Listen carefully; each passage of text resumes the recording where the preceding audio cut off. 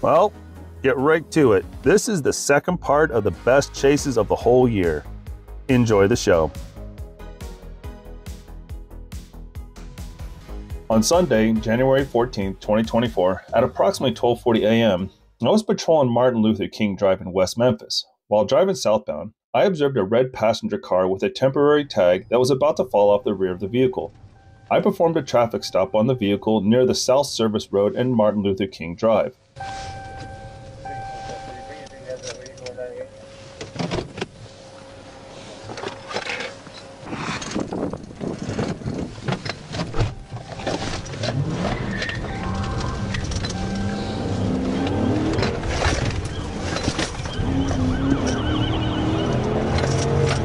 While I was approaching the vehicle, the suspect made a U-turn and fled onto the South Service Road.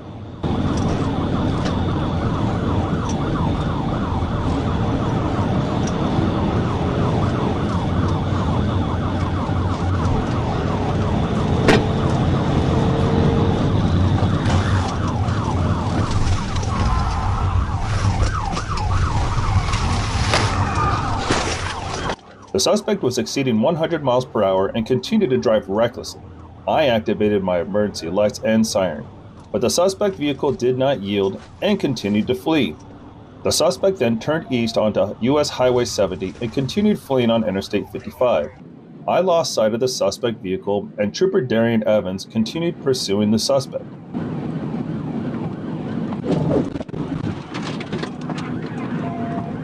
Trooper Darian Evans performed a tactical vehicle intervention on Interstate 55 near the 2-mile marker. The suspect then fled on foot. We were unable to locate the suspect, but a Tennessee ID card was found on the vehicle. We identified the suspect to be Clement Jackson of Memphis, Tennessee.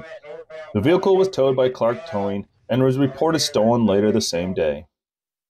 It all started when a police officer patrolling the highway noticed a red Buick speeding in the leftmost lane.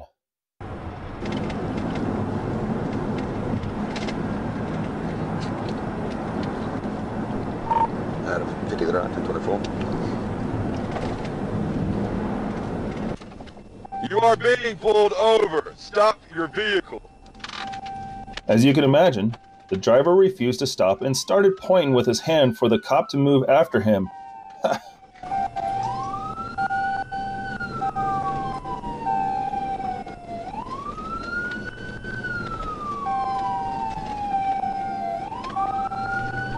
Still rolling the rock on 176 now.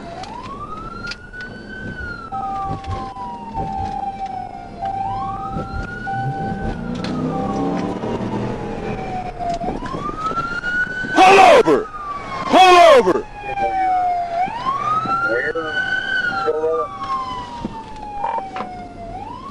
We'll take the 176. Give me a minute. 1 second.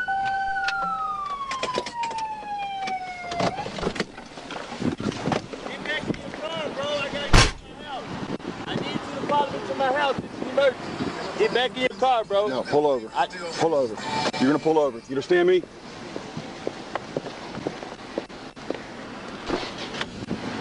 Turn right on West 47th Street. Pull into the quick stop. Pull into the quick stop.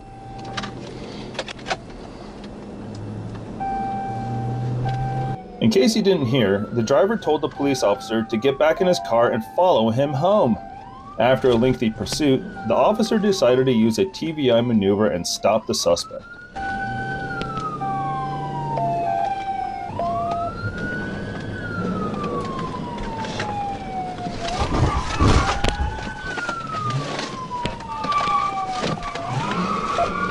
Failed TVI. The attempt was unsuccessful and the suspect increased his speed and pulled into his driveway a minute later. Whatever happens next and the suspect's excuses, I'll leave it without comment. As it turns out, he was drunk. Get out the car, bro. Get out the car. You can't shoot me. Get on the ground. Why the f you in my car? Get on the ground.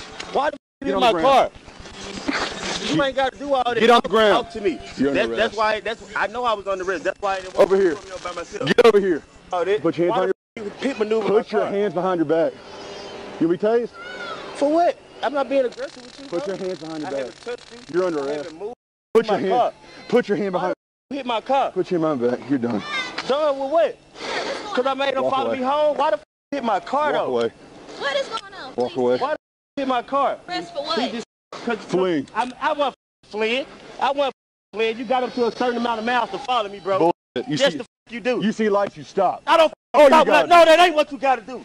Who says who? Oh, you going to jail, buddy. I'm not going to stop, and it's just me. You look how you acting, there's people around. He was doing 83 and a 50 in a construction zone. That's why I was going to stop him. We're on 30 east to 143. He didn't decide to not stop.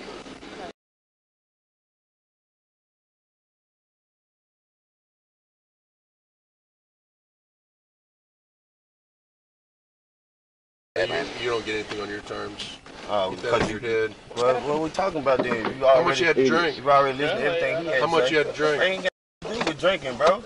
I can smell it on you. Ain't got to do with none of that, bro. He disrespecting me. He Who? did all that shit for nothing. He Who? ran into my fucking car. Huh? Because you didn't stop. I ain't got to stop when he put the lights on. Yeah, you No, did. I don't. No, I don't have to stop immediately. It's a law that says I have a certain amount of miles What's to the stop. statute to that law? Whatever the statute is. The camera is installed in the car of Trooper D. Parker, A52, who was waiting for a suspect who was already in pursuit. Unfortunately, the reason for the chase is unknown. At that point, it had already been a 10-minute chase at over 100 miles per hour.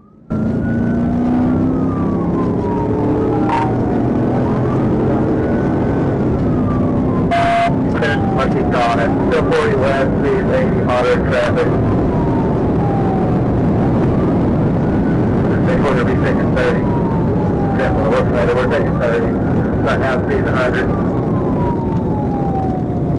30.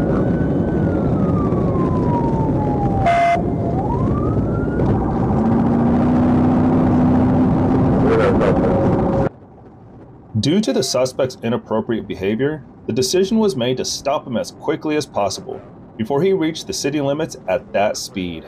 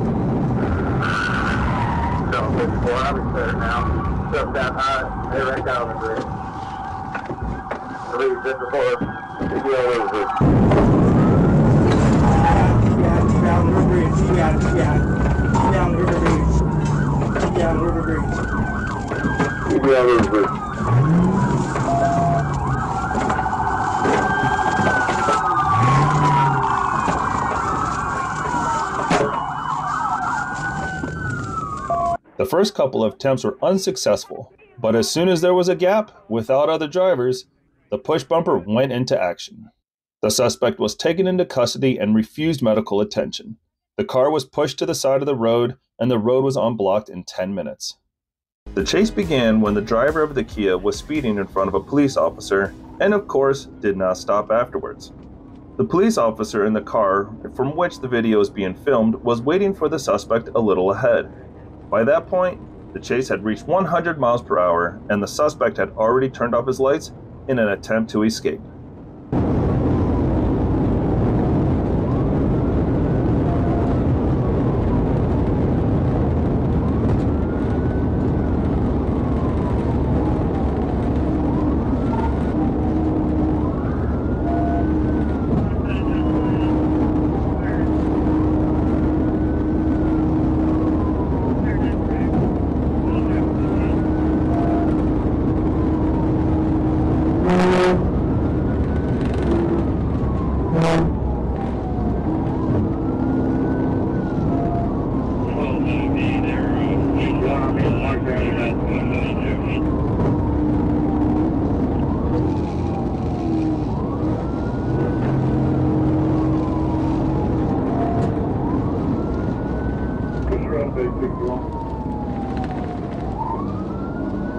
Units come up on 52's location.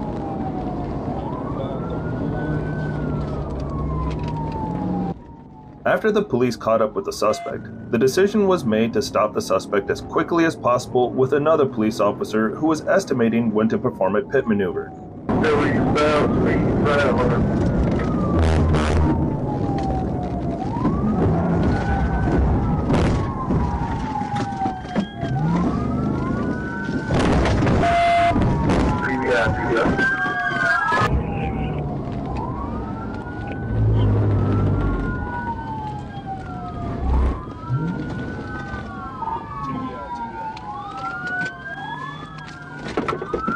The suspect was apprehended and taken to jail.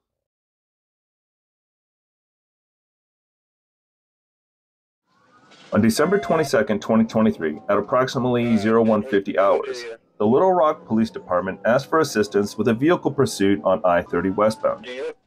While I was responding to the area, dispatch advised that the pursuit had merged off of I-30 westbound onto I-530 southbound.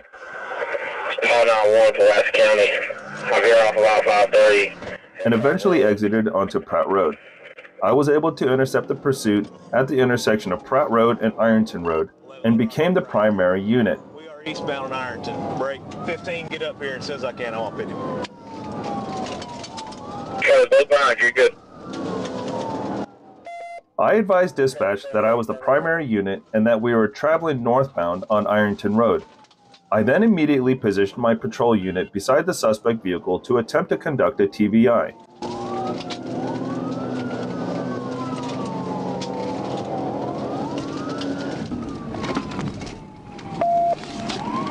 Well, he just did it to himself.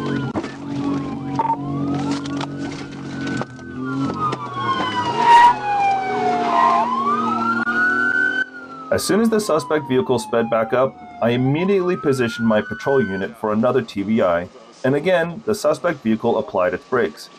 When the suspect vehicle applied its brakes the second time, it caused the vehicle to skid off the roadway onto the east roadside and stop in the ditch. After the suspect vehicle stopped, the driver, later identified as Patrick Bradley, was taken into custody without further incident. After being taken into custody, Bradley was turned over to the Little Rock Police Department. It all started when a police officer spotted a Nissan Maxima traveling at 115 miles per hour. There was no response to the special signals and sirens.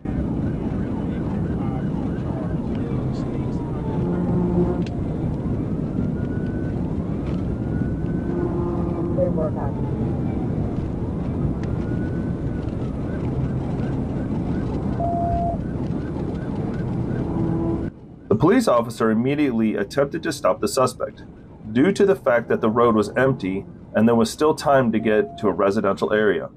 However, due to the high speed and small width of the road, the attempts were not successful.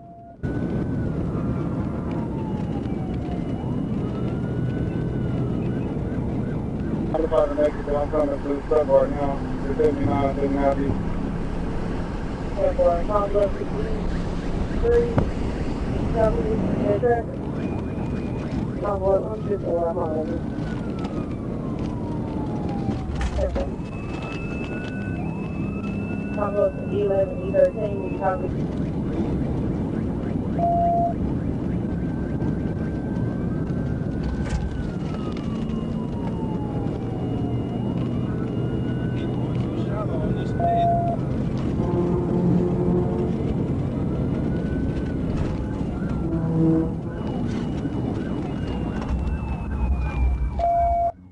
At one point, the suspect decided to overtake the vehicle on the side of the road, but due to the gravel on the road and his lack of experience, he failed to control the car and flew into the oncoming lane, where he crashed into a car that was traveling on the opposite side of the road. Fortunately, everyone in both cars was wearing a seatbelt and was not seriously injured. The suspect was arrested and got his charges.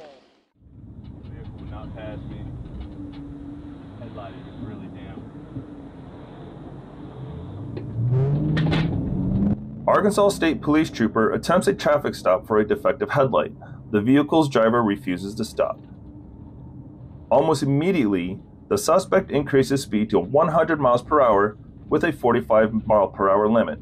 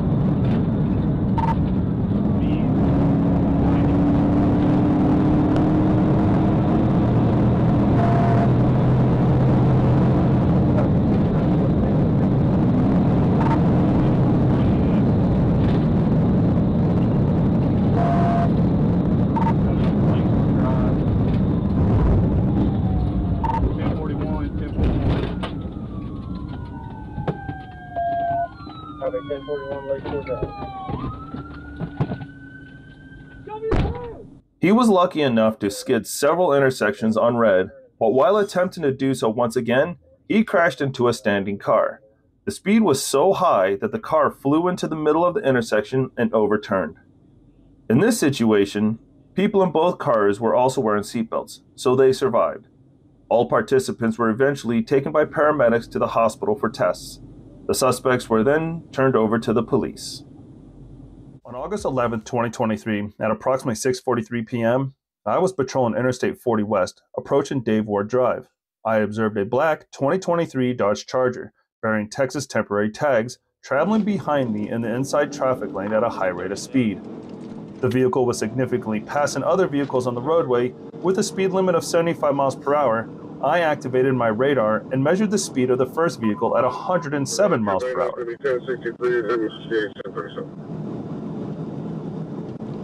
Speed's 130, passing Dave Ward westbound. Traffic is medium. After initiating my emergency blue lights, the suspect immediately accelerated its speed and began to actively flee.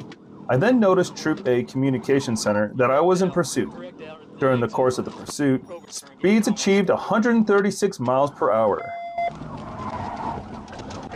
Back down, overturn. We'll get everything started. Black male on foot, all wearing all black, running. Due to the excessive speed, Charger lost control and entered the grassy gore at the Dave Ward Drive exit ramp and struck a ditch with its front bumper portion. Suspect exited the disabled vehicle and began fleeing on foot. The driver ran several directions before running back towards Interstate 40. As soon as the Charger crashed, another car, a 2020 Dodge Charger bearing Arkansas license plates, stopped on the shoulder at the scene of the crash. Its driver, Mr. Cadravian D. Roan, exited the vehicle and ran into the same woods as the suspect was in. I exited my patrol car with my service weapon drawn and gave verbal commands to stop. First Charger driver, the original suspect, continued to run and entered the second Charger, before fleeing the scene by traveling westbound on Interstate 40. When I asked why he was emerging from the woods, Mr. Cadravian, driver of the second Charger, said that he had stopped to assist after the first Charger crash. He further stated that the original suspect, first Charger driver, was his cousin. Conway Police Department advised they located a second Charger abandoned. Officers were able to locate and arrest the fled suspect at another residence.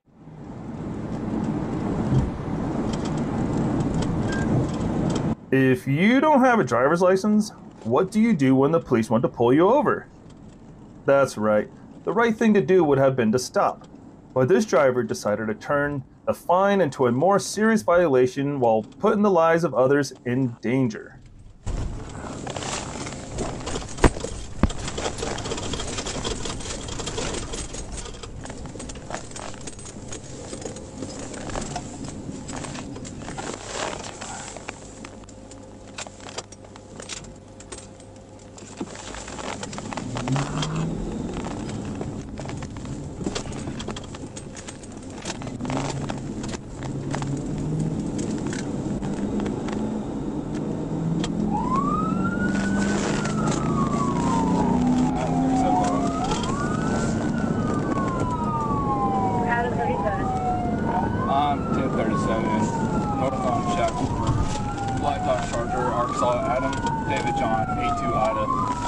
CJ825.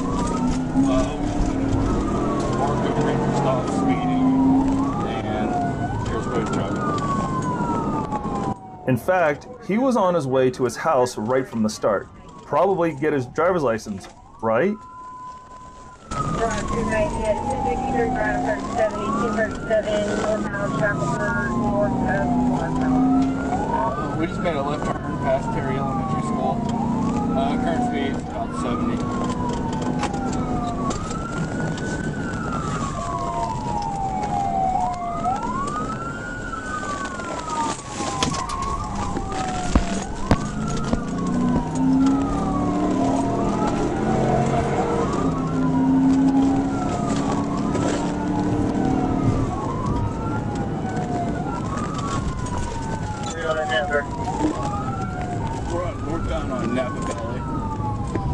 Traffic's still wide. Speed's about 60. I'm gonna try to use this video. Here, the 3 miles clear. Yeah, he just pulled into a apartment complex. I'm not sure this address. It's off now.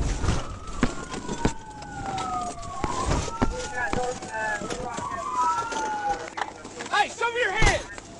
Show me your hands! Well, your car's getting towed. Good try, though. Anyone have a clue in the comments as to what he's in trouble for? I'm sorry, I don't know that. No problem. I have 37 more. It all started when police received several calls about a couple of motorcyclists riding on the back wheel and behaving dangerously.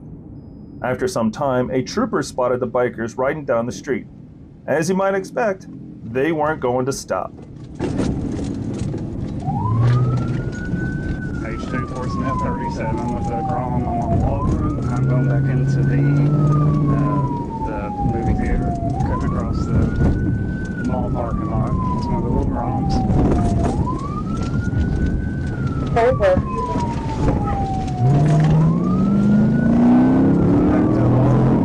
Come back to Walgreens. And come back to Rogers. Over, Walter. It's a dark skinned male, maybe an Asian male, is wearing shorts, backwards long head, black shirt, black shorts. Okay. It's a red and white Grom, red and white Grom. Over, red and white Grom.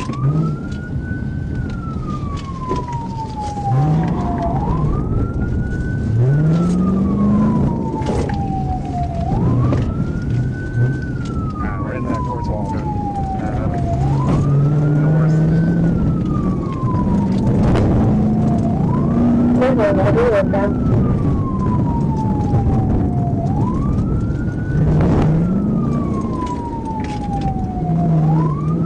Still in the mall parking lot. Nope, he made it across. We're still heading north towards Waldron. Coming out on Waldron. Over, mall parking lot, coming out on Walter.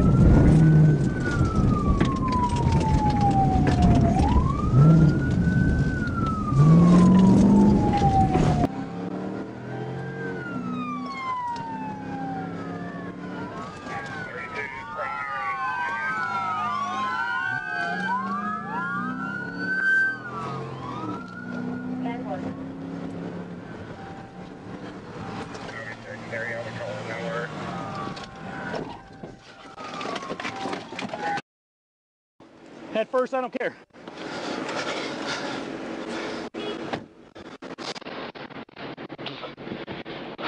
I got his stuff right here. Do you want it? Or...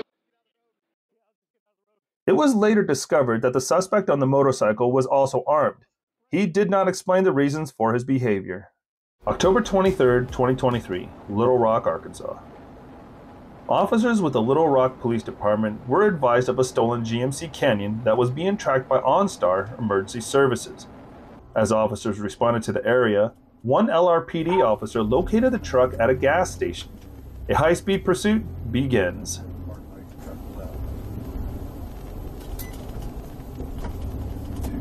you hear that? Or are you by yourself?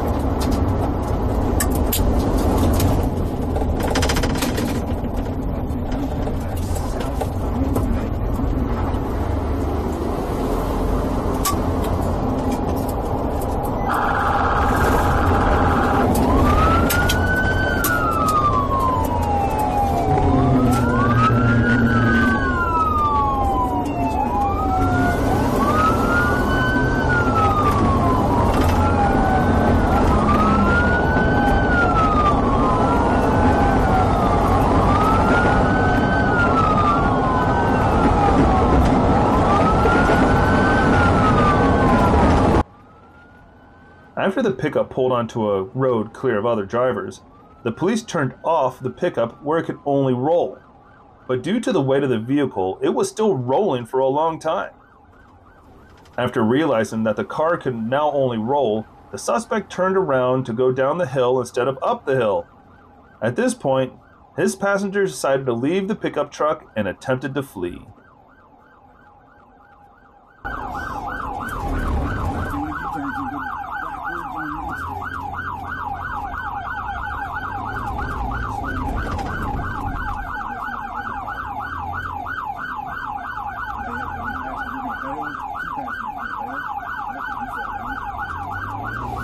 Only he didn't take into account that a huge number of policemen were approaching the place of the chase, and his escape was noticed by one of the crews.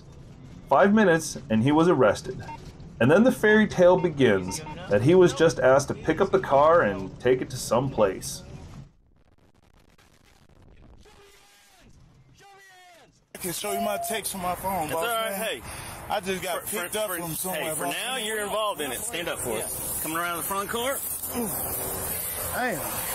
I got your pants. Come around. For me, boss, man. That's crazy. All right. To the driver and the pickup. There were even civilians involved in this chase. Note the tow truck driver who stopped the pickup truck with his tire.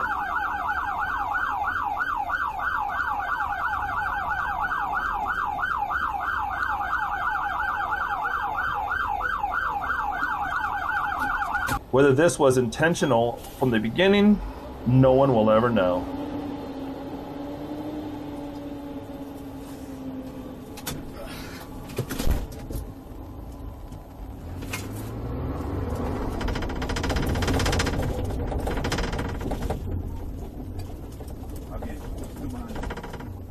That car's not going to go nowhere.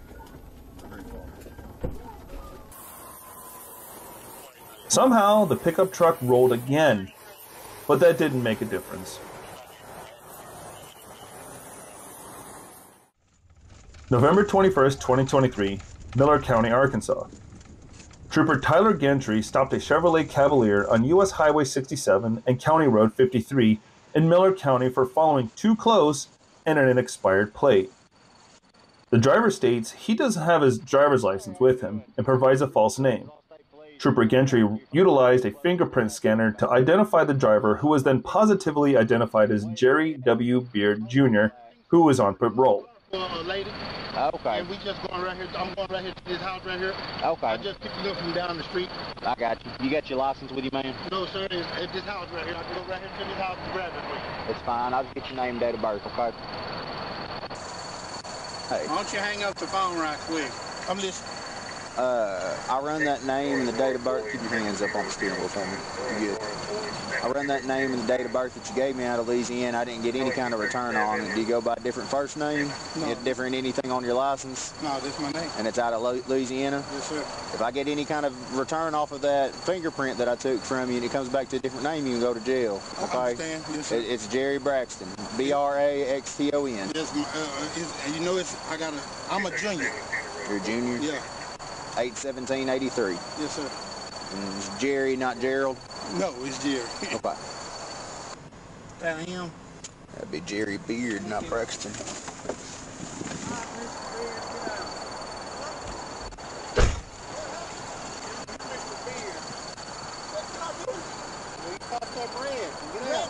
Hang up popped up from? You say that I popped up red for something? Sir, step out of the vehicle. No.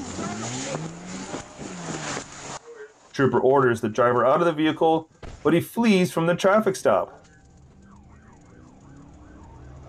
1037.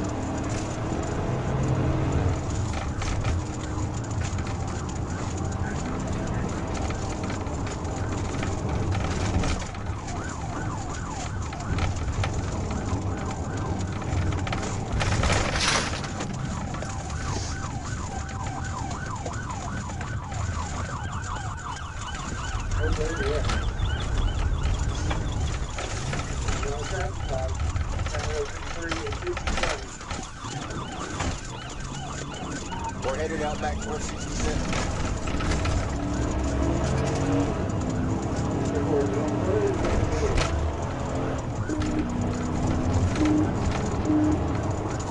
He's in a vehicle.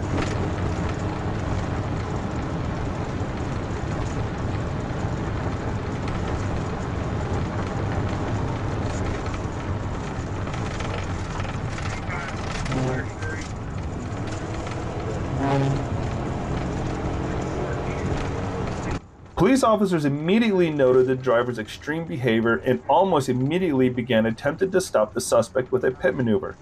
However, as soon as the suspect noticed that the police were ready to throw him off the road, he began swerving intentionally, driving into oncoming lane, literally flying head on into other drivers.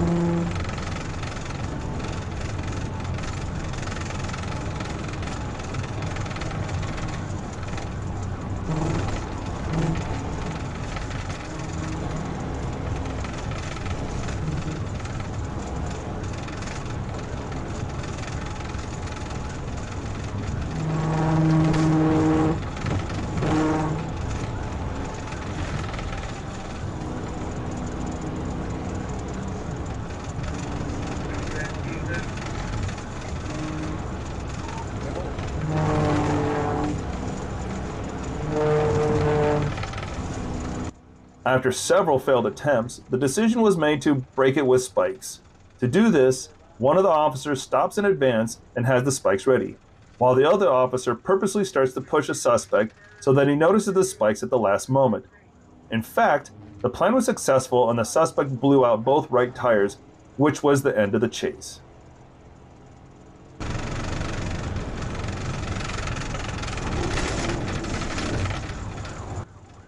But as it turned out, the best part is yet to come.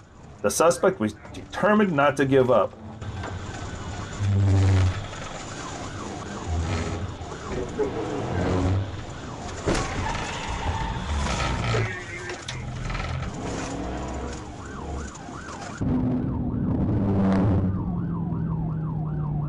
Yes, sir.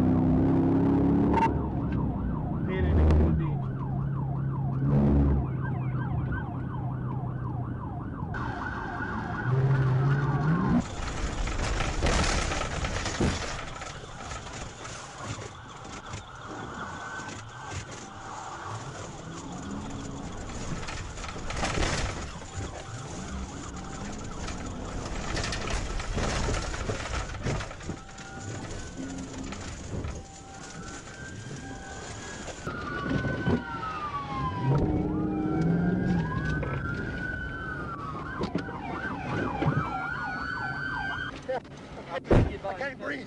I can't breathe, y'all. Stop talking, you'll breathe. Shut your mouth. Ooh. Shut your freaking mouth. Okay. All right. Okay, somebody, please. The trunk first. Okay. Charges include felony fleeing, parole violation, and several traffic violations. The chase began after a blue Honda Accord was reported stolen. As it later turned out, they stole the car together with a child. So now the whole family is in the car, and the father of the family still flies through the red light and causes an accident.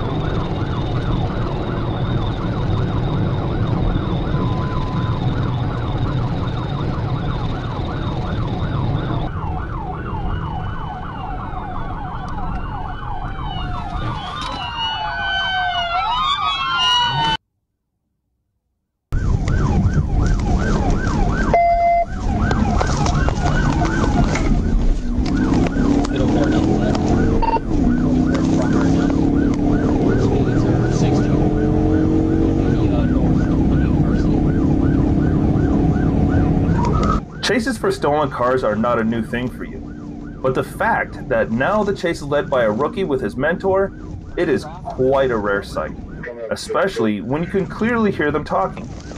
It reminds me of driving with my dad when you first got your driver's license. I'll leave this part uncommented on.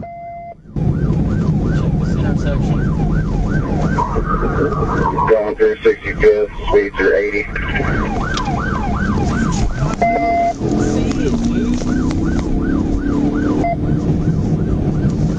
Still north on University, speeds 90. For a good spot. Look for a good spot. Across traffic is not a good spot. Get on his freaking butt, dude. Get on it. Going through Maple Bell.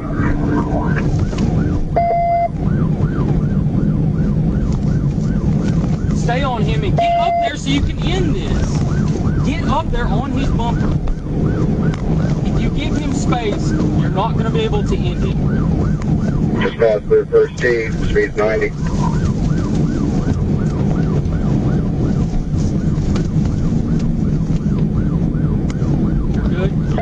You're good. Check this intersection. This is a busy intersection. Coming up to Asher, speeds 90. You're good. I got a pedestrian. Yeah, I see the pedestrian. You're good. He's going left. The pedestrian. Taking a left on Asher. End it. No, right car. We're going westbound on Asher. You're good. Stay Speeds 80. Stay on him. Keep your distance. Keep that close distance. If you got a good spot, you can end it. Stay with it. About to pass 36th Street, speeds 90. If he takes this turn and you lose him, like I just said he was going to do. We're taking it. Going on 36th Street. Get up there and put him straight or push him to the right, not in this blind curve. Send it. TVI.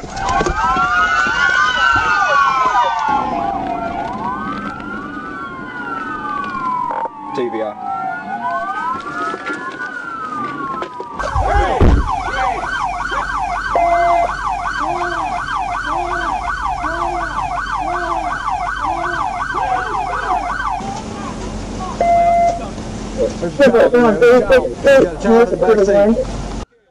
The suspects were arrested.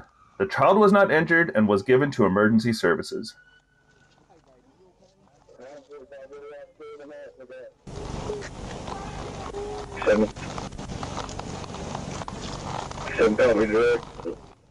On July 10th, 2023, at approximately 1:23 a.m., Trooper Williams, was parked on the shoulder of Interstate 430 northbound near mile marker 5 when I observed a vehicle, later identified as a Hyundai Santa Fe, approaching at a high rate of speed.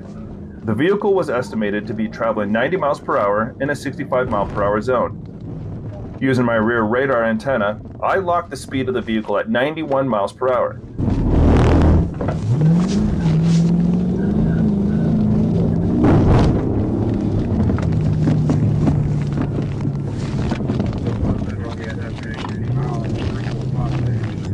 As the vehicle passed me, I observed the left tail light to be inoperable. As I moved from the shoulder to catch up to the vehicle, without lights and sirens, I observed it take the Shackleford Road exit.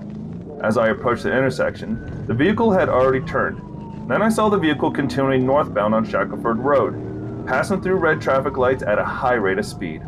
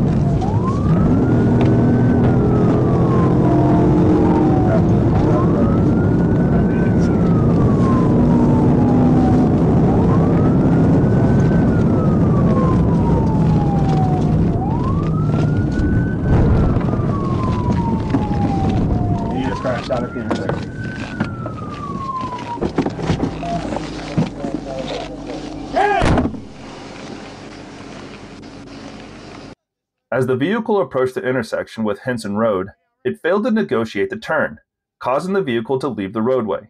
The vehicle came to a stop against a wooden privacy fence and shrubbery. Why are you running? Because I'm scared, sir. Why are you scared? Because I'm scared. Stand up. The suspect, Javonte Davis, was called from the vehicle and placed into custody without further incident. Metro Towing was called for the vehicle. Davis was transported to Baptist Hospital to be cleared for booking at the Pulaski County Jail. Davis was charged with failing to register a vehicle, no insurance, suspended license, speeding more than 15 miles per hour, and fleeing by vehicle. On June 21st, 2023, at approximately 5:49 p.m., I observed the driver of a black Ford Fusion not wearing a seatbelt. The vehicle began to travel east on East Harding from Main Street. While attempting to get turned around and caught up to the vehicle, it began to flee southbound on South Georgia Street. Once in South Georgia, I activated my emergency equipment in an attempt to stop the vehicle.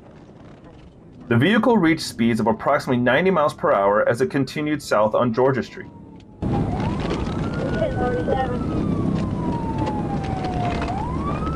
Stand by left on 25th.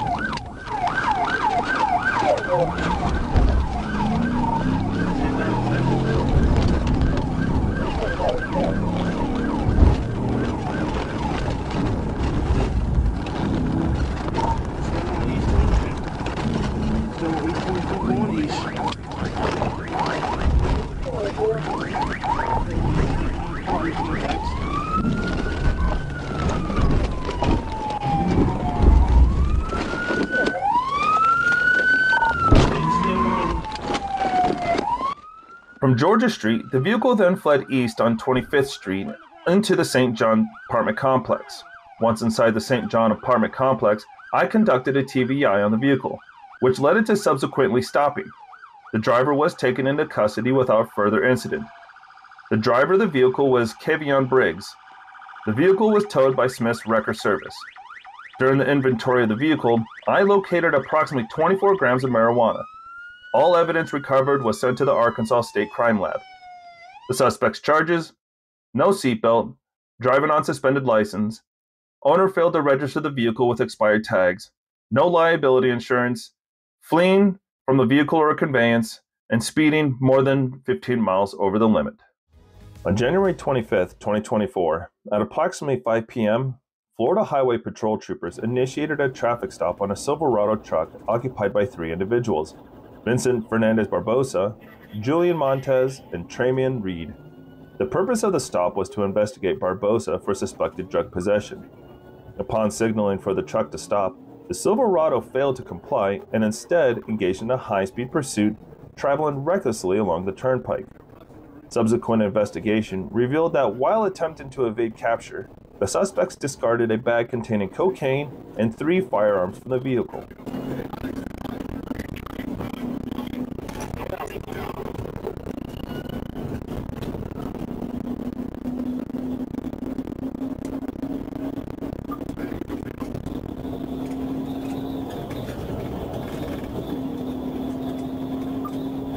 At the end of the video, I'll give a short history of each suspect and you'll understand why the police acted so brutally.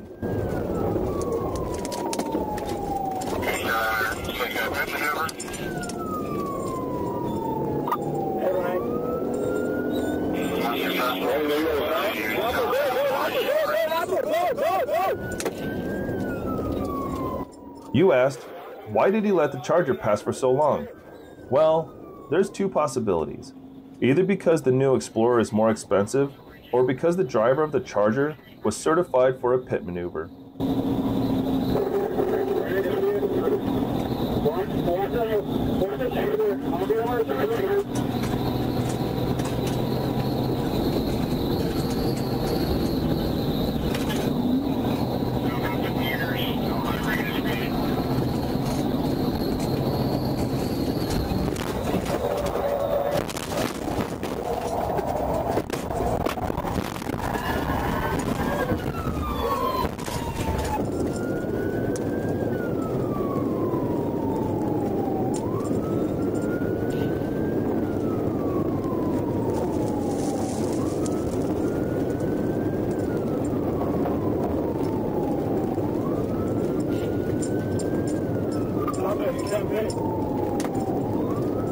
BSO deputies booked the trio at the main jail in Fort Lauderdale, and they were facing charges of armed cocaine trafficking.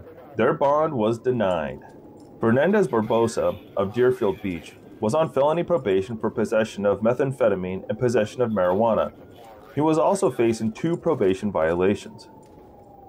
Reed of Riviera Beach is an 8-time felon whose last conviction was on November 30th, 2016, for burglary of an unoccupied dwelling in Martin County. He was also facing charges of possession of a weapon by a convicted felon and possession of ammunition by a convicted felon. The story began when a police officer noticed a Ford Escape that was speeding in the oncoming direction. The police officer turned around and began to catch up with the vehicle to stop it.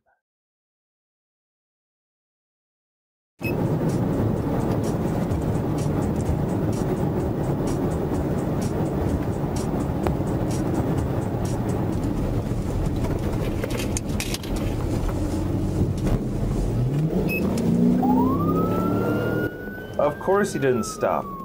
The excuses at the end of the video are attached.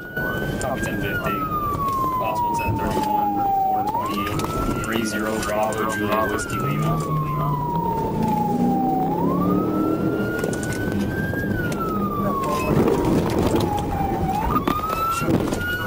We got a pit.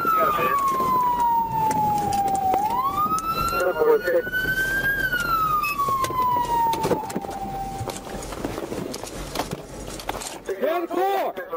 Get out of the car! Look at your hands! Face away from me! Why are you running? I ain't running from you, bro. Yes, you did. I didn't run from you, bro. I did not run from you. Bro, you should have stayed right there. Press. Stay right there and kill him. You're going to get this car. You're going to get this car. You're arrested. What? Listen, stop. Bro, listen. How you get hit in the back of my Stop and listen. Charges: fleeing, eluding law enforcement officer at a high speed or wanton disregard, willful and wanton reckless driving, resisting, obstructing officer without violence. The chase began when a police officer spotted a black Honda Accord traveling at more than 100 miles per hour. When he saw the police car, he turned off all his lights and continued to run away in this mode.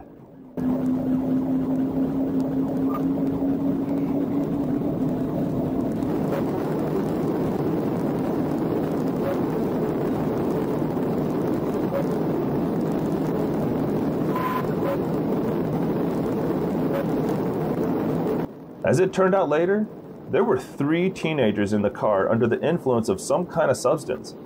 Apparently, this and lack of experience helped the police Charger catch up with the Honda quite quickly.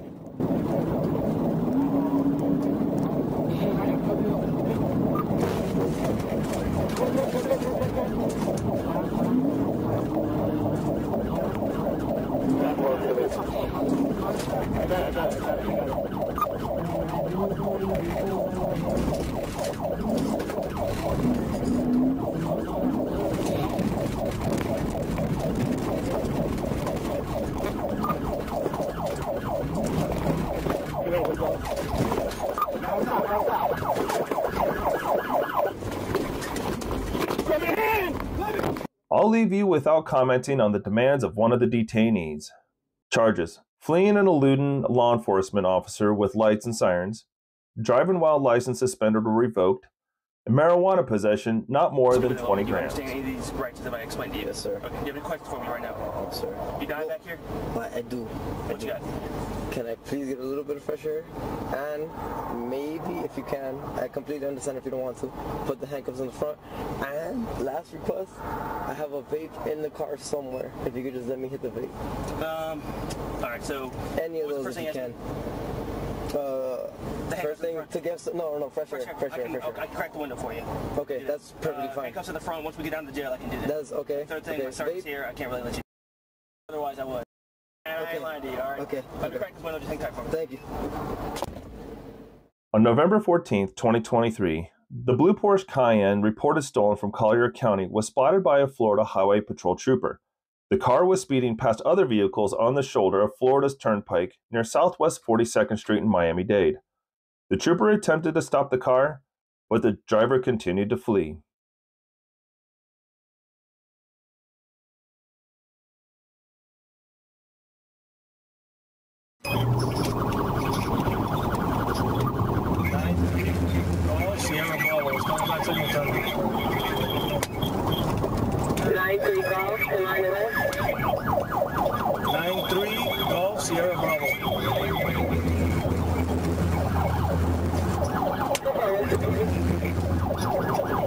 Turnpike and Kendall.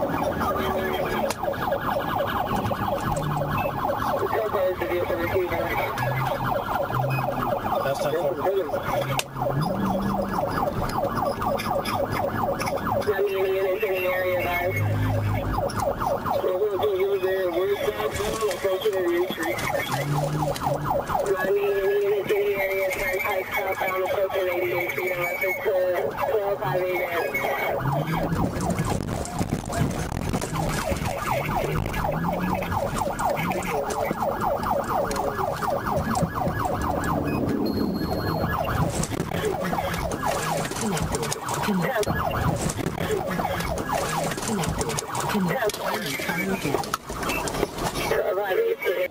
The cops, of course, knew the car was stolen, but he decided to try and make up some story. Just listen to this. So let me ask you a question. If we pursuing a stolen car and you ain't stopping, what's that telling me? Stolen car? This is a rental. I just rented it from my friend. What's your, you know your social? What's going on? Like, what the hell is going on, bro? Come beside this. So let me ask you something. When you rent a car, do you try to jump out of it when it's moving? Yeah, I'm scared. Y'all ramming the car. I don't know what's going on, bro. My kiss with death. My guardian angel saved me, but God took 3 other lives instead. Man, that's heavy to live with.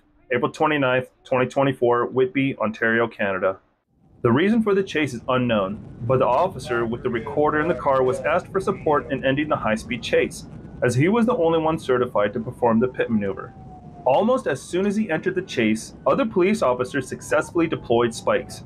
You can see the 2 Tahoes standing on the side of the road. After that, the suspect's fate was sealed.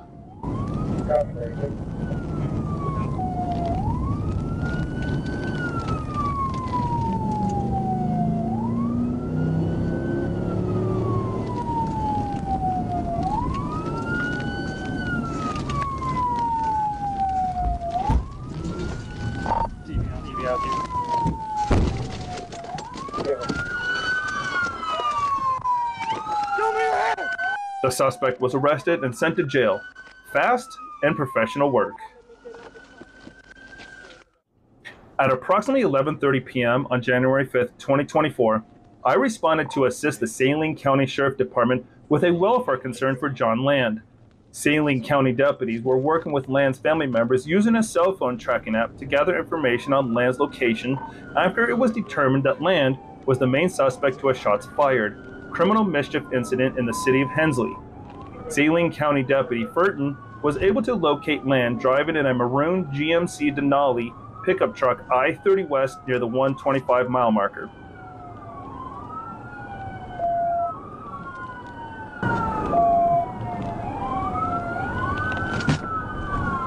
I was able to get into the area to assist Deputy Furton and perform a traffic stop on Land.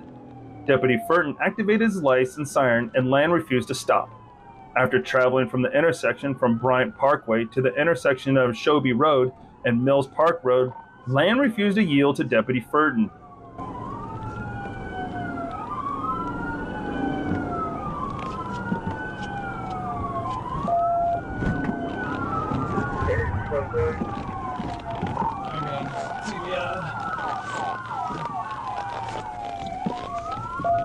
At the intersection of Shobi Road and Mills Park Road, Land made a left turn, heading south on Mills Park Road.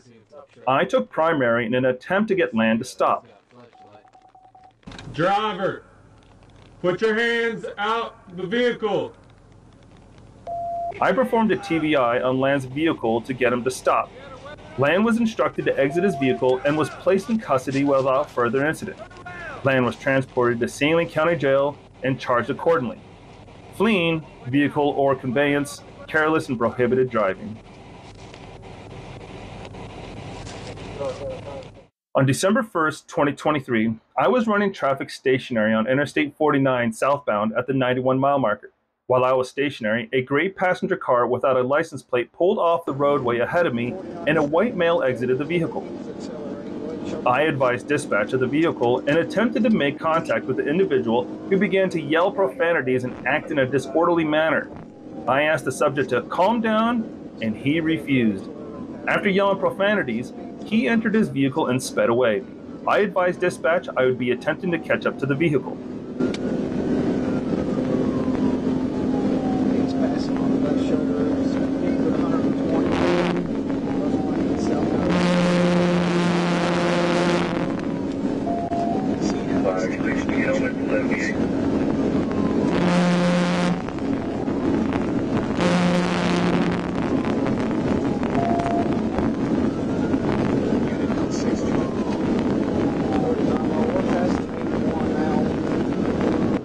I located the vehicle near the 83-mile marker southbound and advised dispatch I would be conducting a traffic stop. I activated my emergency blue lights and siren, and the vehicle accelerated immediately. I then advised dispatch I would be in pursuit of the vehicle. The suspect began immediately cutting in and out of traffic, which is heavy, and passing on both shoulders at an interstate. The suspect was at speeds of 140 miles per hour and continued to pass on the shoulders and weave in and out of traffic, almost striking several vehicles in a short time.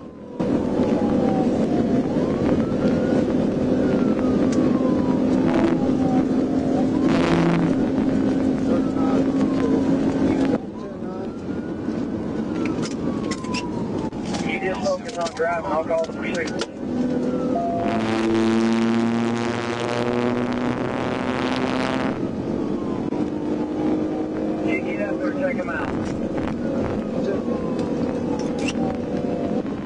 Traffic was light, and Sergeant Triplett was primary in order to attempt a TVI. During this time, the subject threw a small item out of the window.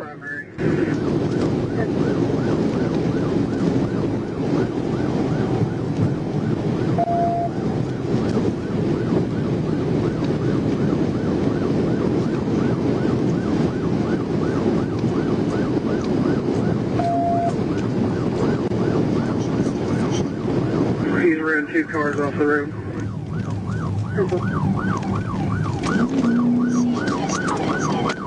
So then I'll hold traffic behind you if you want to attempt the TVI. Okay, just hold traffic for a minute. I'm trying. 10-4. So then I'll hold. We're coming up past Spring Ridge Drive on 112. He's in oncoming traffic. Spring Ridge Drive.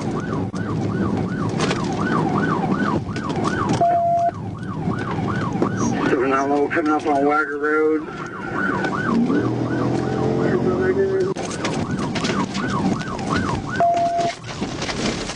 I'll hold charge west on the Wagger Road.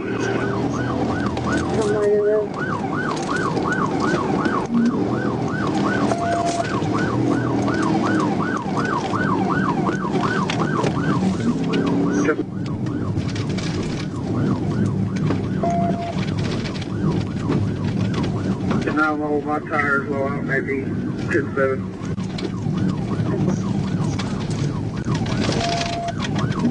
So 7 Michael's been notified. I'll try to get an ETA. travel right now?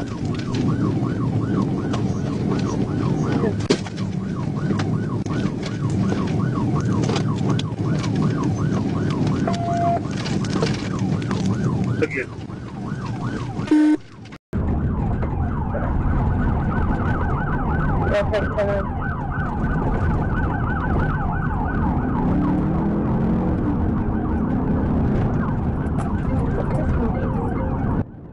The suspect continued to drive with no regard for his safety or others and continued westbound on Wager Road before turning into Snavely Road. Once on Snavely Road, a short distance to the west, the suspect wrecked out on a bridge. The suspect then fled on foot and toward a creek where he was taken into custody by Sergeants Hips and Alkery. Trooper Smothers and Corporal Elkins went to the location where the suspect had thrown an item out the window, but was unable to locate any illegal items. I then transported the suspect to Benton County Sheriff's Office on the below charges: fleeing felony, vehicle or conveyance, substantial danger of death, reckless driving, refusal to submit to chemical test, speeding more than 15 miles per hour over the speed limit, and so on. On Friday, December 1st, 2023, at approximately 9:46 p.m., I attempted to stop a dark-colored Chevrolet passenger car for speeding on Ingraham Extended near Southland Drive.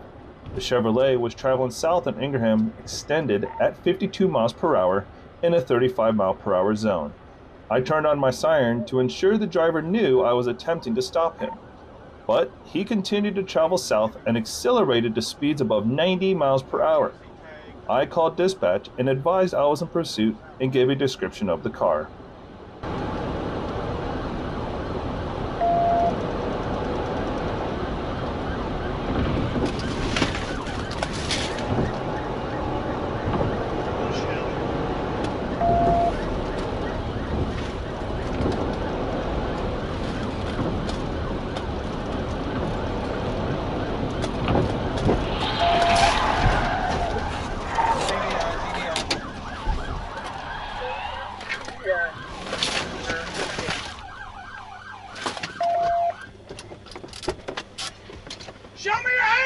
As we approached the 2 mile marker southbound, I attempted to perform a TVI but was unsuccessful. I immediately attempted to perform another TVI, this time successfully. The driver and passenger were taken into custody without further incident with the assistance of Trooper Gunner Foltz, his canine ghost, and Trooper Donnie Cheers. EMS was called to check the driver and passenger. Both the driver and passenger were checked and found to have no injuries. It all started when a policeman noticed a Hyundai whose driver was behaving inappropriately. He chaotically changed lanes and crossed the dividing lines on the road.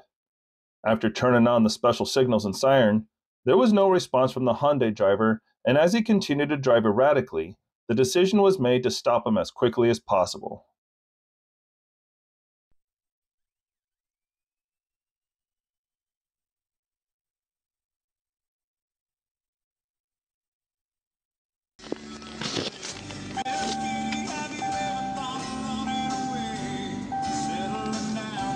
I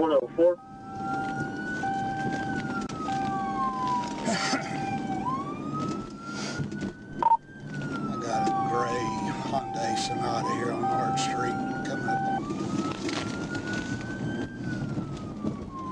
Battle 45 over up to 19. Simple.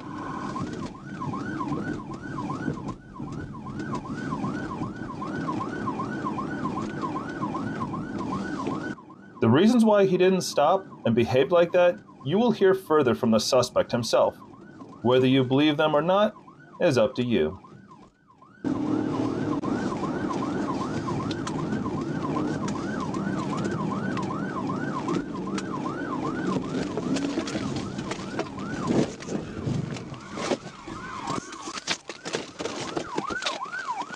Get out of the car! Get out right now! Get out! Could you get me a doctor, sir? I suffer from PTSD. Why didn't you pull over? I'm a disabled veteran that went into a panic attack, sir. Okay. Well, we'll check on you. Yes, sir. Roll over. I'm going to try to get you up, okay? Yes, sir. As I traveled south, I noticed a vehicle approaching from the rear exceeding the posted speed limit. and I got a radar lock at 63 miles per hour in a 55 mile per hour zone. The vehicle got into the passing lane and passed me and the vehicle in front of me, but could not complete the pass before the passing zone ran out and continued to accelerate south at a high rate of speed on US 67.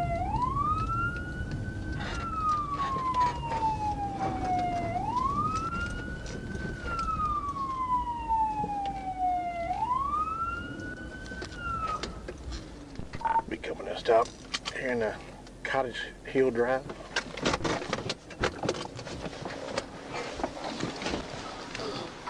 What's going on there? Can I just pass those people? Huh? Can I just pass those people? Yeah, you just passed me.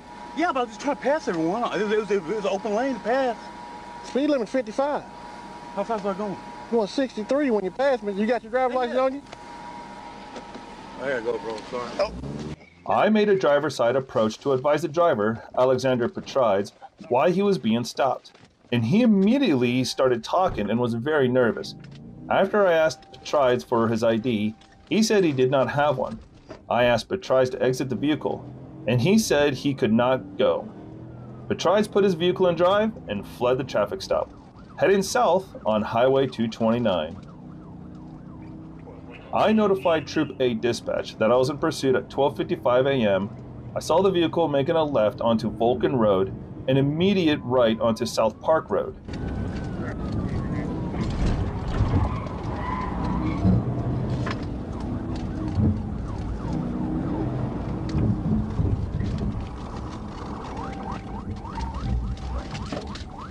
We are west on Odessa Drive.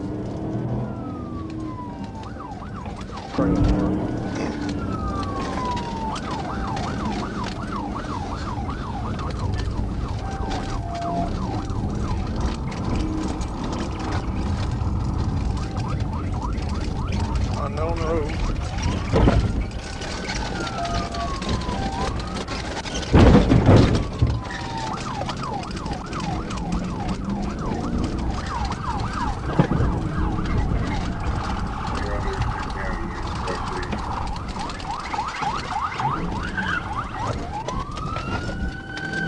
The vehicle then drove through a small field that led back to Highway 229 and made a right to go north.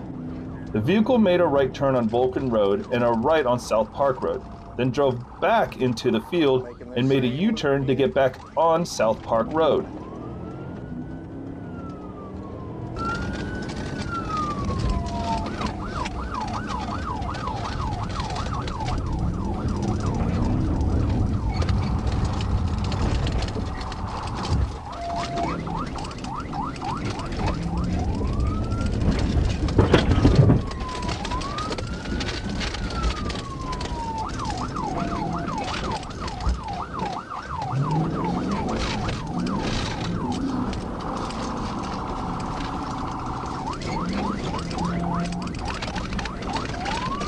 Back on basically South Park. And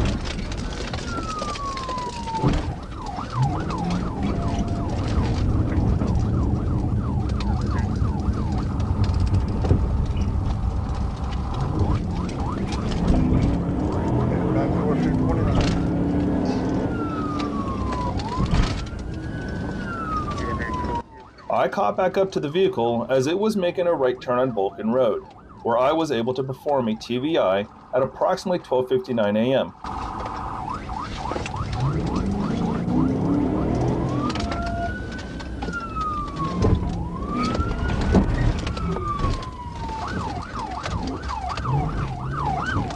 TVI.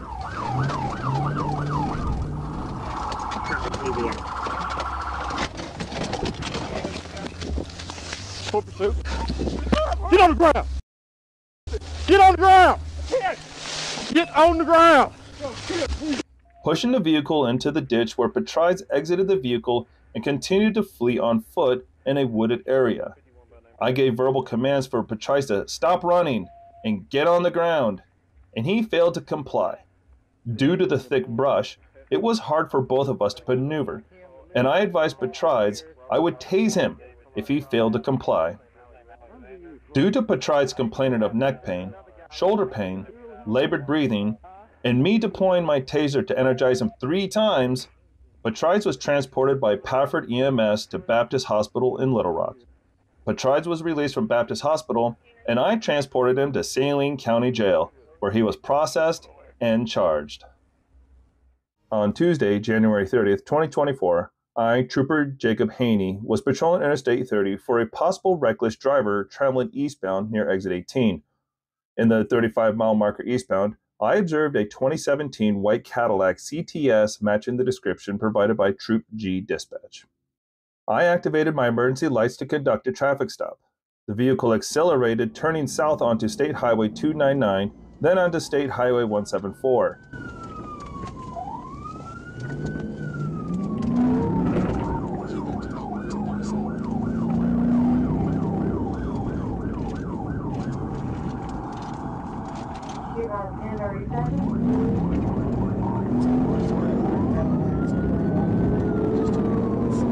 I observed the vehicle travel left of center and accelerated to get away from me. The vehicle traveled southbound and was traveling too fast to negotiate the curve, resulting in the vehicle to lose traction and to swerve into the oncoming lane, nearly leaving the roadway.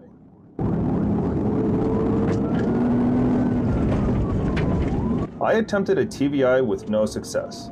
The vehicle came to a stop in the roadway. I positioned my passenger side front bumper on the driver's side rear of her vehicle to limit the driver's ability to continue traveling.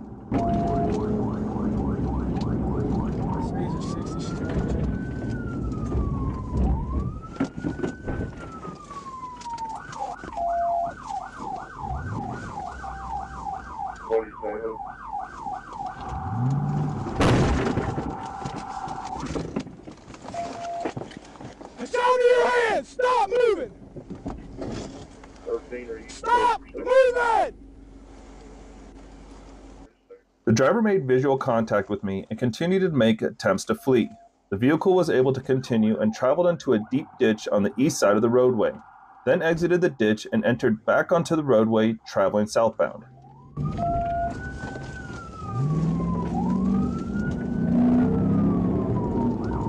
She's back on the road. She's trying to turn back.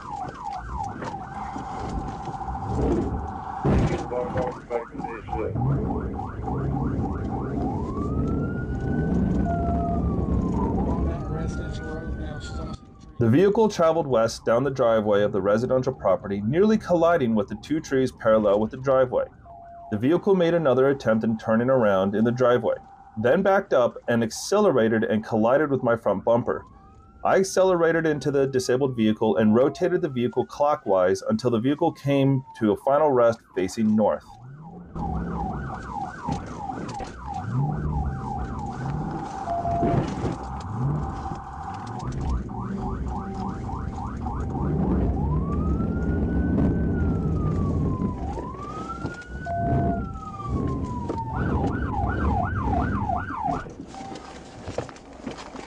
Get on the ground! Get on the ground! Get on the ground now! Get on the ground! What's your address here? Hurting me. Shut your mouth! Stop, you're hurting me. You're hurting me. Shut your mouth! You're hurting me. I'm not hurting you. Shut your mouth! Hurting me. The subject was later identified as Crystal Dixon. Dixon was checked for injuries and placed into my patrol unit. While speaking with Dixon, I could smell a very strong odor of intoxicants. During the inventory, cold alcoholic beverages, empty and full, were in the front passenger seat. 2 sealable pouches containing THC gummies, 1 sealable pouch containing marijuana, and 1 black multicolored marijuana grinder. Dixon was charged with felony fleeing in a motor vehicle, driving while intoxicated, and refusing to submit to a chemical test. On Wednesday, August 30th, 2023, at approximately 12:34 a.m., dispatch broadcasted North Little Rock Police Department was in pursuit of a stolen vehicle on Interstate 30 westbound, asking for our assistance. The pursuit entered Interstate 630 westbound, and I took the primary position near the 3-mile marker.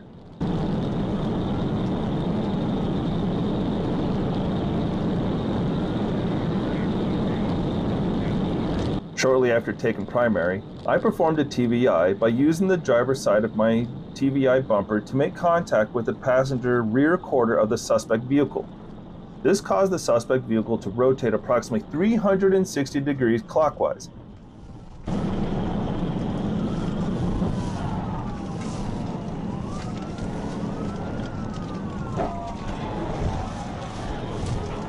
The suspect vehicle did not strike anything during the rotation, and the rotation itself did not disable the vehicle, allowing the suspect to continue fleeing westbound on I-630.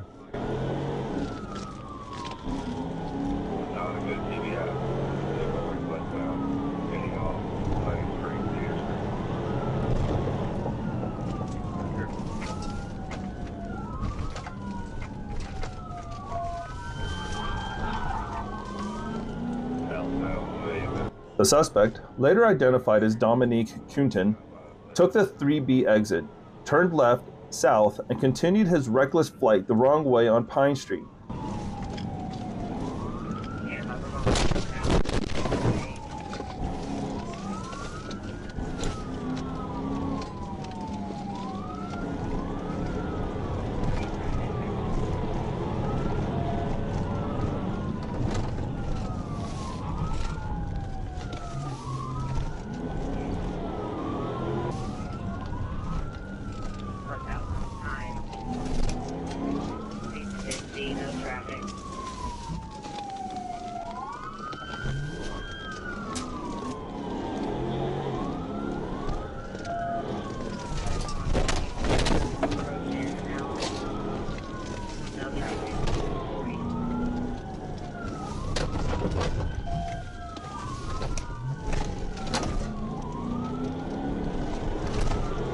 He continued west on 21st Street and came to a rest after striking the metal guardrail at the dead end.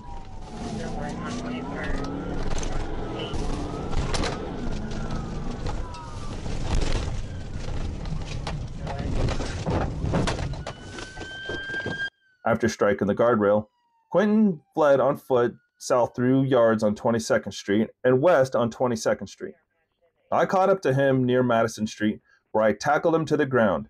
Once on the ground, Quinn did not resist and was taken into custody with no incident. I noticed a white baggie tied closed with a lumpy shape consistent with those containing marijuana buds. On August 26, 2023, I, Sergeant Stephen Briggs, was traveling in the area of Buford and Forester Road in the McAlmont community of Pulaski County. I observed a black-gray Ford Mustang traveling north on Forester Road. After the vehicle turned east onto Morning Glory Street, I observed the vehicle traveling off the right side of the roadway into the grass.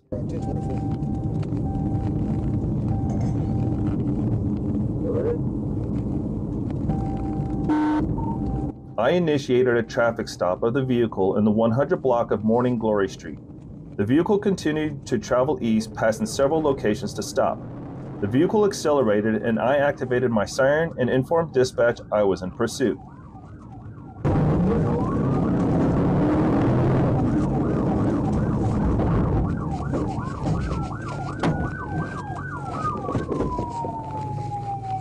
Hey, put your up!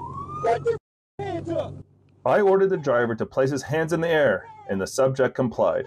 I observed that the subject's hands were empty, and I ordered the subject to turn off the ignition and roll down the driver's window. While speaking with Ford, I could smell the odor of marijuana about his person and vehicle. I conducted a search of Ford's person, and I located no items of contraband. In the center console, I located a plastic baggie of suspected marijuana and a black digital scale.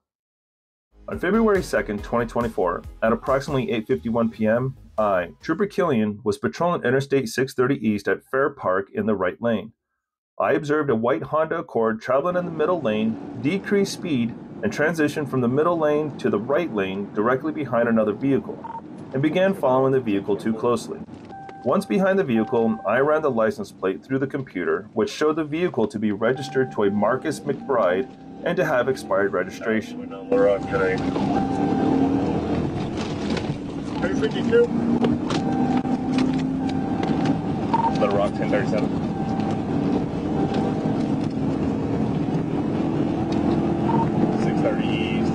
Getting up to Woodrow. Due to the vehicle traveling at a high rate of speed, he began to lose control and continued to travel across the northbound lanes and onto a curb before striking the Fletcher Park fence. Taking Woodrow. Crashed out, Sergeant 1016. After the vehicle came to rest, the driver began to flee on foot and was unable to get a visual of who was driving. I then inventoried the car and located a gray bag in the passenger floorboard which contained a micro Draco, 6 ounces of suspected marijuana, 2 ounces of suspected cocaine, and a plastic baggie containing pink pills and 3 phones. The suspect was arrested a day later by another police crew. On November 8, 2023, at approximately 3:59 p.m., I, Trooper James Reed, was on routine patrol traveling northbound on United States Highway 79 near Thornton, when I observed a passenger car traveling southbound at a high rate of speed. I locked the vehicle with my front radar traveling at 74 miles per hour in a posted 65 mile per hour zone.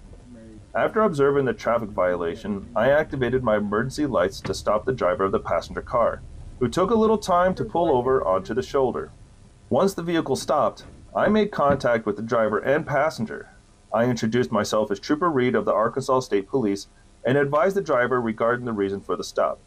I then requested his driver's license, proof of insurance, and registration. The driver stated that he did not have his driver's license on him, but assured me that his license was valid. I then returned to my unit and conducted an ACIC check on the information that he gave me.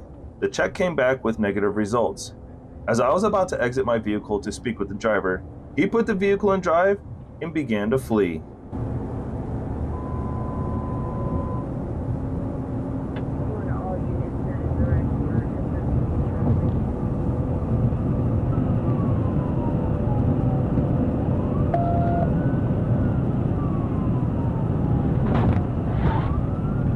I attempted to perform a TBI on the passenger side of the suspect vehicle, but was unsuccessful. I continued pursuing the vehicle and positioned myself for a TBI alongside the driver's side of the vehicle. As I got close enough to perform the TBI, the driver of the suspect vehicle abruptly applied the brakes, causing me to pass alongside and ahead of the suspect vehicle. The suspect vehicle then traveled into the median before entering the northbound lanes of the travel. 10-4 northbound.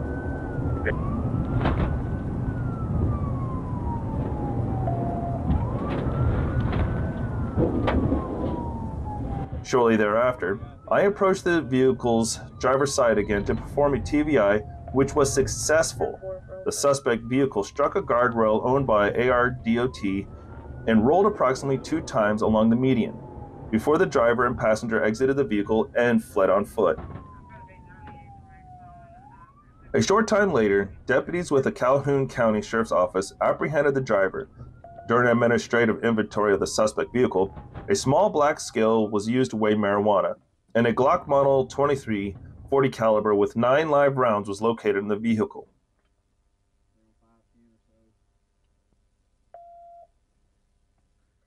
Well, they just passed it. 40 just left. We see it. The chase began when a police officer with a camera was asked to participate in the chase of the Honda that was being chased. The Honda was traveling at speeds of excess of 100 miles per hour with its lights off.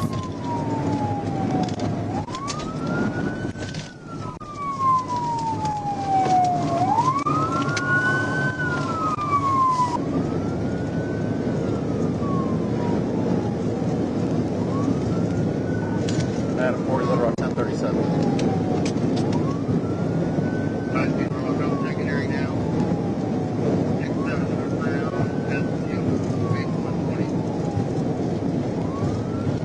The suspect was caught up to and pushed off the road fairly quickly while a part of the road with no other drivers showed up.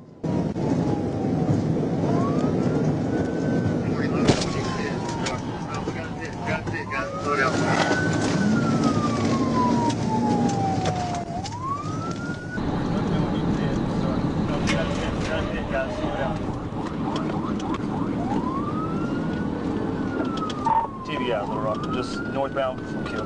Just northbound from Kill. Straight down.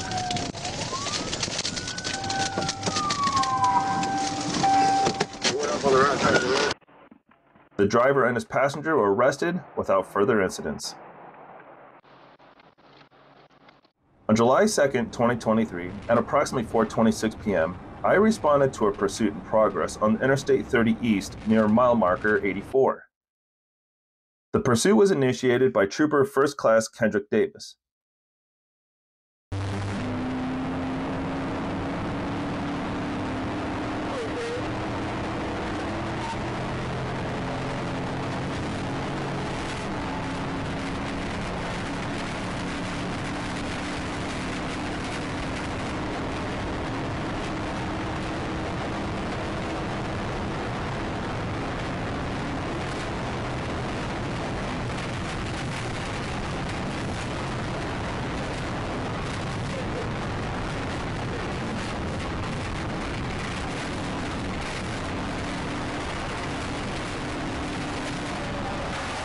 I arrived on scene at approximately 4:29 p.m. to find the suspect vehicle overturned in the ditch after Trooper Davis had performed a TVI.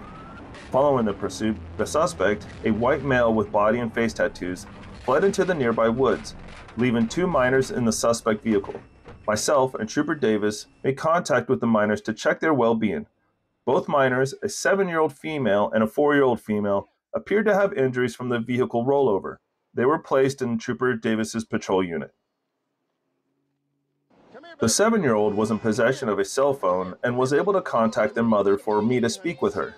The mother, identified as Casey Goins, informed me that she was on her way from Houston, Texas, to take custody of the minors.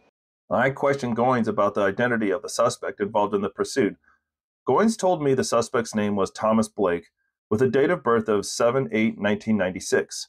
Both minors were transported to Baptist Medical in Malvern for treatment.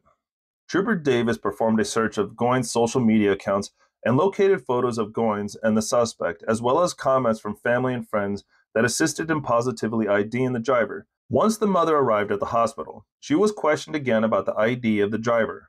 Goins once again gave the false name of Thomas Blake and false date of birth. When she was confronted with the fact that the troopers knew the actual ID of the suspect, she refused to acknowledge it. Goins eventually stated that she knew his actual name and stated Thomas Blake was the name he went by. Goins was placed under arrest and charged with hindering apprehension of a person who has committed felony, obstructing governmental operations. On November 9, 2023, at approximately 1:03 p.m., I was on patrol as a criminal interdiction unit member in Miami-Dade County, Florida. At approximately 2:20 p.m., the Homestead Police Department and Miami-Dade Police Department requested FHP assistance to terminate a pursuit involving a stolen U-Haul cargo van. Homestead Police Department and Miami-Dade Police Department advised that the vehicle was stolen out of Broward County, involved in several thefts, and a battery on a Homestead police officer. The units advised they were traveling north on Florida's Turnpike.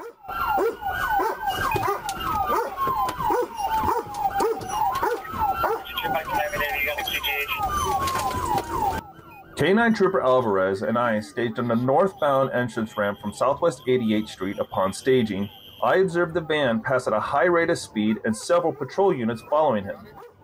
I immediately began to overtake until the vehicle I became primary in the pursuit. I then advised Miami Dispatch of the location, speeds, and traffic conditions. I observed the vehicle driving recklessly with a wanton disregard for the safety of the motoring public by traveling at a high rate of speed, aggressively changing lanes, and following too closely.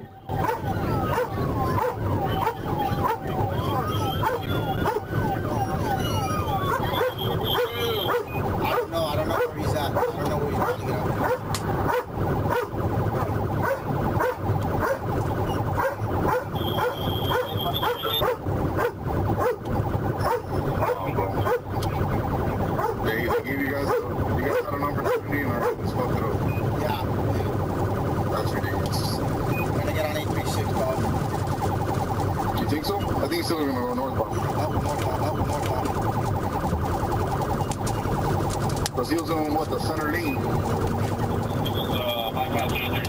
Yep. I know what it looks like. 32 on field, battery and police officer. County aviation's up, and county's You're still following the vehicle, stand by command. That's 26. All the Homestead units just want to cover this channel.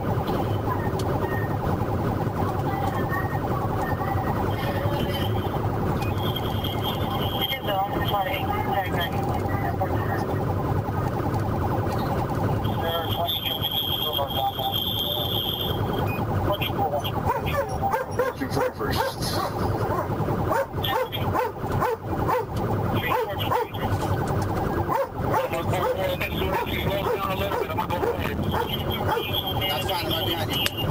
We're passing 41st, passing 41st.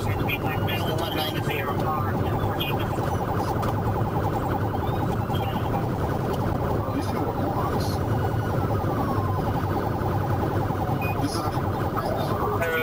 We're probably going to hit traffic here, so we might do it soon. Upon approaching the exit of Northwest 106th Street, The vehicle made an aggressive lane change from the outside lane into the inside lane. The subject vehicle slowed down due to a vehicle in front. The suspect then purposely forced his way between the concrete median wall and a silver Toyota Camry.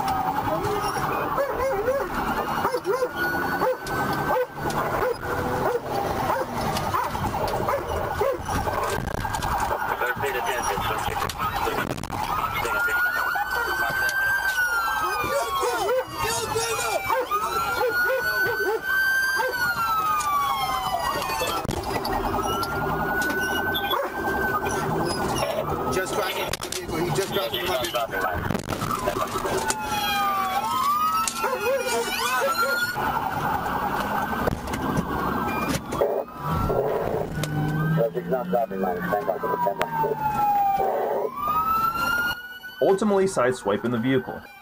I then immediately conducted a pit maneuver by making an intentional contact with the front left side of my patrol vehicle into the right rear side of the suspect vehicle. Corporal Sierra conducted a successful pit maneuver, immobilizing the fleeing vehicle, resulting in the apprehension of all subjects. The suspects were then turned over to the initiating agency, Homestead Police Department. A footage of what it was like from the backside, which you can't see on this footage.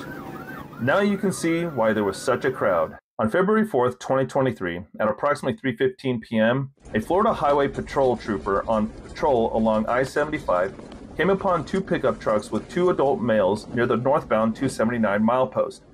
The men appeared to be attempting to steal the second truck or items within the vehicle.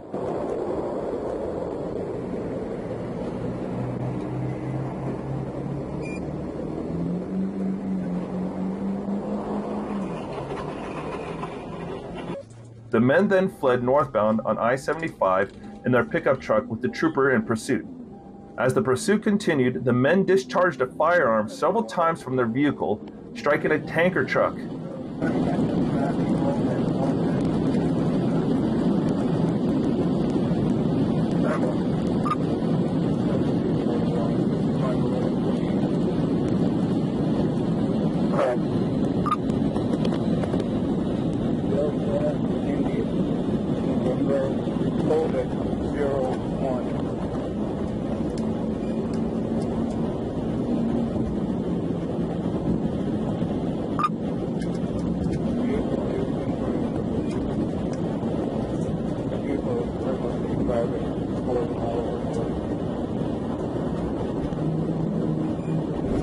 Right now, he went off the exit, ran the red light, and went back on the interstate.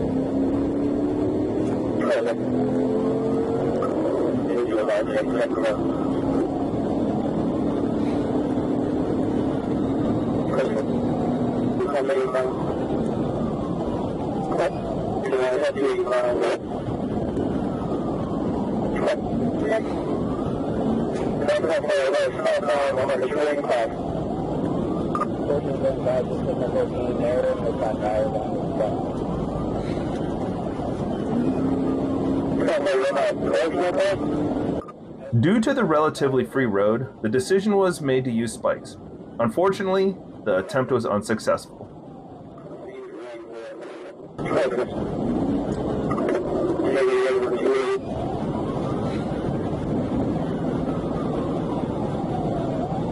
are you about picking up the list?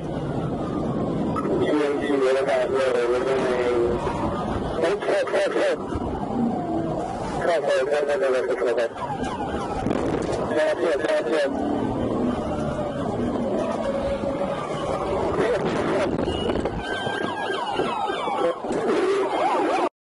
Both suspects ran toward the woods by the highway, but one surrendered.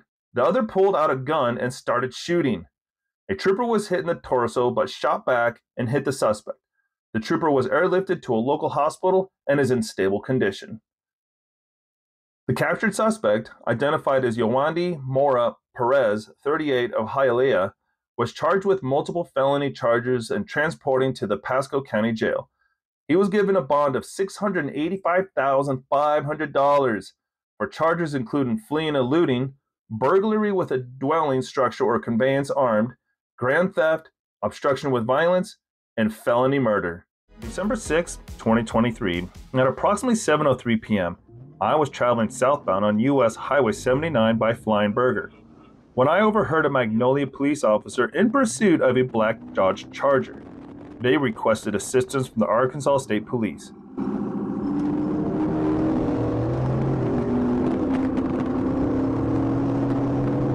After turning around, I activated my emergency lights and siren in an attempt to stop the suspect vehicle. The suspect then passed me on my passenger side and continued to flee.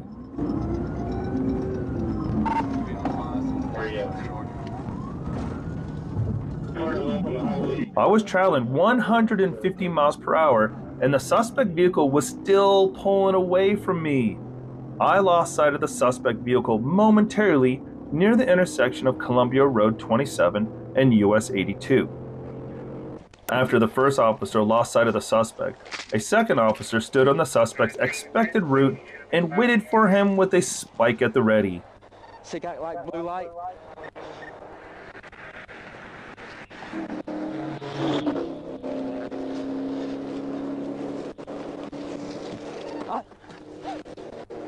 I spiked him, I spiked him. And the officers were right. The suspect drove to where he was already waiting.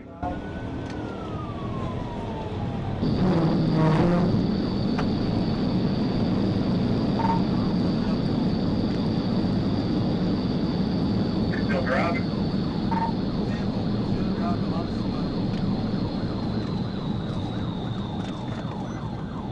Pulling over.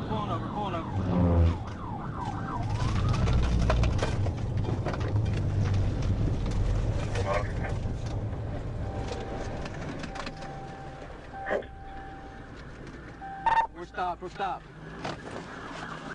Show me your hands! Show me your hands! Put your hands up now! Put your hands up! Get on the ground! Get on the ground! She ain't got nothing to do with it, sir. Can you give her my phone? She ain't got anything to do with it. Well, you weren't trying to get her anywhere, slave man. You drive like that, you could hurt somebody. I was scared, man. I was scared. Well, just pull over. Over here. Our brother just passed away just like this. The driver, who was identified as Troy Randleston, and the passenger, who was identified as Jaleisha Thompson. Randleston was then taken to Lafayette County awaiting his appearance for felony fleeing and aggravated assault.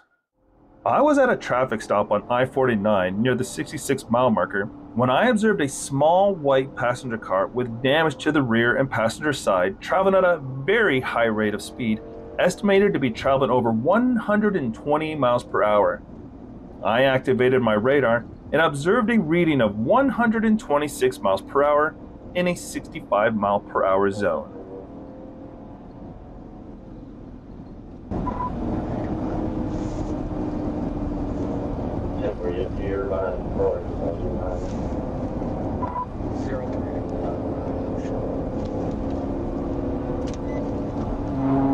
I got behind the vehicle between the 76-mile marker and the 77-mile marker. Once I activated my lights and sirens again, the vehicle accelerated, passing another vehicle on the shoulder. The vehicle did not show any signs of slowing, so when the traffic had a break, I performed a TVI.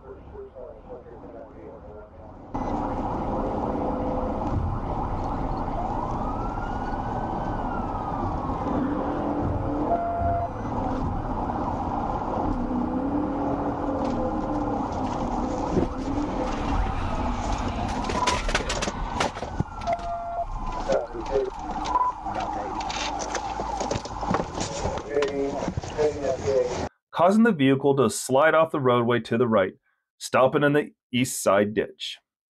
The driver had a pint of vodka bottle open between her legs, partially spilled on her. I took the operator into custody without further incident. The operator seemed to be very disoriented and intoxicated. EMS was called to the scene to evaluate the operator. While en route to the bridge, I observed a white Chevrolet Impala traveling in the outside lane, passing me, traveling well above the posted speed limit of 65 miles per hour. I entered the outside lane behind the Impala as it caught up to slower traffic.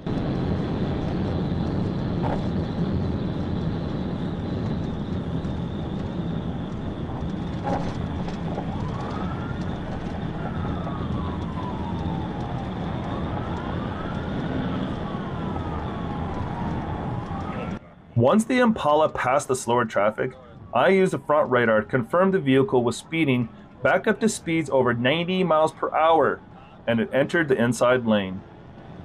The Impala continued to weave through traffic at speeds around 90 miles per hour, and I observed the driver's window was down as the suspect looked at me in the driver's side mirror.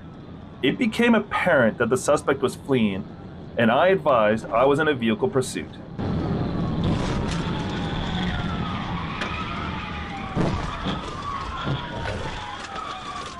TVI on the bridge. TVI. With the suspect showing no regard for safety of other motorists and knowing that other officers were on the bridge with welfare concerns, I recognized a safe opportunity to stop the fleeing vehicle and perform a TVI. I noticed a strong odor of intoxicants on the suspect's person. You just didn't want to stop or what? I ain't know you behind me at first. You was looking in the mirror. No, my mirrors. That's fine. And he registered a .14 on a portable breath test. During a search of the vehicle, I located an open Colt 45 beer can in the vehicle, still containing liquid. There was no insurance on file for the vehicle, and it was not registered to McCall. McCall informed me he had recently bought the vehicle, but did not have paperwork in the vehicle. The chase began when Little Rock police asked for assistance in pursuit of a black sedan that was speeding through town and refusing to stop. Thanks to good communication, the policeman arrived at exactly the right place and waited for the chase in the opposite direction. Okay, well, go and take primary scan. Yeah, come on this.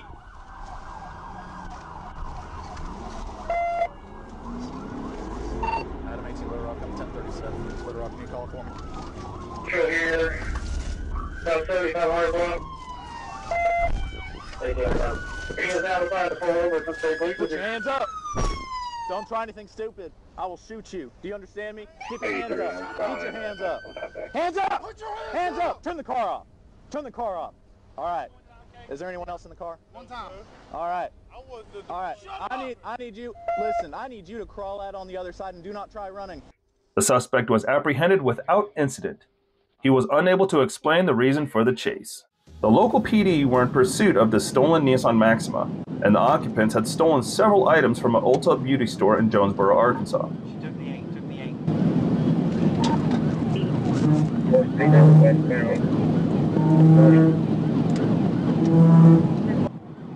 Arkansas State Police responded to the area and located the suspect vehicle traveling at speeds reaching 120 miles per hour. Presumably, the suspects were attempting to get back to Memphis. She went off the road. I'm catching back up to her, topping the college overpass. Coming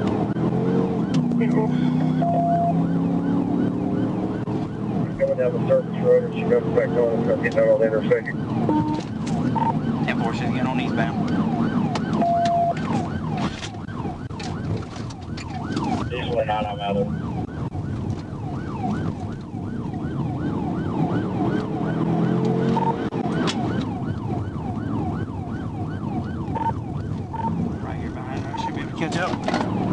It's really funny how all-season tires and rear-wheel drive suffer in rainy weather like this. Wait till we get out of some of this traffic. She almost hit an officer in the rear end.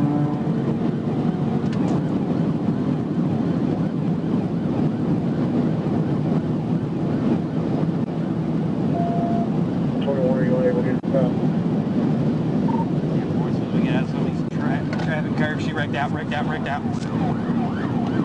Wrecked out. Dave, she regained it. She hit the guardrail and regained it. So again, that's some of this traffic. We get stopped. Regained.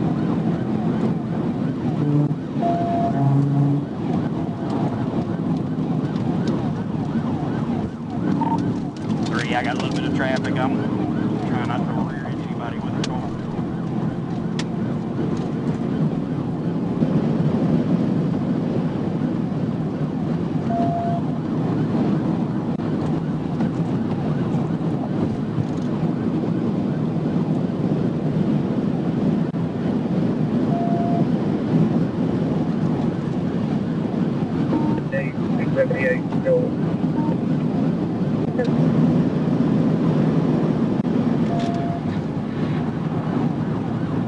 Upon reaching the 283 mile marker on I-40 eastbound, the vehicle lost control and struck the concrete wall. Wrecked out. Wrecked out.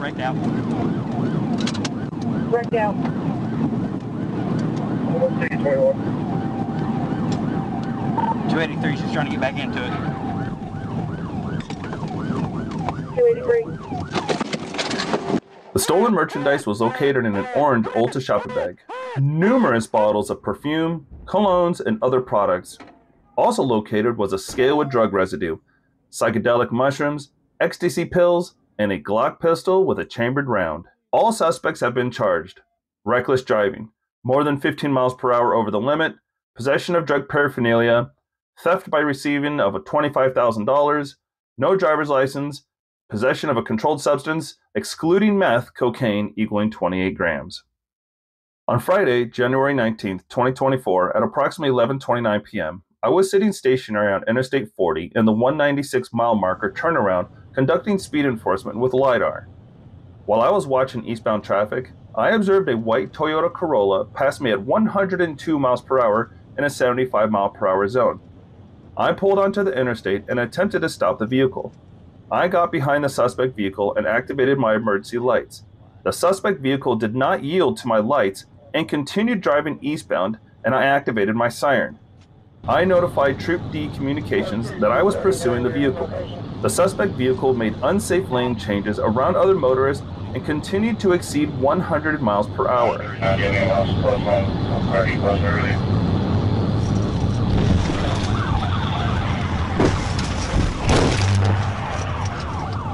I performed a TVI on Interstate 40 near the 202 mile marker. The suspect vehicle rotated clockwise around the front of my patrol vehicle and struck the passenger side of my vehicle.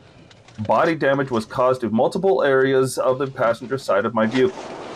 Come out! My guns are on you! Walk out! The suspect fled on foot, and the passenger, Jacques Johnson, was arrested without further incident. With the help of local law enforcement agencies, we were able to find the suspect driver, Lacarius Green, in a residence located off of State Highway 33 South. The suspect vehicle was also reported stolen out of Memphis, Tennessee. The chase began when a police officer caught the Kia speeding. The Kia was originally traveling 100 miles per hour in a 75 mile per hour zone. Here, Missouri. At the 21 northbound speed. Once the police officer activated his special signals, the suspect began to increase his speed and attempt to flee.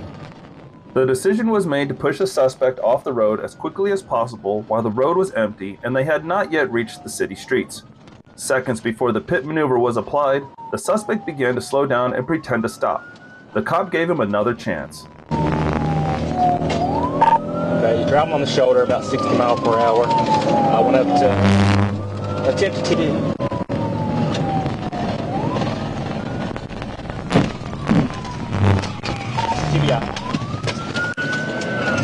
TVI, safer use right. Show me your hands! Show me your hands! We'll figure it out. After the suspect started running away again, no one will give him a third chance. The suspect was apprehended and sent to jail. Lean up against my vehicle.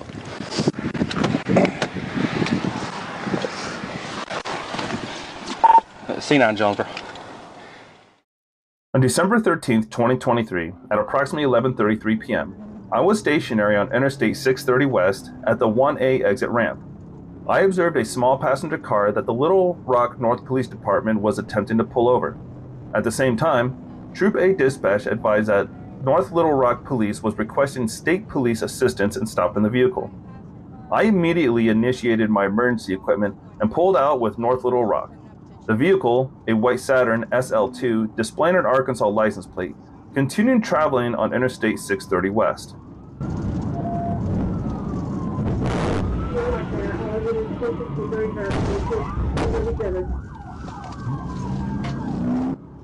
At approximately 11:34 p.m., I performed a TVI. The vehicle was able to drive out of the TVI and drove on the right shoulder. I observed the passenger throw out what appeared to be a white substance on the shoulder before jumping out of the vehicle. The driver also jumped out of the vehicle while the vehicle was still in drive, causing the vehicle to back into my patrol vehicle.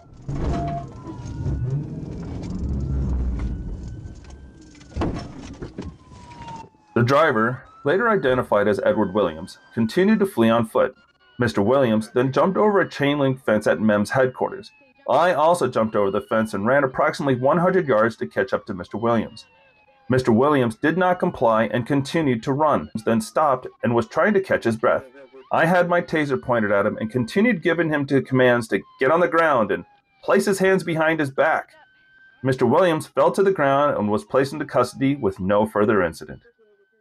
Officers pulled over the 24-year-old in the area of Van Dyke and Stevens for an expired license plate.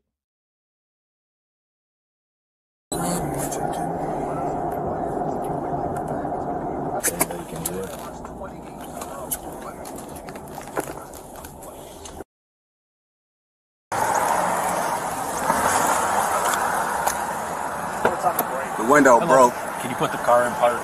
In the park. So the reason I stopped you is because the plate's expired on the car. Yeah. I'm just coming from work. Oh, yeah? After being asked to step out of the vehicle, Kelly put the Chevrolet Cruze in drive and sped off, prompting police to chase him. Oh, they're in the road. Okay. All right. What I gotta have you do is just hop out for me real quick, man, just because you don't have your license on you, okay? Nope.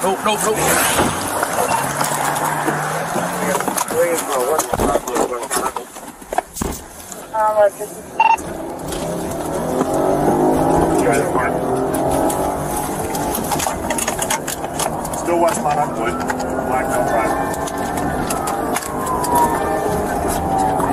And he's 10-15 into the grass, north on Lawrence. He's in the grass, jumping back down northbound. Dreads? Dreads. 20? Short dreads. And the average speed for the chase, the official said, was 82 miles per hour. Blackmail, Indian Bill, dreads. Tattoos, smoke arms. Whoever's blocking up there.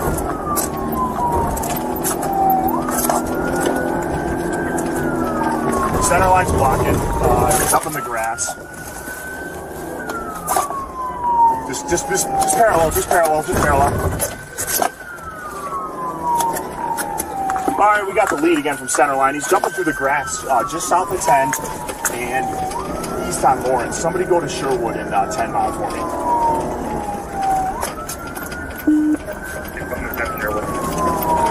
All right, we're by that apartment complex just east of Sherwood, coming out to 10.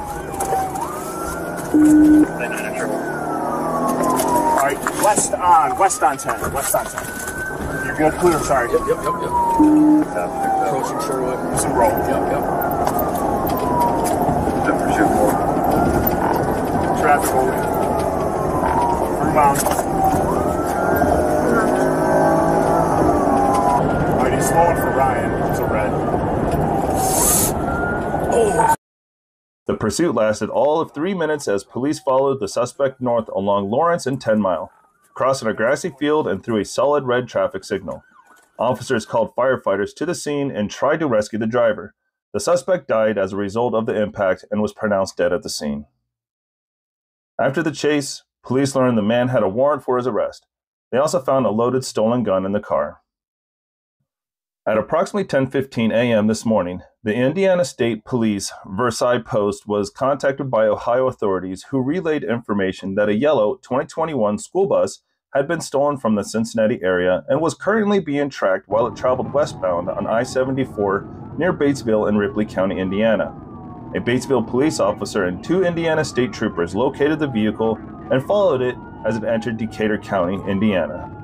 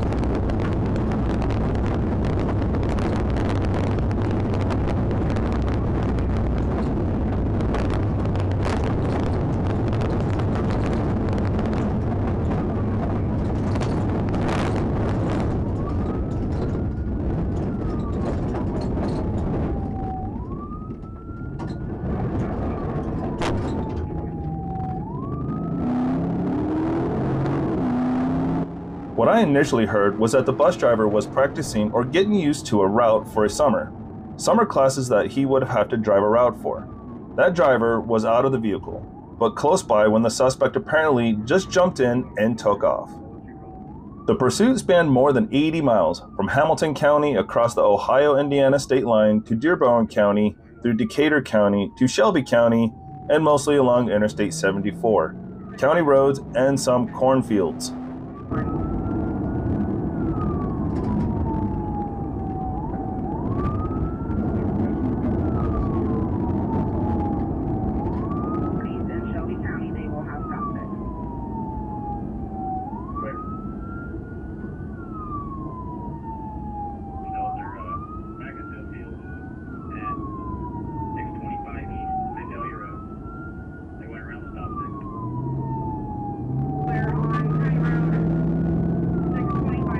It is not known what the suspect was counting.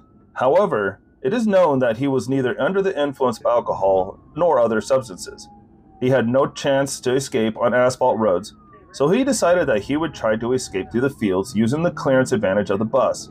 However, he must have forgotten that at least half the cops drive SUVs, and the fields are no problem for them.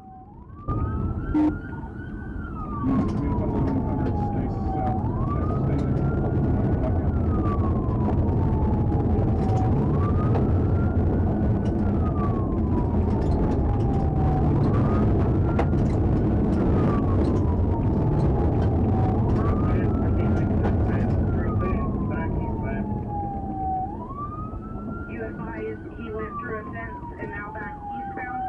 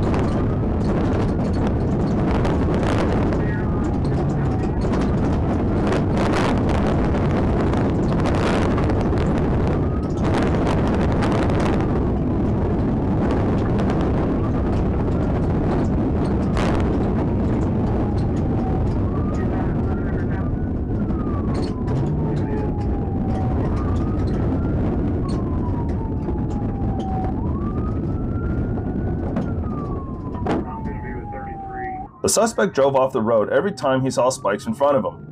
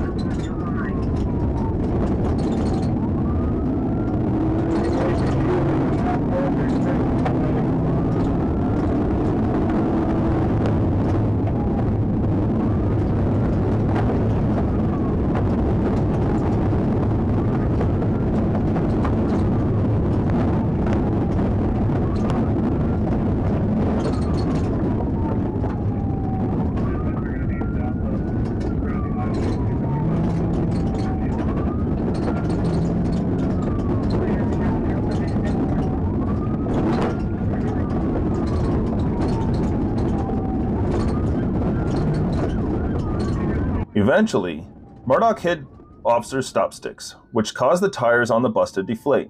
At around 11:15, an hour after Indiana officers joined the chase, officers boxed in the bus in a cornfield and stopped him near County Road 25, just south of Shelbyville, Indiana.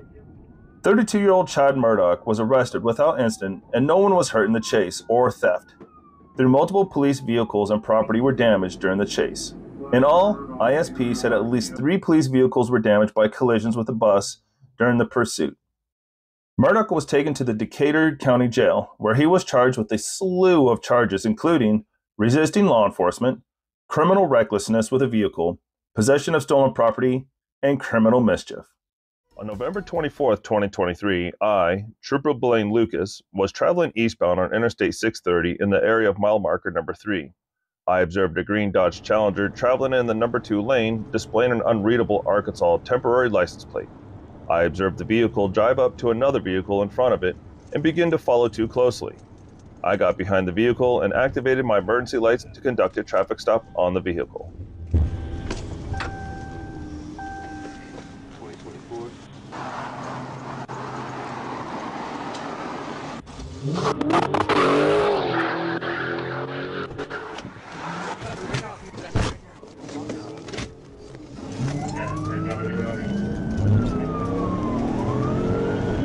I smacked the passenger side rear window with my flashlight before it took off. The vehicle began to lose control and was driving sideways on Interstate 630. The vehicle was quickly changing lanes in moderate traffic at speeds at approximately 140 miles per hour.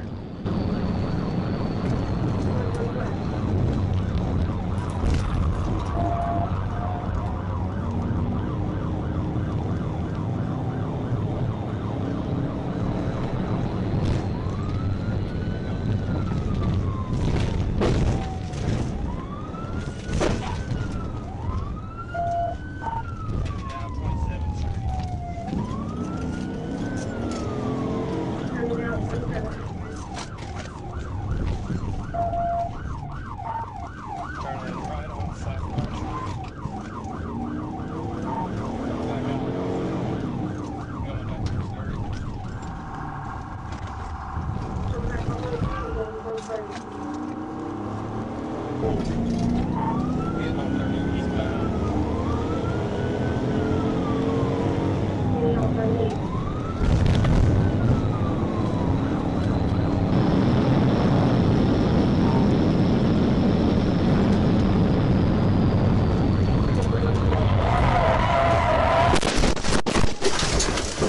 I began to take the exit, I did not decrease enough speed coming into the curve.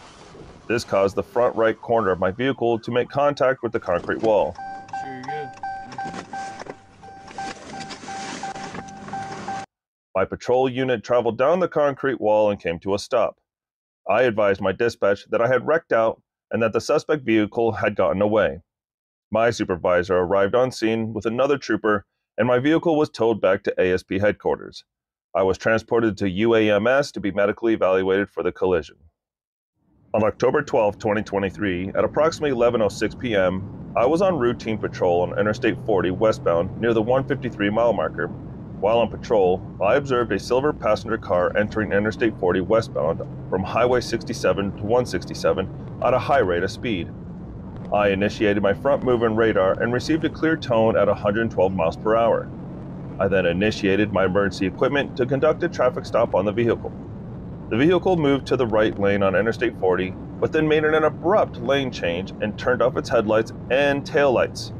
The vehicle continued traveling on Interstate 40 westbound at speeds of approximately 115 miles per hour.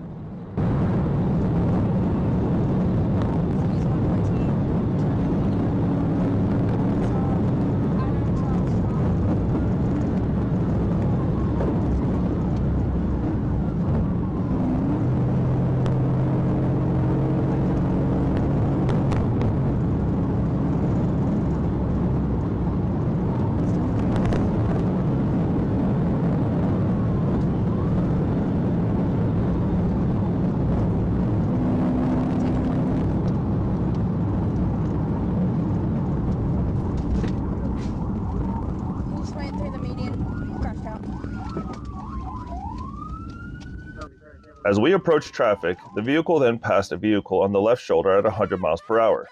The vehicle attempted to take the military drive exit, 150 mile marker. As the vehicle took the exit, the vehicle went off the roadway right and struck into a signpost. The vehicle then crossed the exit ramp, went off road left, and struck a guardrail with his front bumper. The driver, later identified as Zachary Pate, exited the vehicle. I immediately instructed Mr. Pate to get on the ground and put his hands behind his back. The front seat passenger, later identified as Bo Robinson, also exited the vehicle. Look, man, I'm going to be completely honest with you, okay? Yes, ma'am. You're getting charged with a felony. Yes, ma'am. I understand. Felony fleeing. I understand. Okay? That was stupid. Yes, ma'am. I understand. You put yourself at risk, those two at risk, okay? Because they could have died, especially the way you wrecked out. You understand? MEMS arrived on the scene and transported Mr. Pate, Mr. Robinson, and Mr. Moore to UAMS for treatment. An inventory search was conducted on the vehicle. In the vehicle, I observed an open bottle of Peach Crown Royal in the back passenger seat. I also observed an open can of Twisted Tea in the front cup holder between the driver and front passenger seat. The chase began when a police officer spotted a Toyota that was speeding. After activating my emergency light, the Toyota began to stop. However, that's just the beginning. Everything you will see next was done simply because the driver did not have a license. This is returning on a break 2016 Fund Max amount 12 and 23. Yes, for the team. 10-4 to 10.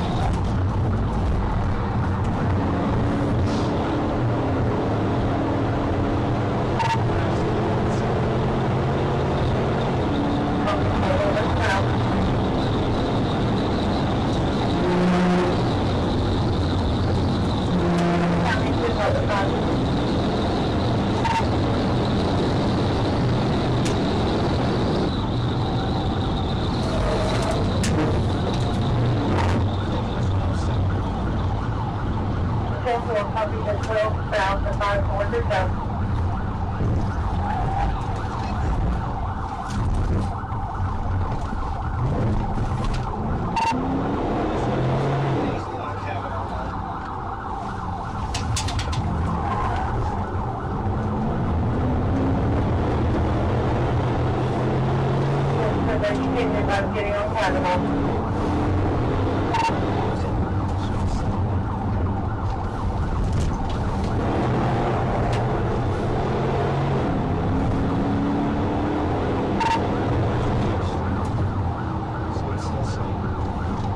At this point, the speed was approaching 100 miles per hour.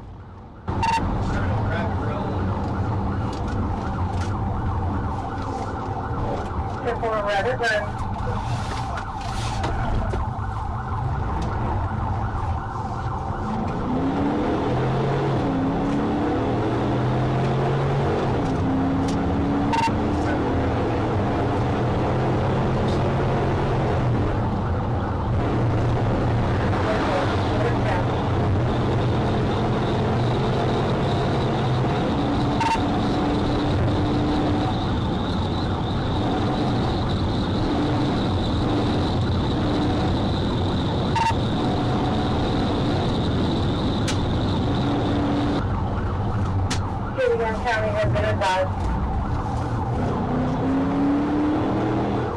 Yeah, coming up, Jimmy Lamb.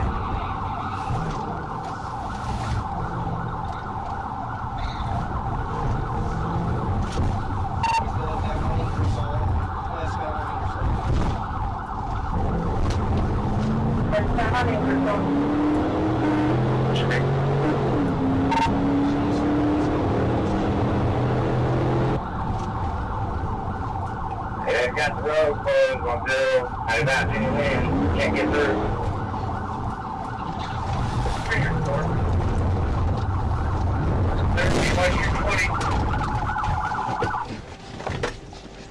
Get the fuck out of the car! Let me see your hands! Don't move! Don't move! Get on the ground! Get on the ground! Get on the Have a seat. 1050.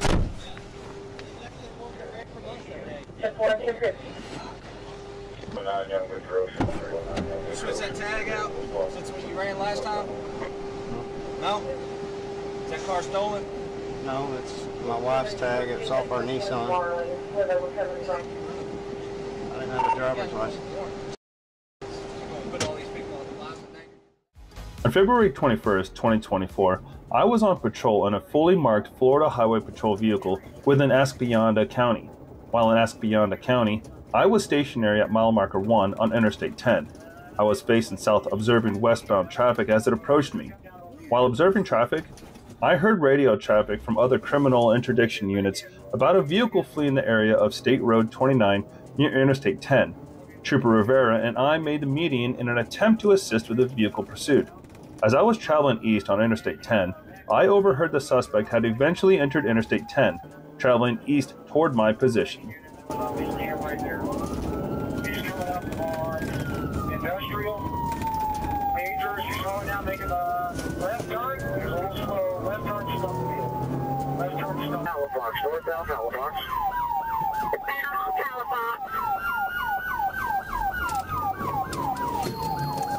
Coming across the airport. Now, as you give out the updates, you blocked out the radio to repeat it. Northbound Halifax, just across the airport, the second unit, that was obviously him right there. He's coming up on... I observed the vehicle and activated my emergency license sirens. The vehicle exited at mile marker 5, entering 9 Mile Road, northbound and actively fleeing.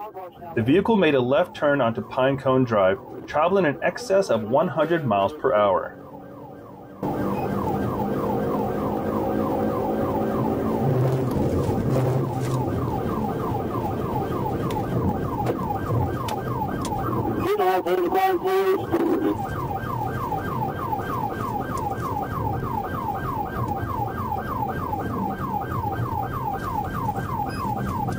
You took the exit, I'll get out the old gate.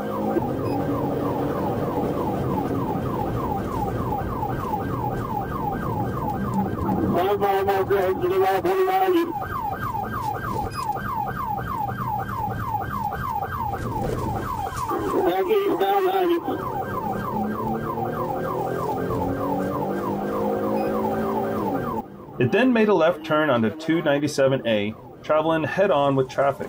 The vehicle made a right turn on a Muskogee Road and traveled northbound on US 29 in the southbound lanes. The suspect vehicle made a U-turn on US 29 to travel southbound in the southbound lanes.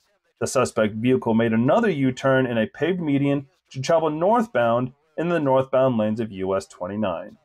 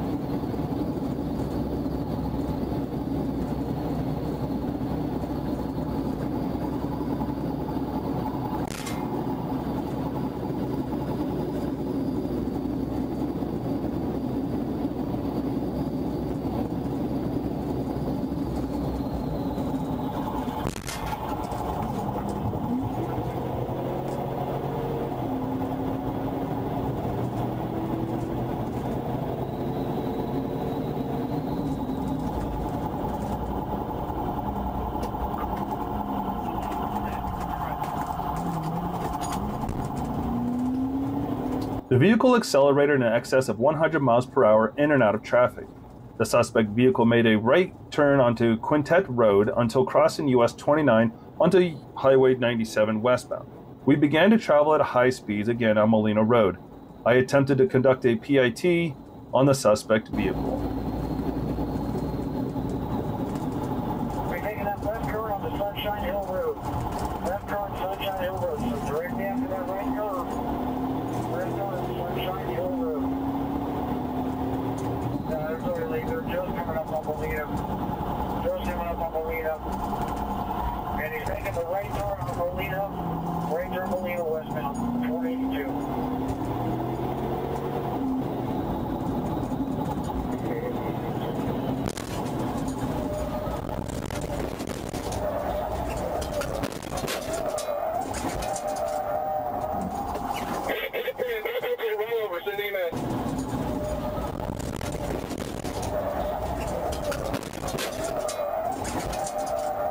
My front right of my patrol vehicle made contact with the left rear of the suspect vehicle.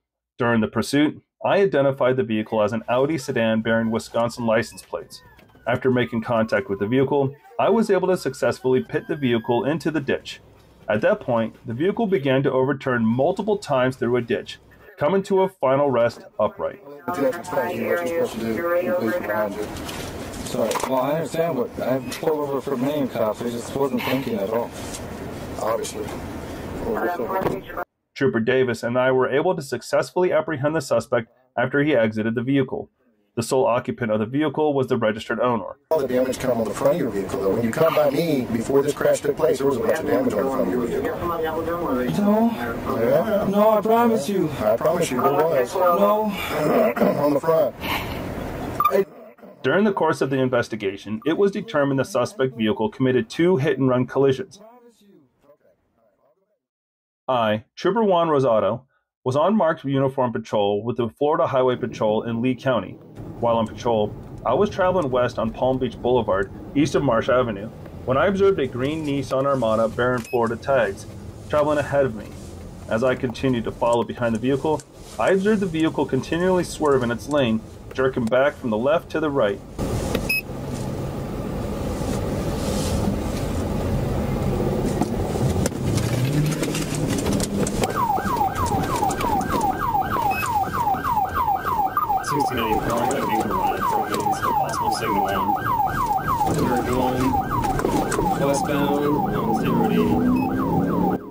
When I ran the tag, it was not registered to a Nissan, but instead to a black 1994 Land Rover.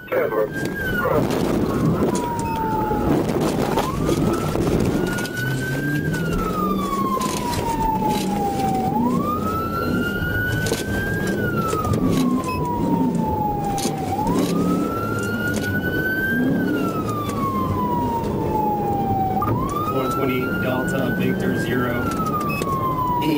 0802 Papa. I tried to play it unsuccessful. We're still going eastbound, about 50 miles an hour. The vehicle drove onto the sidewalk, making a right onto SR 80, and continued to travel west. I attempted to perform a pit maneuver on the vehicle with no success. We continued west, approaching the intersection of SR 80 and Veronica S. Shoemaker Boulevard. The vehicle again drove onto the sidewalk and attempted to pass stopped traffic between a vehicle and a traffic sign.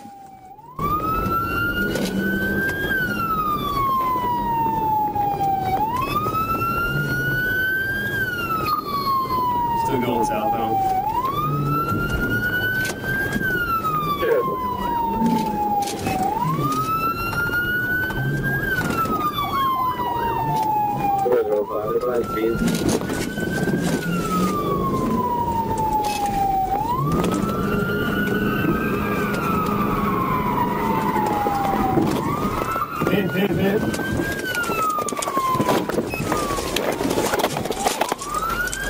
What's going on? A query of Rodriguez, who is the suspect, through dispatch, and David, showed that Rodriguez has a revoked driver's license indefinitely as of May 2nd, 2016, where he was also labeled as a habitual traffic offender.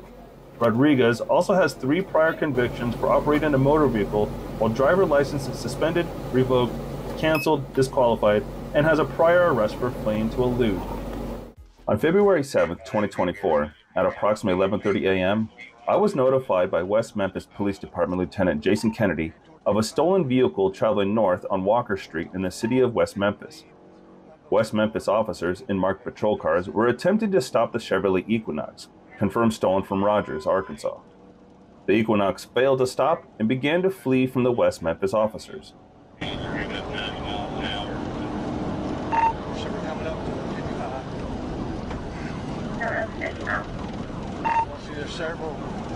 Several individuals in it. The Equinox merged onto Interstate 55 southbound with no regard for the safety of others traveling on the roadway. The Equinox attempted to pass a truck using the right shoulder. Let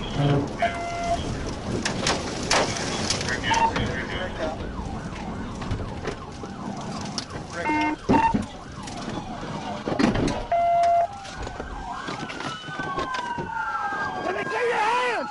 Let me see your hands! The Equinox lost control as it passed the truck and struck the concrete barrier wall on the right shoulder of the roadway.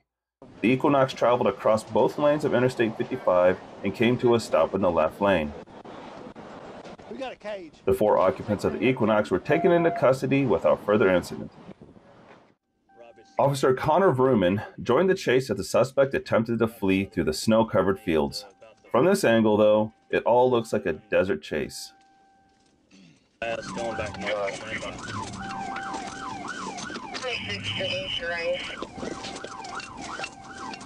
Hey, be careful running up on the left side. Be careful, bro. He's going to the, I believe the River Live Church, northbound.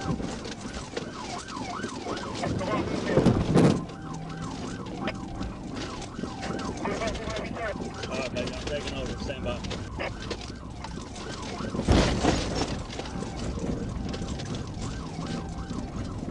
Alright, move forward. About to take time here. Stand by.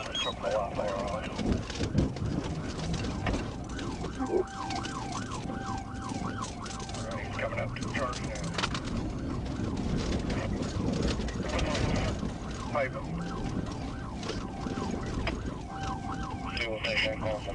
The suspect, Noid, then continued through the field and into the parking lot of a local church, which was partially covered with snow and slush. 18, you say he's on payment? We're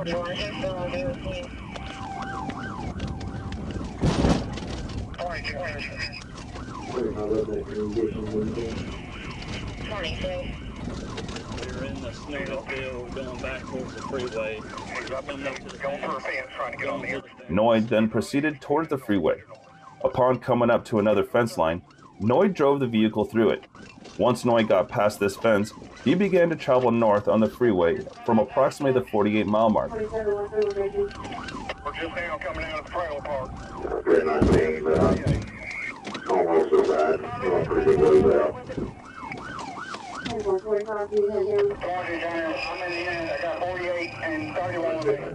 I did not go through the fence line due to a strand of barbed wire hanging horizontally.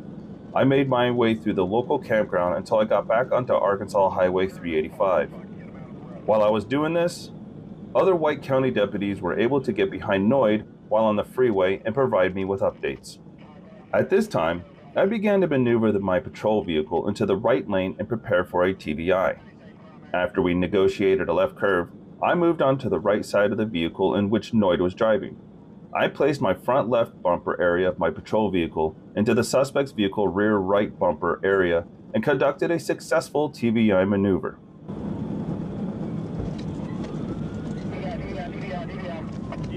TBI 63 TBI is in the roadside ditch.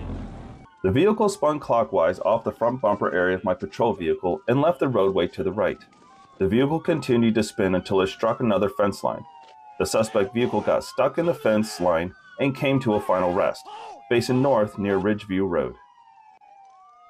Both suspects declined medical attention and had no visible injuries at the time. It all started when a police officer patrolling the area noticed a pickup truck driving erratically on the road, swerving, constantly crossing the dividing line, and speeding up and slowing down. As soon as the special signals were activated, the pickup began to attempt its flee.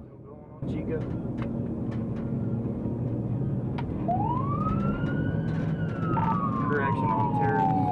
I'll have Adam 15 with him.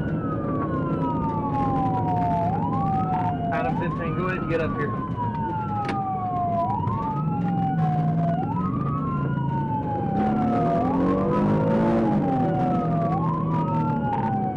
Adam 15, go ahead and take it.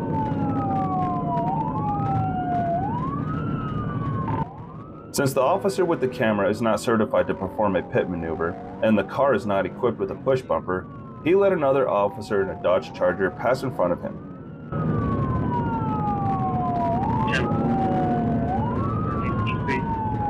Adam 15's got it, I'm in behind him. 45 mile an hour, just turn back left on green.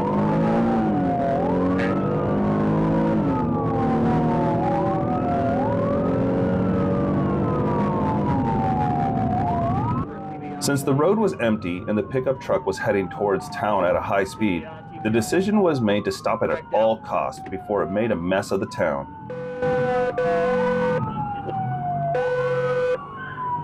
Back on the roadway, back on the roadway. He just rolled it, he's rammed him.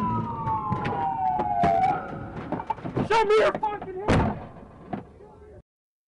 And then events went wrong. As the exhaust of the Charger due to the chase was heated to hundreds of degrees, while the police were engaged in detaining the suspects, the dry grass under the car began to burn. Of course, a regular fire extinguisher won't help. The cop pulled out what he could, both cars were on fire, nobody was hurt.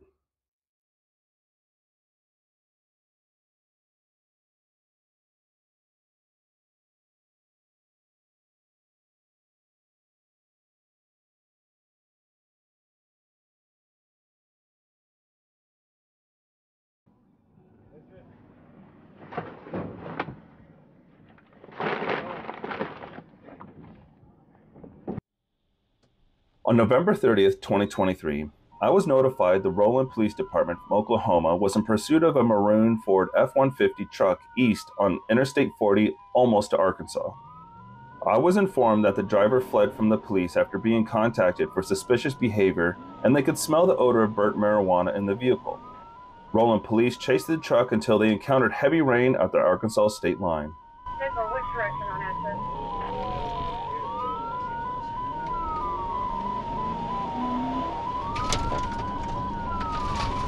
At that time, I confirmed that the license plate was the same as I had been given. The truck continued to roll slowly as I activated my siren at that point.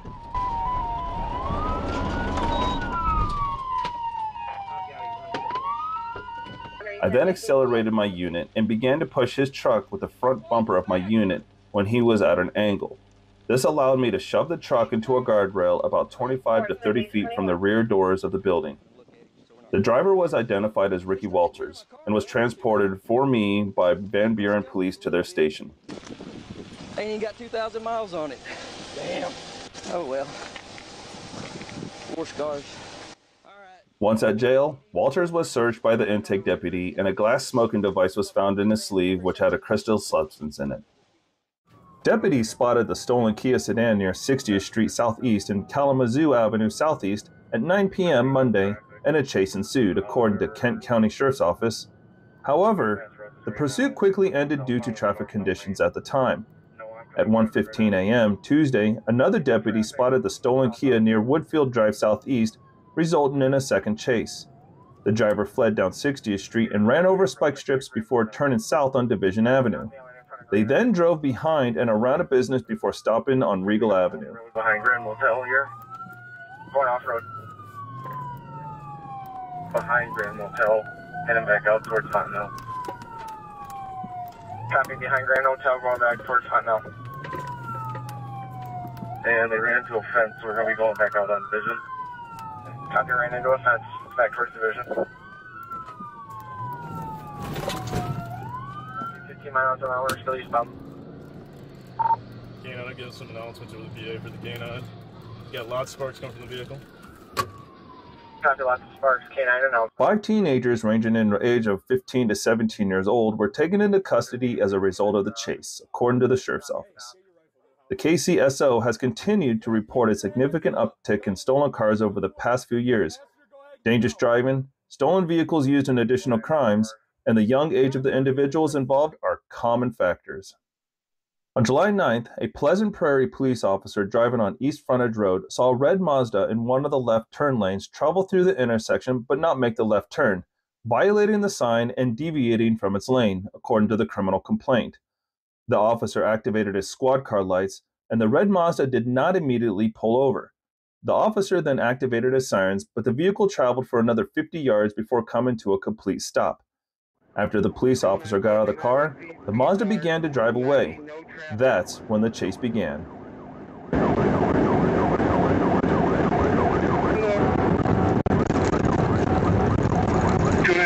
You know, Highway 45 is going to be next.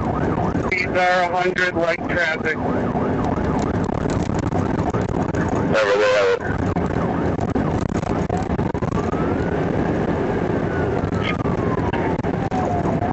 Still medium traffic. These are 90. Traffic yielding to me. He's forwarded 209. I just hopped on KSC's channel. We got a unit heading your way. 10 for him, still good. 29 speeds are 110, no traffic. Road conditions are good.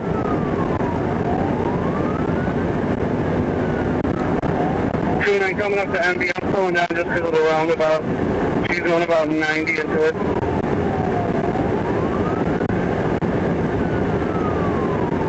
Beautiful. 372 I got. 29 PD.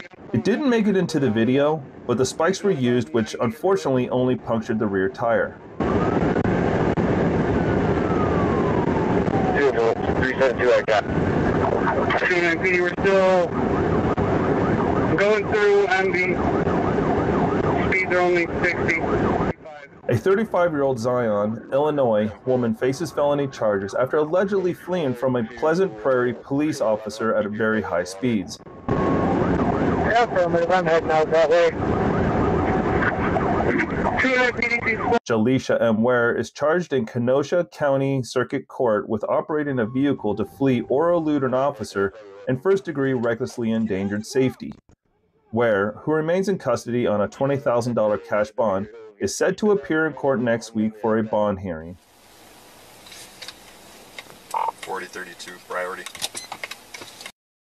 The incident happened at 3:15 a.m. when deputies patrolling the area of 60th Street near Kalamazoo Avenue saw 3 cars, 2 Kia SUVs and 1 Kia sedan, matching the descriptions of cars recently stolen enter crossing his apartments at high speeds, deputies said.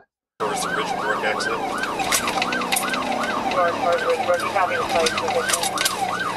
10-3, there's 4 vehicles. 4 vehicles. A perimeter was set up around the complex, but as Kent County Sheriff Sergeant found the 3 cars in the parking lot, a 4th car sped past him, starting the chase.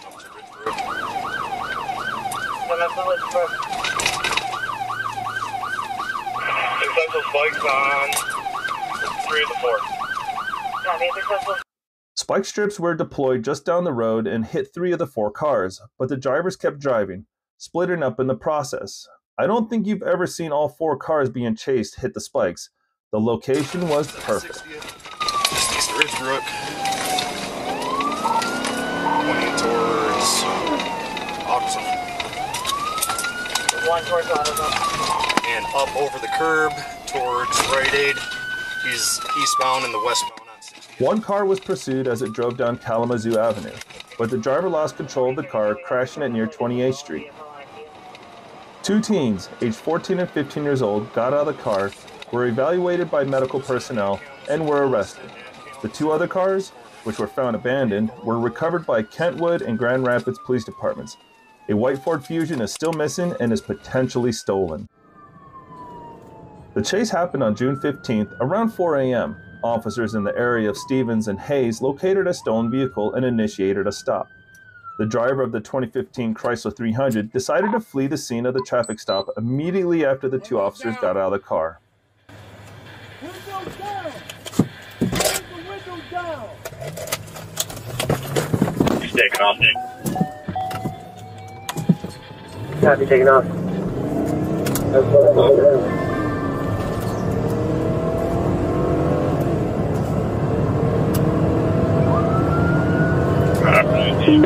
Charlie 21's primary will be calling it. Middle lane. Okay. Warren police began to pursue the vehicle, which included 2 additional passengers. The chase continued through Warren into Detroit, and then onto I-75, where the suspects exited onto Jefferson Avenue. Westbound on 94. Westbound 94. Notify Detroit and State Police.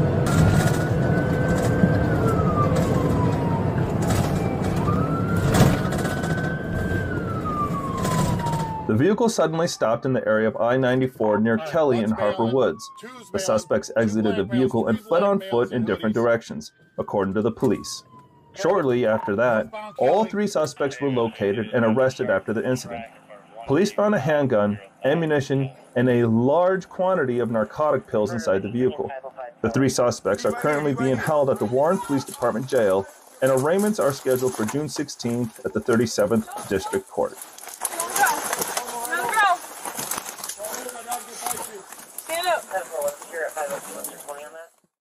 On December 21st, troopers saw a BMW being driven recklessly, traveling more than 145 miles per hour on northbound interstate in Fort Myers. The driver reportedly left the interstate at SR 82 and continued attempting to evade police officers.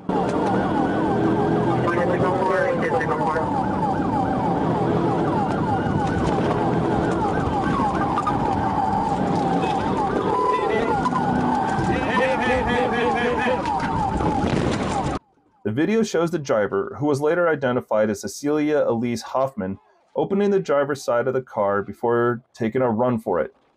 The passenger in the car with Hoffman can be seen with his hands up as he gets out of the car, surrendering to the troopers. Hoffman was placed under arrest for DUI, fleeing and eluding law enforcement, resisting without violence, and reckless driving. On February 23, 2024, at approximately 8:52 p.m., Trooper Walker, was traveling eastbound on Highway 412 near Sonora Road. While traveling eastbound, I conducted a computer check on the license plate of a blue GMC Terrain. It showed to be expired in April of 2023. Terrain.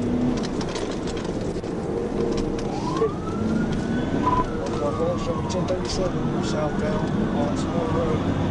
He's 8 miles an hour.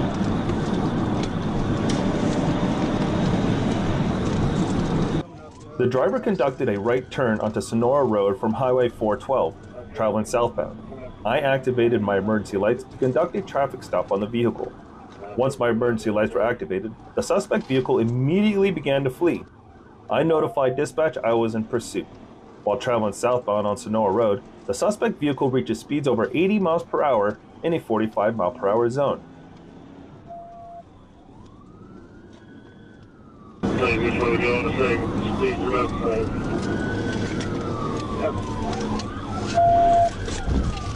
Wrecked out right here.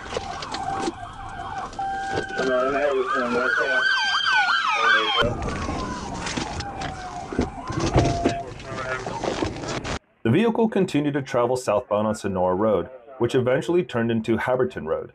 Corporal Elkins was sitting at the intersection of Haberton Road and Sonora Road. Corporal Elkins began to call the pursuit. Shortly after Corporal Elkins became secondary in the pursuit, the suspect began to negotiate a left-hand curve but ran off the roadway to the right. Once the vehicle left the roadway, the vehicle collided with a tree and turned over onto the passenger side of the vehicle. With the vehicle rolling over, it caused all occupants to be trapped inside the vehicle. First out of the car was a 4-year-old child who was not in a child seat. All occupants were cleared by medical staff on scene of the crash. A child seat was located inside the vehicle, but it was not properly secured inside the vehicle. Everybody else in the car is saying that you're driving. So right now, you're shit out of luck, okay? You have the right to remain silent. Anything you say can be used against you in the court of law. You have the right to attorney if you can't afford an attorney will be appointed to you at no cost to you. Do you understand your rights? Yeah, you shouldn't be in this position anyways. You get what I'm saying? So I'm not out here to have fun with you. You want to argue at court. I'm not going to argue with you out here. I'm telling you what you're under arrest for. Do you understand? On February 23, 2024, at approximately 1 a.m., Troop 8 Communications broadcasted a request for assistance from North Little Rock PD in a pursuit. I, Trooper Jackson Shoemate, had just finished a traffic stop at I-30 East before I-530 South. We were informed that North Little Rock PD had passed I-30 West at Roosevelt Road. I observed North Little Rock PD in pursuit on the other side of the interstate and used the South Interchange turnaround to assist. I was able to catch up to the suspect vehicle, a blue Chevrolet Malibu bearing Arkansas license plates, at I-30 West at Geyer Springs Road. The suspect vehicle took the Geyer Springs Road exit, and I was able to perform a TVI on the exit ramp.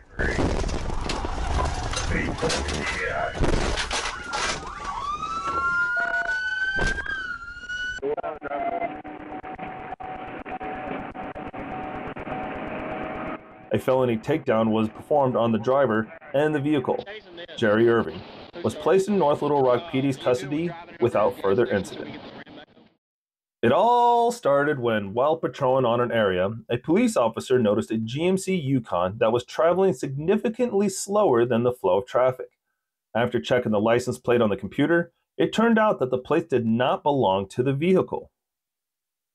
The vehicle did not respond to the lights, and after turning on the audible lights, the vehicle attempted to flee. 630 West, 6B, Arkansas 079, Zebra Sam King, 07.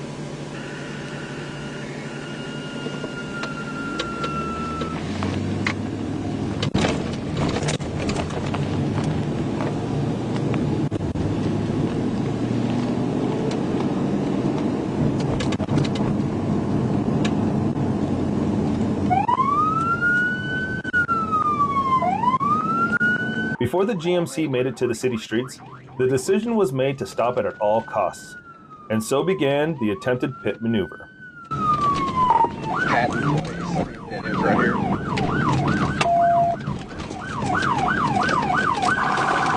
Wrong record. Patent place. Byron Drive, coming back to John Bear.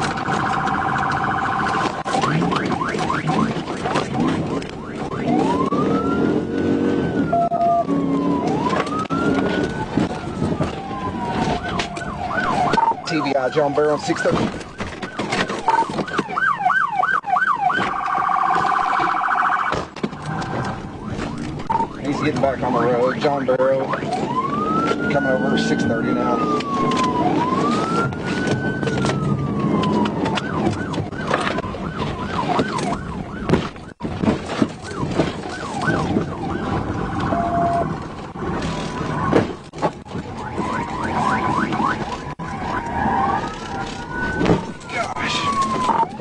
In one attempt, the police officer's bumper caught on the suspect's car, and the Charger's brakes were not strong enough to stop the GMC. Realizing that this was not going to work, the cop unhooks himself from the suspect and almost immediately makes another attempt. I'm not even gonna come up with better.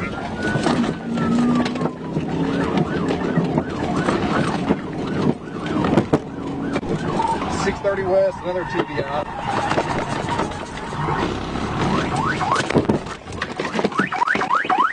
Put your hands up! Put your hands up! Stay right there! This time, it was successful, and the suspects were apprehended. My knee hurt, bro. Oh, I tell you, my knee hurt. If y'all move the car, I can get on. Keep getting your butt back that way. On February 22nd, 2024, at 2017 hours, I, Trooper Weatherly, attempted to conduct a traffic stop on a black 2006 Ford Explorer. I was traveling west on Interstate 40 near the 152A exit in the number 1 lane. This vehicle was traveling in the number 2 lane beside me. I observed the driver was a younger black male with short hair leaning over the steering wheel, not wearing a seatbelt.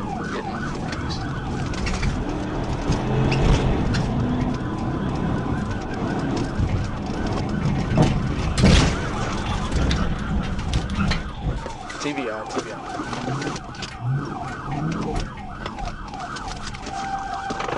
The subject ran up a hill on the left side of the roadway into a thicket.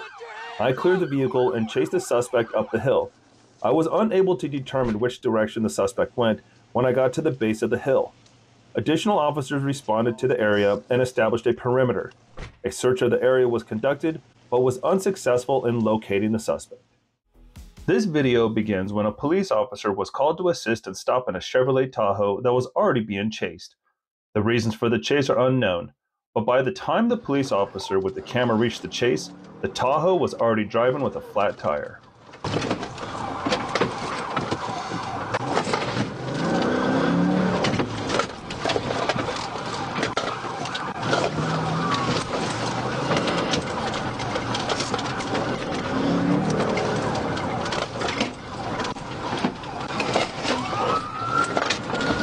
Nine Hot Springs, I'm in the lead on McHenry Street.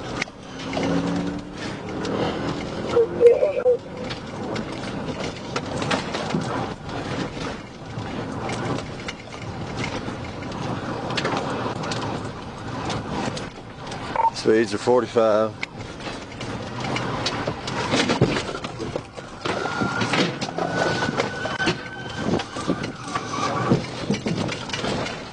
TBI. The first attempted stop was unsuccessful. The suspect turned around and the chase continued.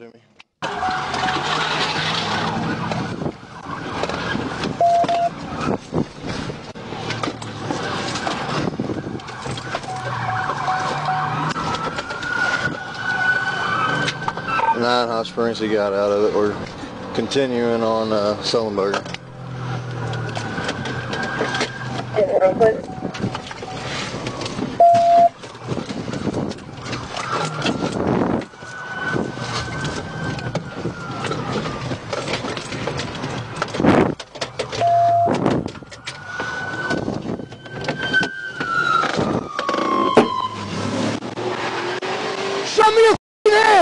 The second time, they decided not to let him out anymore and trapped him on both sides. But the chase did not end there. The suspect decided to try to escape. At the same time, the amount of tire smoke made it impossible to see what was inside and whether the driver would arm himself or not.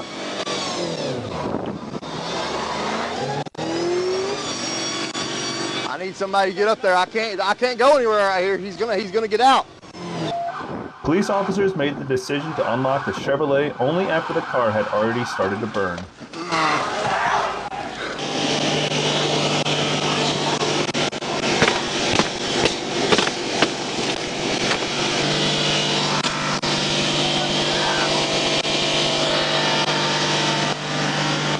Right there! You right there! You've been murdering people in this town! You've been murdering people in this town! Come on. Please, let me blow up. No. I can't see, so.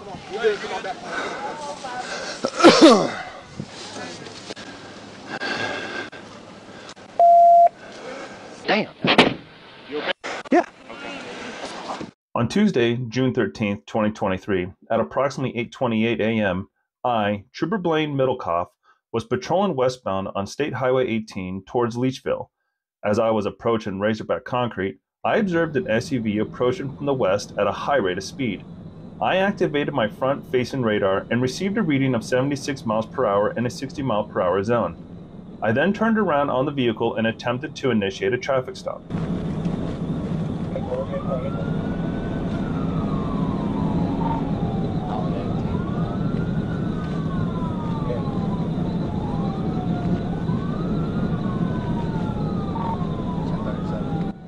After activating my emergency lights, the suspect vehicle increased its speed to approximately 85 miles per hour. As we entered Manila city limits, I activated my emergency sirens in an attempt to stop the fleeing suspect. The suspect then increased his speed to over 100 miles per hour.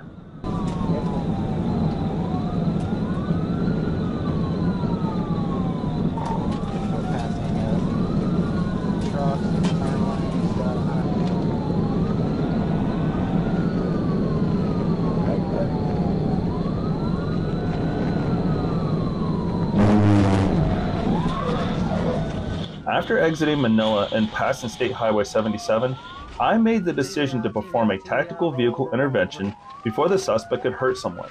I then approached the suspect's rear bumper and observed him throw out what appeared to be a plastic baggie, commonly used to contain narcotics, which hit my windshield. It was at this time I was able to successfully perform a TVI on the fleeing suspect. Which part of your leg's hurting? By my ankle. By your ankle? Yes, sir. Okay. Anything else in the car, bub? No, sir. No. How much weed did you throw out? A couple grams? Yes, sir. Where are you from? Okay. What, they take you to jail on a little bit of weed in 40 or something? Yes, sir. Arkansas has. Arkansas has?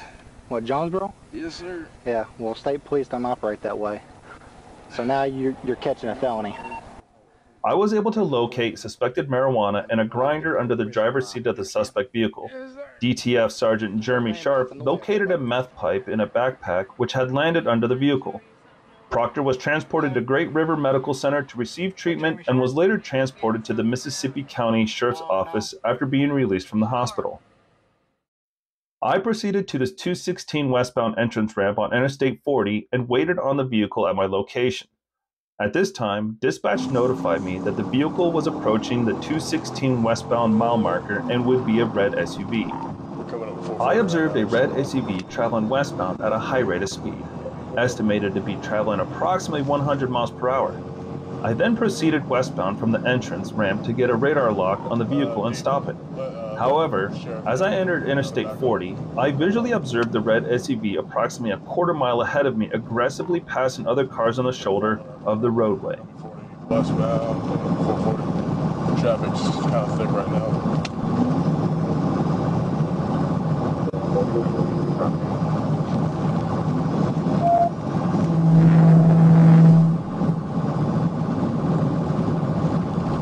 Here in Temperature Land, we got 110.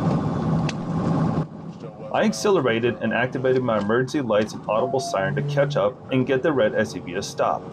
However, the vehicle continued to drive aggressively and pass other cars, as I wasn't gaining any distance on the red SUV. Troop A troopers entered the pursuit with the TVI maneuver around the 152 mile marker on Interstate 40.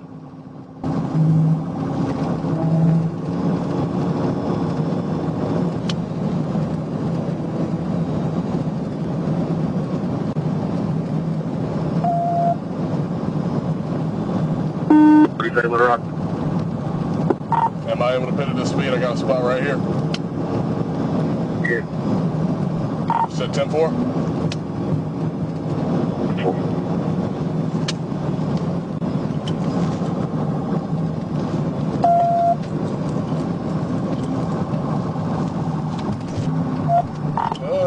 Might take the exit, stand by. No, we're gonna stay 40 west. Stand 40 west.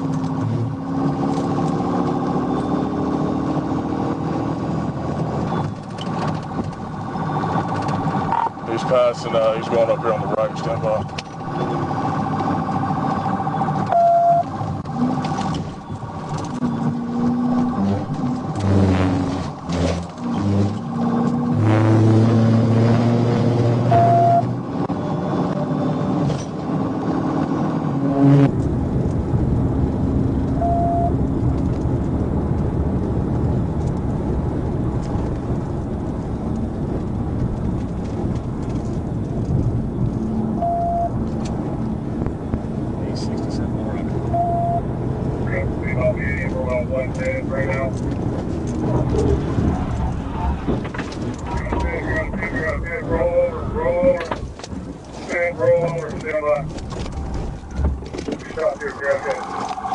driver, Tego Caldero, was taken into custody by the Hazen Police Department, transported to the Prairie County Jail, and will face the following charges: aggravated assault, felony fleeing, DWI drugs.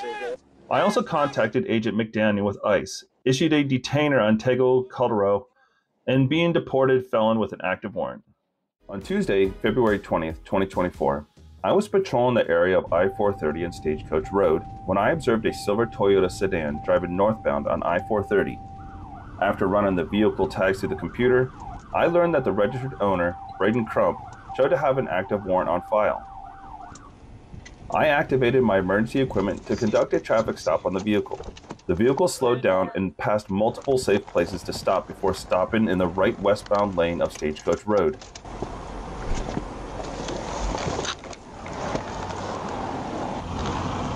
Roll the window down.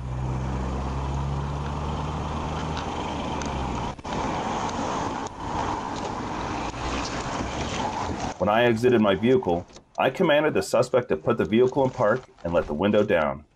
The suspect complied at first, but put the vehicle in drive and made a U-turn and began to flee the scene, going eastbound on Stagecoach Road.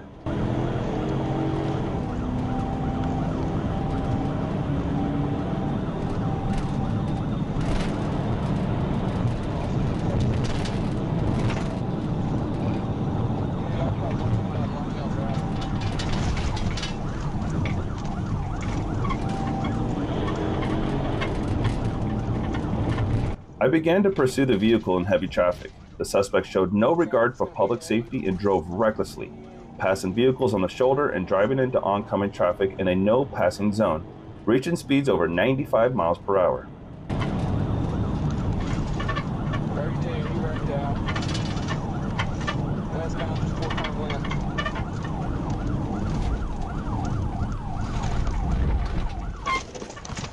Put your hands out the window! Keep them out the window! Stay right there! The vehicle continued eastbound on Stagecoach before losing control and sliding into the ditch at Stagecoach Road and Herndon Lane. A vehicle search was conducted on the vehicle and revealed a tan Glock 19 magazine with 17 rounds of 9mm, approximately 1 gram of marijuana, and $1,200 in cash. I transported Crump to Baptist Hospital for minor injuries related to the incident. On February 15th, at approximately 4:15 p.m., dispatch notified units that Springdale PD was in pursuit of a blue Hyundai Sonata. Springdale PD terminated the pursuit southbound on US 112 after exiting off of 612 westbound. I positioned myself on Sunset Avenue near the interstate looking for the vehicle shortly after the information was given out. At 4:30 p.m., while stationary, I observed a blue Hyundai Sonata approaching me from the west traveling eastbound on Sunset Avenue.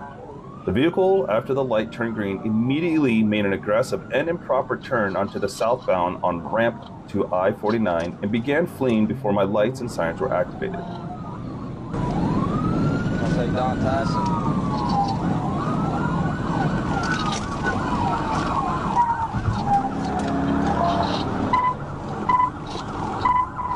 Get off of Don Tyson.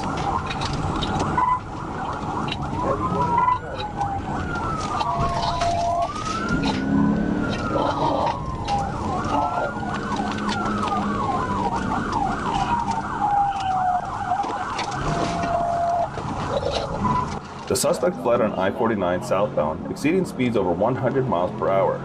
He was going in and out of traffic with no regard for others or himself. He then took exit 70 toward Don Tyson Parkway. We proceeded eastbound on Don Tyson, exceeding speeds of 90 miles per hour and traveling through red lights, weaving in and out of traffic. Stand by, we're slowing. We're gonna foot down, foot down.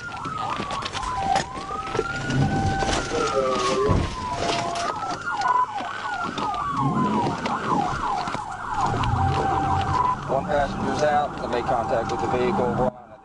We then proceeded southbound on Atlanta Street. Atlanta Street came to a dead end, and the suspect then attempted to turn around back toward Don Tyson Parkway.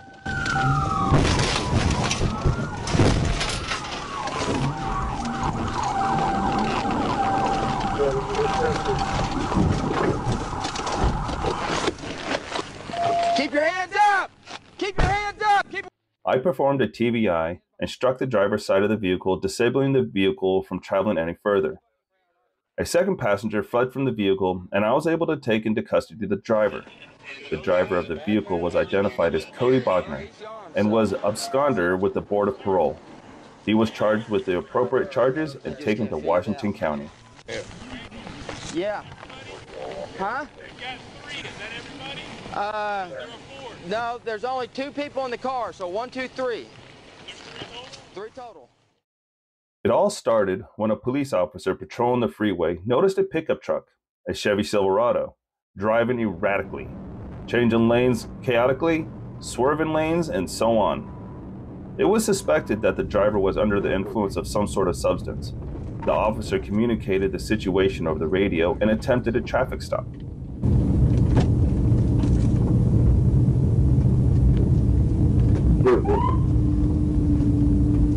Hey, some people are up in Twinkle.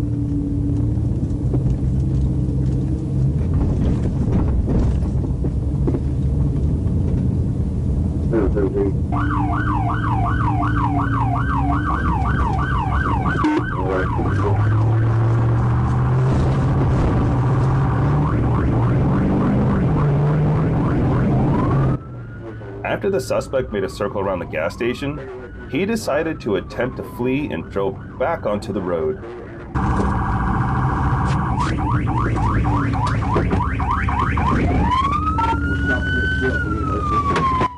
Here, 3 crews attempted to block the pickup truck.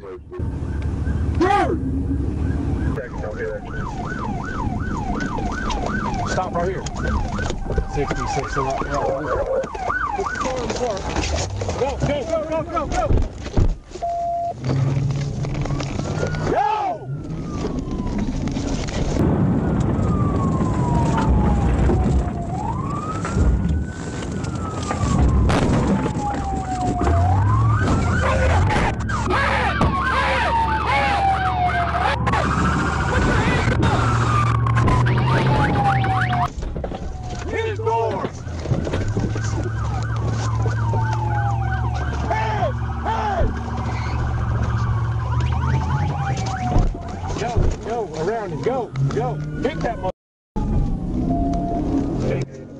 As you can hear, behind the wheel of his car is a rookie and the officer training him. Hit him when he makes his turn. Hit him when he makes his turn. Get him, get him, get him, get him, get him! Get him! Get him! Looks like 30. Not reckless, don't be reckless. 4 on, windshield wipers. Stops on. Clear, clear, go. Clear, clear, go. Get him, get him. Let's hope the owner still gets those letters.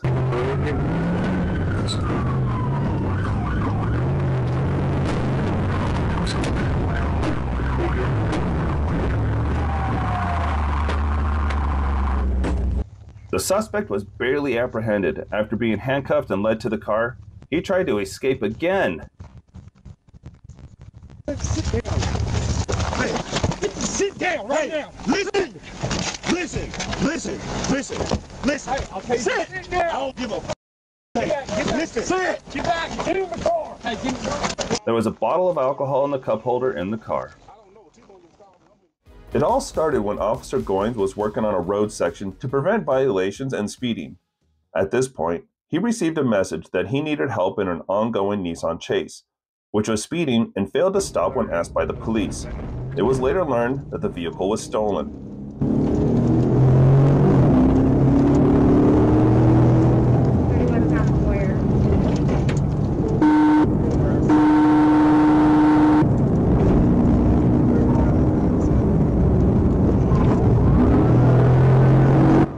It took about 5 minutes to catch up with the chase. Officer Goins was let in as the leader because he was certified to perform the pit maneuver.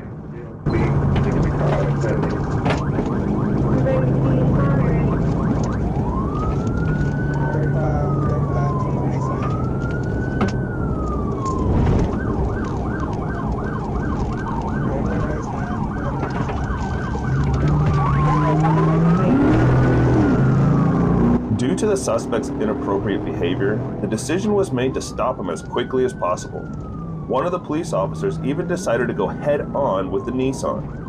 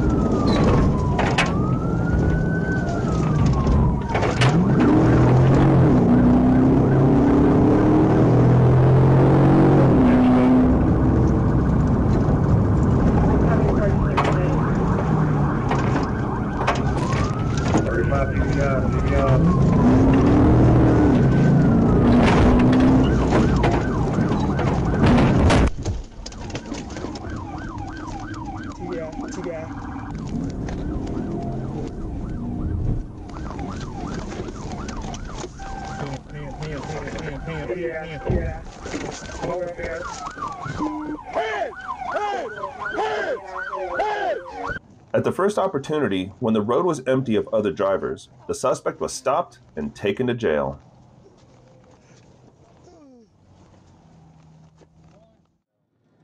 On February 17, 2024, at approximately 4:24 p.m., I was traveling south on US 67 in the inside traffic lane. I observed a GMC pickup, brown in color, displaying an Arkansas license plate, traveling south on US 67 in the outside traffic lane. I observed the vehicle change lanes to the inside traffic lane, failing to use its blinker. After the vehicle in front of me changed lanes, the GMC pickup appeared to be traveling faster than the posted speed limit of 75 miles per hour. My front radar confirmed this with a clear, concise tone and a reading of 97 miles per hour. After catching up to the vehicle, I observed that the driver was not wearing a seatbelt. I turned on my emergency lights to conduct a traffic stop. The vehicle continued to travel south on US 67.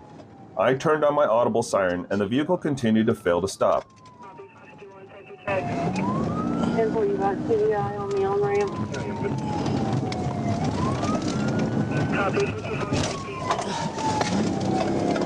Unsuccessful, gonna try again. The vehicle slowed to 88 miles per hour. While pursuing the vehicle, it maintained speeds between 88 miles per hour and 95 miles per hour. He's going on the curve on Ray Street. 10-4.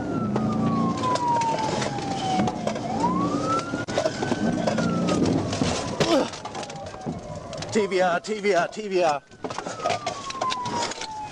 Hands! 10-4. The vehicle changed lanes to the outside traffic lane and subsequently made a right turn onto the southbound exit 46 off-ramp. I attempted a TVI that was unsuccessful.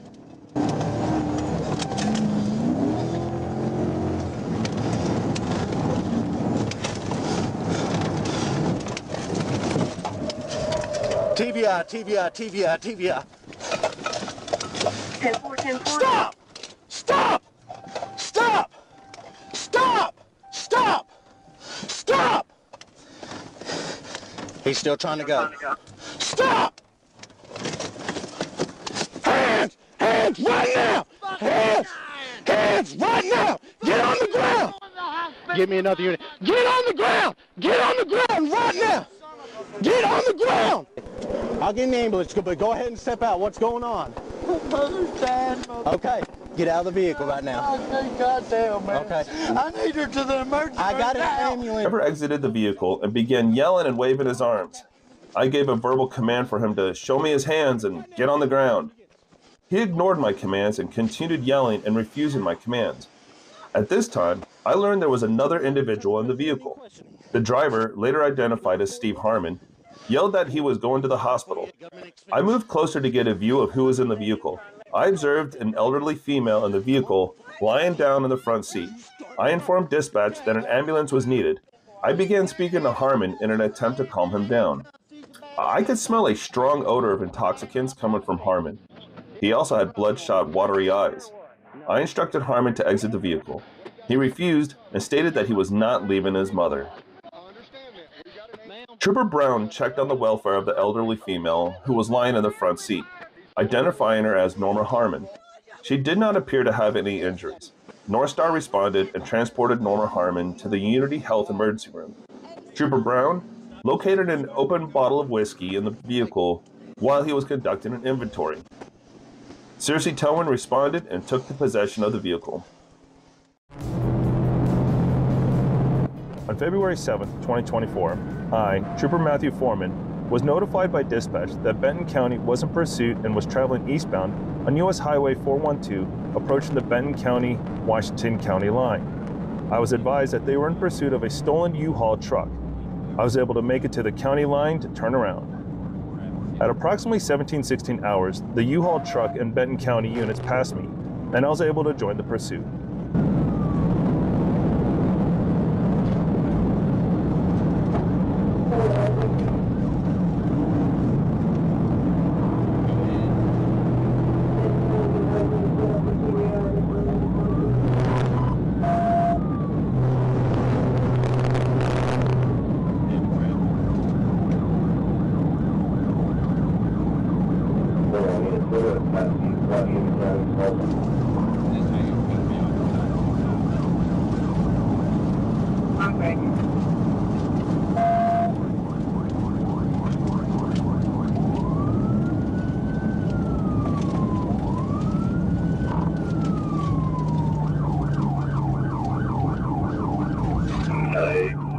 We're up Barrington, he's still eastbound.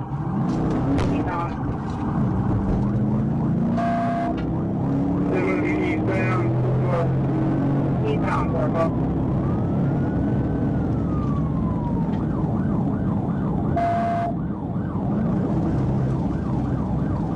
Traffic picking up, we're in the median again, 75 miles an hour. Okay, well. Five turned out, yeah, already. Bye-bye. I'm going to head toward the interstate. I'll be just more. I'm going to try to block you in. Okay.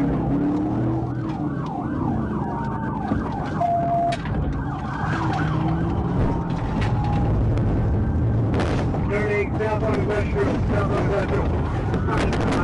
Don't drive. You're not arrest the vehicle. Don't drive. You're not arrest the vehicle. Peppering it and popping it up.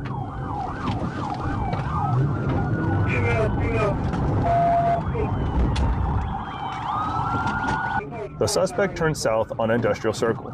I immediately performed a TVI on the rear of the suspect van and made it turn counterclockwise into an empty gravel parking lot, and it struck the driver's side of my patrol vehicle. The suspect began to reverse through the abandoned parking lot, and after a failed attempt to block him in. Once the suspect began to move forward, I reversed my vehicle and struck a Benton County patrol unit.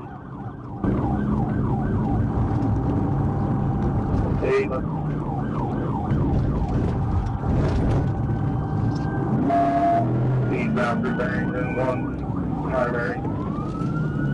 Copy eastbound Barrington, Python 1 primary.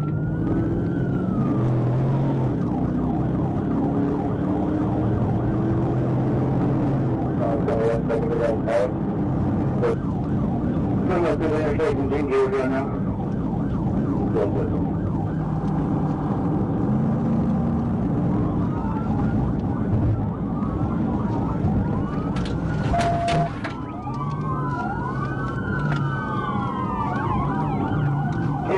South 18 George.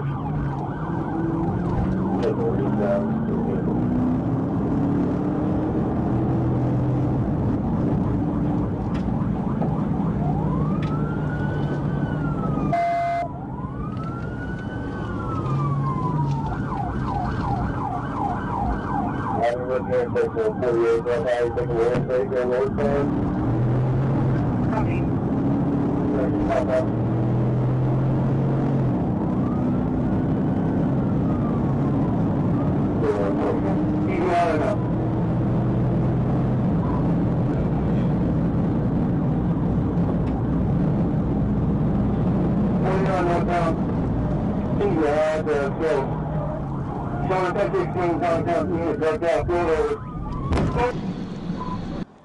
Town was able to perform a TVI on the suspect vehicle, causing it to rotate clockwise.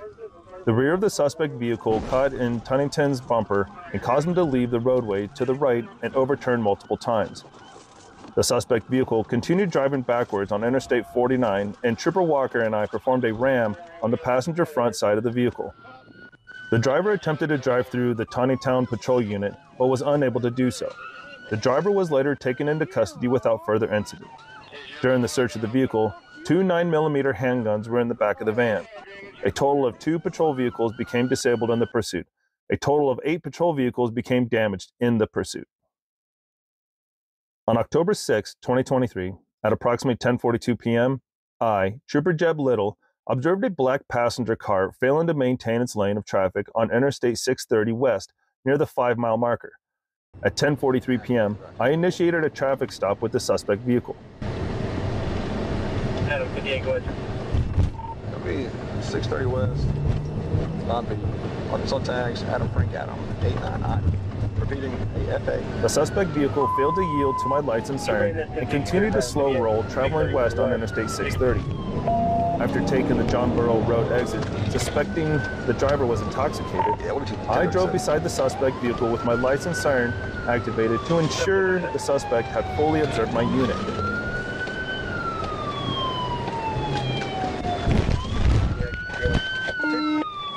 Tibia. Lay down. Hands on your back. Hands on your back. Buddy, what? I'm just trying to make you my... You gonna go and clear it? Don't you move. All right, clear. Why don't you stop, Goober? I'm trying to make you my... I'm trying to make it to my house, because they parked. Last time dude beat me up. Well, it's getting towed now. They beat me up last time. They beat you up? Well, I ain't gonna beat you up, but you're under arrest. Are you drunk? At 10:46 p.m., myself, Trooper Brandon Neal, and Trooper Kemp Smith took the suspect, Carlos Morgan, into custody. Once in custody, Trooper Smith administered a PBT, which resulted in a .06. Upon searching the vehicle, a mixed drink containing gin and an open bottle of gin were located in the center console cup holders. Metro Towing towed the vehicle. It all started when a policeman waiting for the violators noticed a Honda that was speeding in the leftmost lane.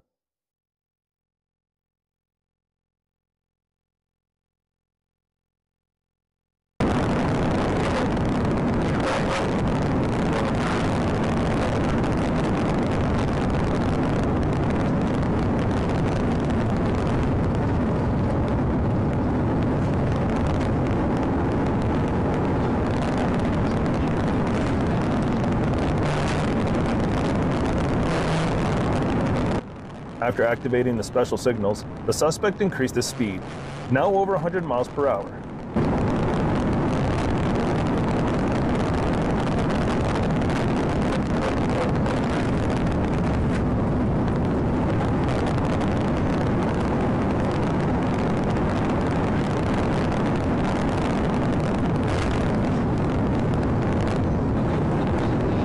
Due to the suspect's reckless behavior, the decision was made to stop him at all costs before he reached the city streets. He's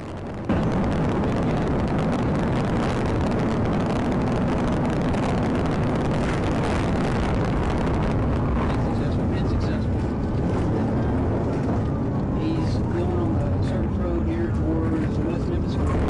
He's at Vince. Start 10:16 to 10:11. Show your hands, do it now! Get on the ground! Get on the ground! Is there anybody else in that car?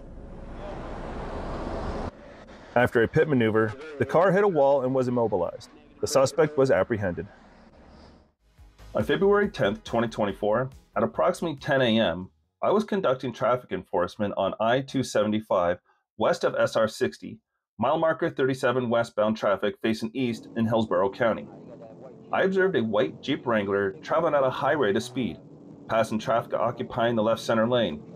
I estimated the violator's speed to be approximately 90 miles per hour in a posted 55 mile per hour zone.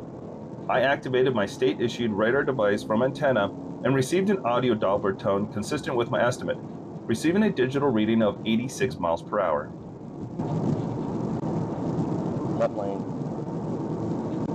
Left center lane now. Continuing to drop faster. Then he cuts the people off. And over I entered the right shoulder, activated my camera, and observed the violator cutting in and out of traffic while still traveling at a high rate of speed.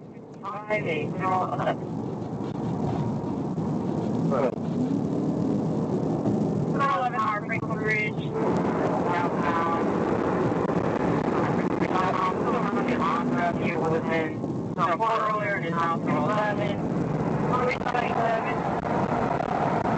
And it's an active construction zone. It's like a suburban area. Let's go.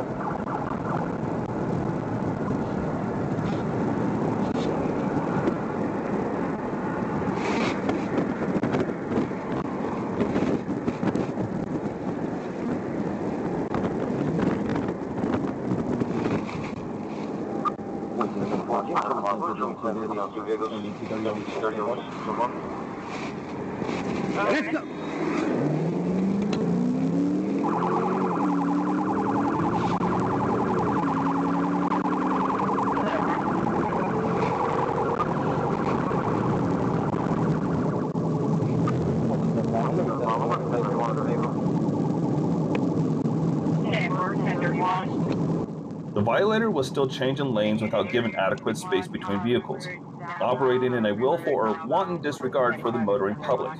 439.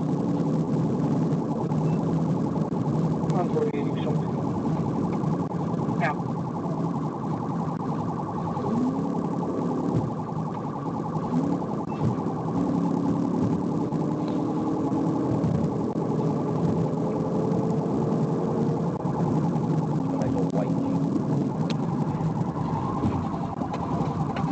Staff working 429 valid expired, top 24 to white, south 21 utility, activate those charges.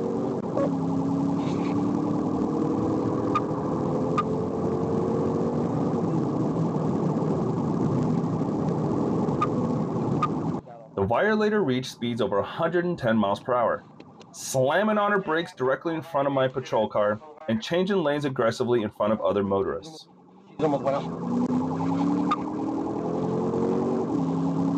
She's at 529. Yeah, she's almost crashed out. We're back up on the exit ramp to Park Boulevard. Yeah, we're back on the exit. Miss Eiffel entered westbound Gandy Boulevard, cutting across all lanes of travel and entering the inside unpaved grass shoulder. She's about to run. Get the on the ground, man. Get on the ground. Get on the ground. What are you doing? Get on the ground. Get on the ground. Just trying to get him on the ground. He's scared at me. I thought he was putting the other car. I never seen nobody do that to a car. All right. Okay. Yeah, that's good. Can y'all help me, please? Miss Eiffel exited the vehicle and immediately began fleeing on foot across the grass median, and I was able to apprehend her. While attempting to place Miss Eiffel in cuffs, who was actively resisting, Miss Eiffel opened her mouth, placing her teeth upon my right knuckle and biting me 2 times as I swiped my hand away. Miss Eiffel was charged with the following felony charges: fleeing, resist with violence, and reckless driving.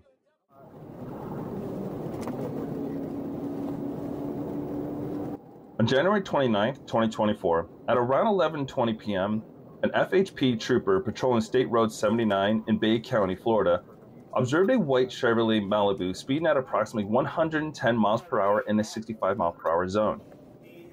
The vehicle's speed was confirmed at 108 miles per hour using radar. When the trooper attempted a traffic stop, the Malibu accelerated onto US 98, swerving recklessly across the roadway.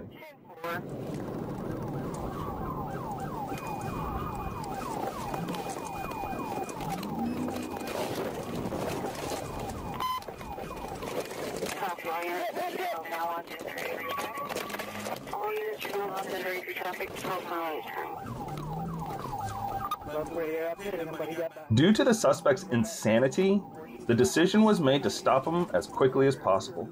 Therefore, almost immediately, an attempt was made to perform a pit maneuver. The first attempt was unsuccessful, so the chase continued.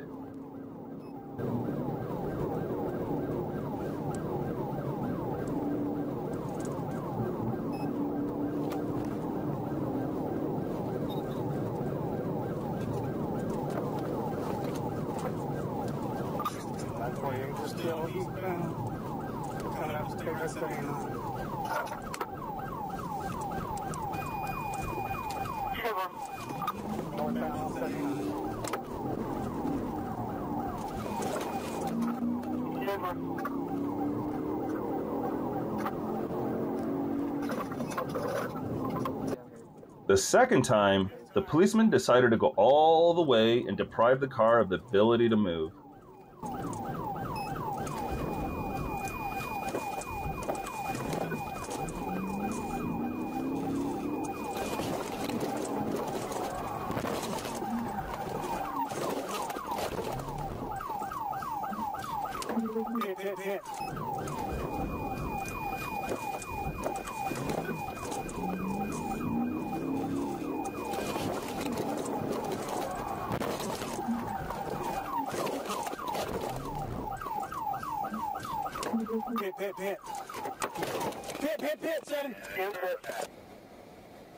During the standoff, which lasted over 2 hours, multiple deputies from the Bay County Sheriff's Office and officers from the Panama City Beach Department arrived on the scene to assist the Bay County Sheriff's Office, confirmed with family members that the driver possibly had more than one firearm inside his vehicle.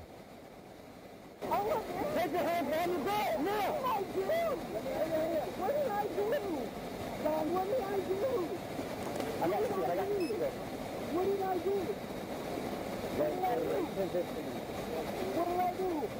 I am cooperating. A joint tactical team, led by the FHP Special Response Team SRT, approached the vehicle using an armored vehicle, ballistic shields, and other non-lethal weapons. They deployed pepper gas as a distraction to safely remove the suspect from the vehicle.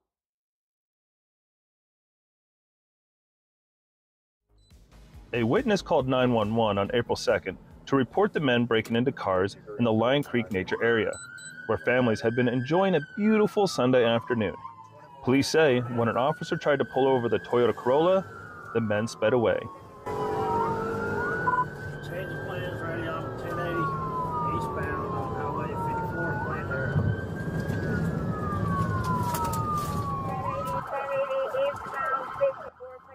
Peachtree City Police Lieutenant Chris Hyatt says officers frequently run into thieves who travel up to Georgia to rob easy targets, especially during spring break. We're back on the right side of the road.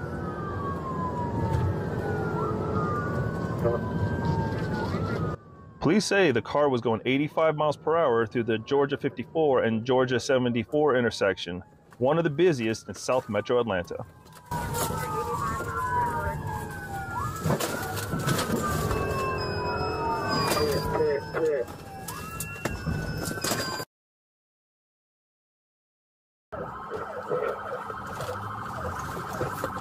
Clear on pit.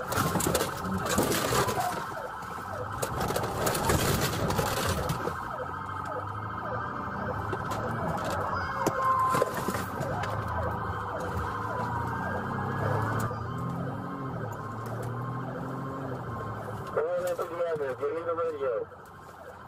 Stop it, please.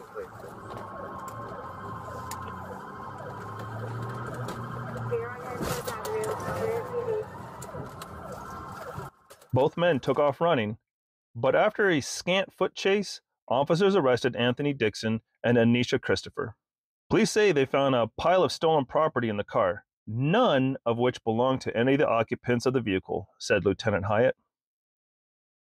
On April 25, 2023, police were notified of a stolen auto in our jurisdiction. The driver was wanted on several charges and was known to be armed and dangerous. Through various tips and information, we located the vehicle in the city of Kenosha. Needless to say, a pursuit ensued. We were able to keep a visual on the suspect as he fled back towards Pleasant Prairie. Unfortunately for him, our officers are well trained and know how to end these potentially dangerous situations. Through the deployment of stop sticks, our officers were able to disable the vehicle.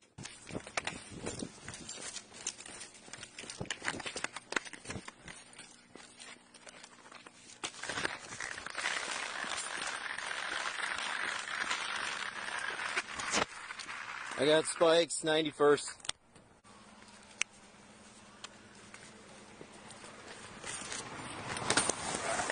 Good spikes, good spikes, good spikes.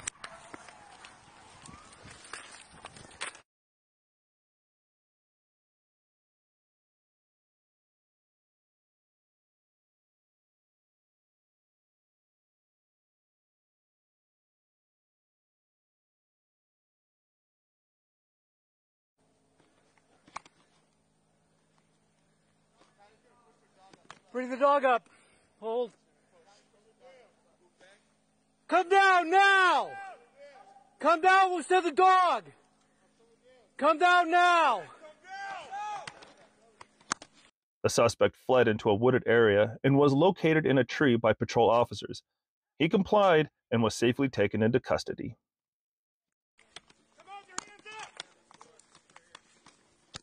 Right here, right here. I got it. A visual, visual. That's him. That's the one I saw too. I got taser deployed. Put your hands up.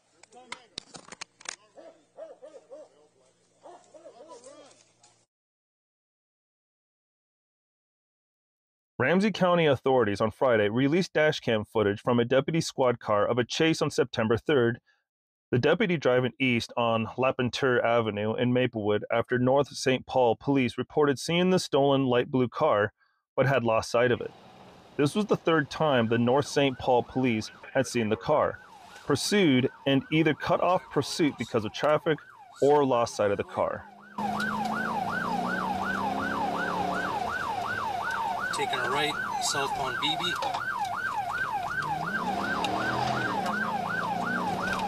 The video picks up about 20 minutes after North St. Paul police reported the car's location. The Ramsey County deputy cuts north on Van Dyke Street and turns right on North St. Paul Road. It's about 3:40 p.m., overcast with a light rain falling. The deputy spots the car and activates his lights and sirens and begins narrating the directions. It's occupied at least 3 times. And we're in the parking lot of Mounds Park Academy.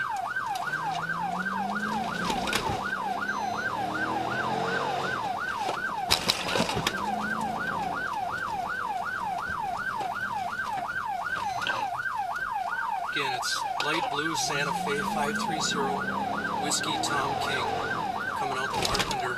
Let you know we're in westbound Larpenter.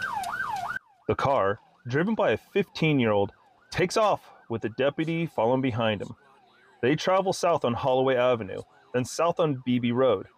The teen attempts to lose the deputy in the parking lot of Mounds Park Academy, speeding through parked cars to the other side and then turning west on Lapenteur. County supervisors at work, correct? 2268 copy, Ramsey, Jameson, assisted with all vehicles. 2260 copy. The car picks up speed. Police estimate speeds reach at least 90 miles per hour, passing cars on the 2-lane road, running through stop signs and an intersection. The deputy asks if any other officers is near to get in front of the car and to put out stop sticks to puncture the tires and to end the chase. No one is immediately available. I'm going to back off when they get up to Phelan, so I'm not pushing them.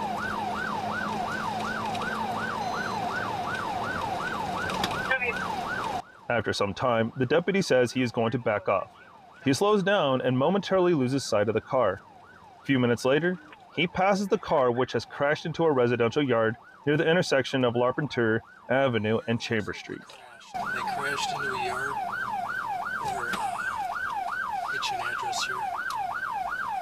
Your incident has been updated. One running, white t-shirt. The deputy reports the crash, exits the vehicle, and can be heard yelling, "Get on the ground!" several times. He reported that 3 people were running south, 2 passengers, Elijah Thomas, 15, of Oakdale, and Marcos Paramo, 14, of Maplewood, died in the crash. 2 of the 3 that ran away were stopped, but the 3rd got away, only to be taken into custody later that night. The Ramsey County Attorney's Office has charged that teen, who has a record of auto theft, with 2 counts of criminal vehicular homicide. He also faces a charge of fleeing a peace officer and 3 counts of criminal vehicular operation. On May 28, 2024, I responded to a pursuit in progress by the Woodruff County Sheriff's Department that was traveling north on State Highway 145 through downtown McRory that was headed in my direction.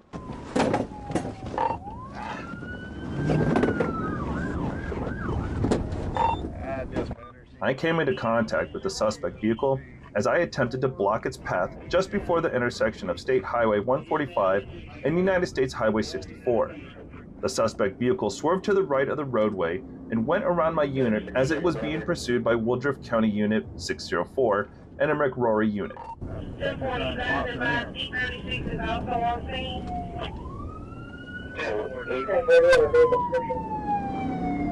Pull over! It's going to be a tan Kia, Tennessee temporary, Queen 97, Robert Lincoln 98.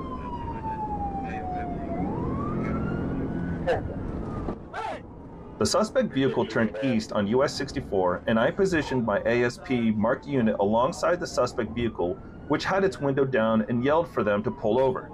The suspect made eye contact with me and turned her head straight and continued to pick up speed.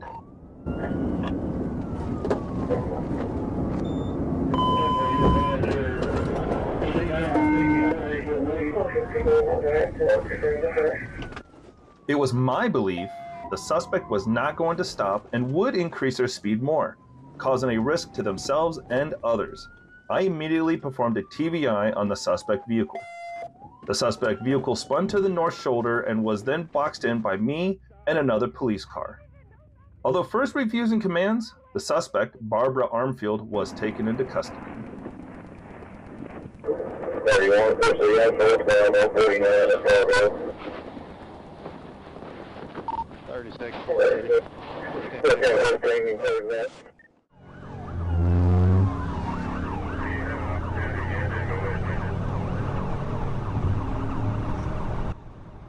The chase began after officers spotted the Jeep Compass traveling at speeds in excess of 100 miles per hour. When they attempted to stop it, the Jeep began to behave in an extremely dangerous way and continued to increase its speed.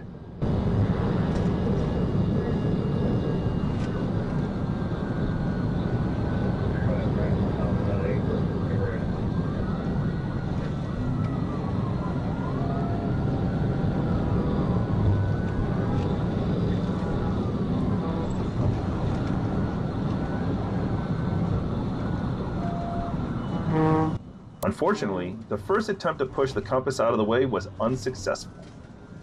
After the suspect began traveling at 125 miles per hour on the side of the road, the decision was made to take the opportunity to stop him.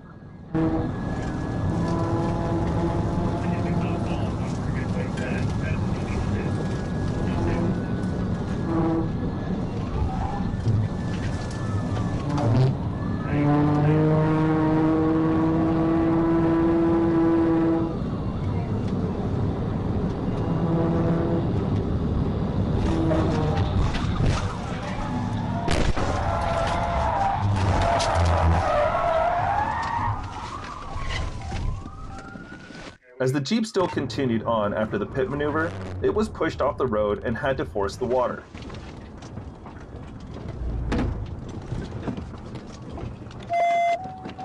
But as the Compass height is small, the water got into the engine and it got stuck. The suspect got out of the vehicle and ran across the highway.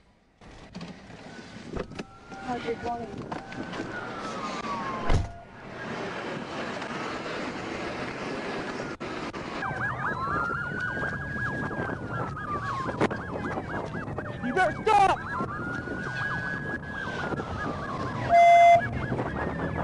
Caught him 200 meters away in the parking lot of a Burger King. What? On October 27, 2022, at approximately 7 p.m., Greene County Sheriff's Department had a red Ford Mustang fail to stop for a deputy and flee.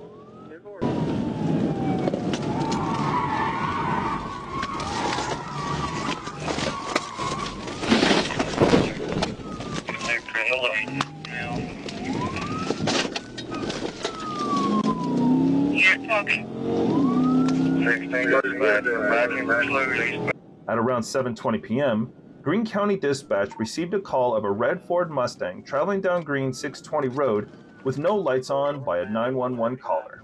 35. Clear right. My front radar opposite direction confirmed 78 miles per hour in a 55 mile per hour zone.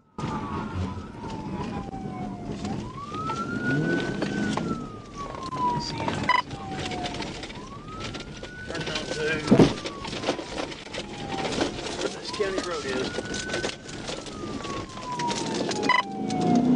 507. Turn on 507. 507. County Road 507. Dispatch notify Marmaduke. The fleeing vehicle turned right and began traveling eastbound onto Green 507 Road. I passed the turn and proceeded onto a gravel portion that reconnected with Green 507 Road. We continued eastbound, reaching a top speed of approximately 122 miles per hour. Adam out of John, 84 David. AIJ 84D, Red Mustang. Adam out of John, 84 David. AIJ 84D, Red Mustang.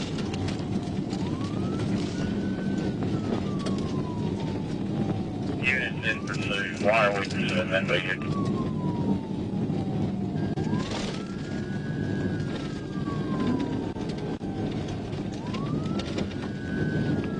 He's traveling 105 on 135. We shut down the pursuit. And that drum's got back in pursuit, but they want to go to the sport. Give him help.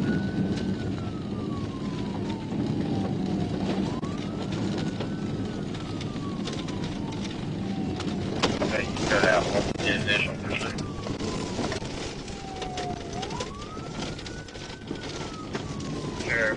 We approached a sharp 90-degree turn and were near State Highway 34. To end the pursuit, I decided to attempt to pit the vehicle before reaching a more heavily traveled paved road.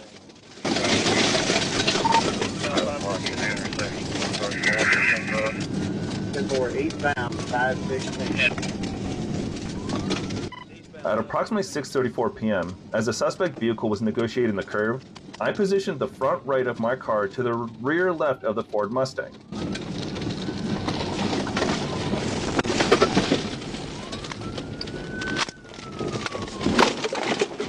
Impacting the rear left with the front right of my vehicle, the fleeing vehicle began rotating counterclockwise. As the Mustang continued rotating, he became partially stuck in the ditch. The suspect refused to identify himself, and we could not get a return utilizing a fingerprint scanner. Once at the jail, he was recognized as a missing juvenile who escaped from a hospital in Memphis after being shot while attempting to steal a vehicle at gunpoint in Paragould, Arkansas. On March 29, 2024, an FHP trooper observed a silver BMW traveling northbound on the I-95 express lanes in Miami-Dade County. The vehicle was observed driving on the left paved shoulder at a high rate of speed, endangering other motorists. Despite audible commands issued through the trooper's patrol vehicle loudspeaker instructing the driver to pull over, the driver ignored them and continued to speed and aggressively changed lanes. The pursuit ensued as the vehicle entered Broward County. Trooper D. Rosario was first who saw the suspect.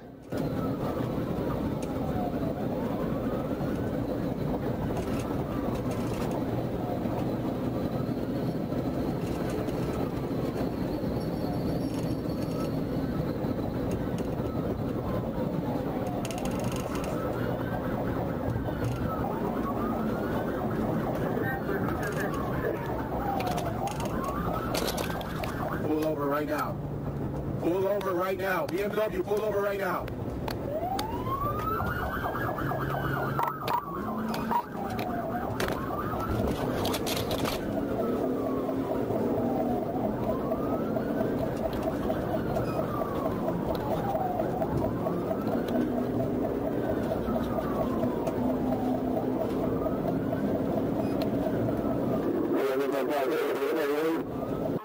Due to the chase location, speed, and unpredictability of the suspect, it was not possible to use spikes.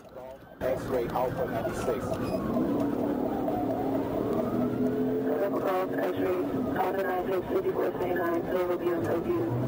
Exposure of 118, 2025, Northbound, passenger 36. Speed weather and traffic.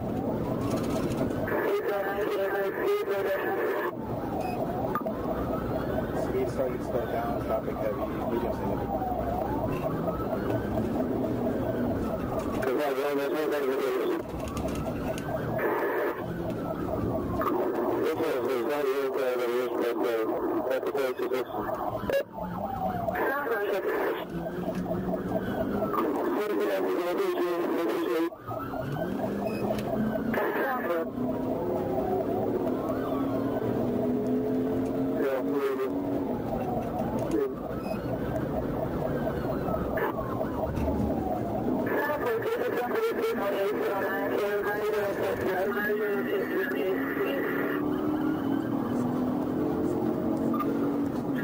Northbound, passing on 51st Street.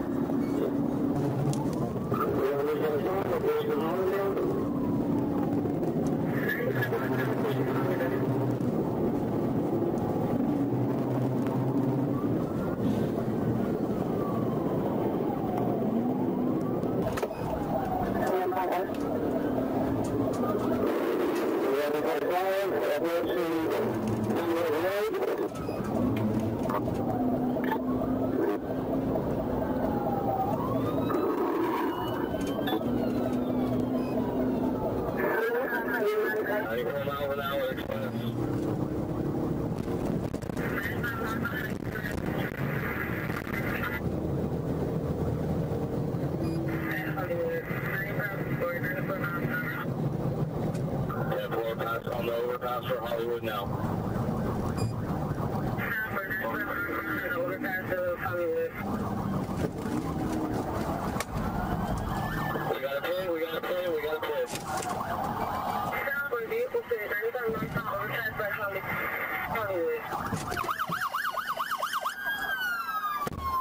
An FHP trooper used a maneuver to force the fleeing BMW to abruptly turn 180 degrees and stop. But when Maxon lost control, BMW collided with 3 other cars, according to Rosario. The driver, identified as Jacqueline Maxon, is facing charges of reckless driving, fleeing and eluding police, and resisting an officer without violence. She was transported to the Turner Guilford Knight Correctional Center with a bond set at $8,150. Miami-Dade County Circuit Judge Michelle Ashby Delancey is scheduled to preside over the case. Maxon's arraignment hearing is scheduled for 9 a.m. on April 29th. What, is it because of the airbags? Just thrown to the ground and Well, what are you expecting? You're running from us. I know that. You just asked me. And when I'm bringing you out of the car, you're holding yourself. You're texting and I was trying to pull you out of the car.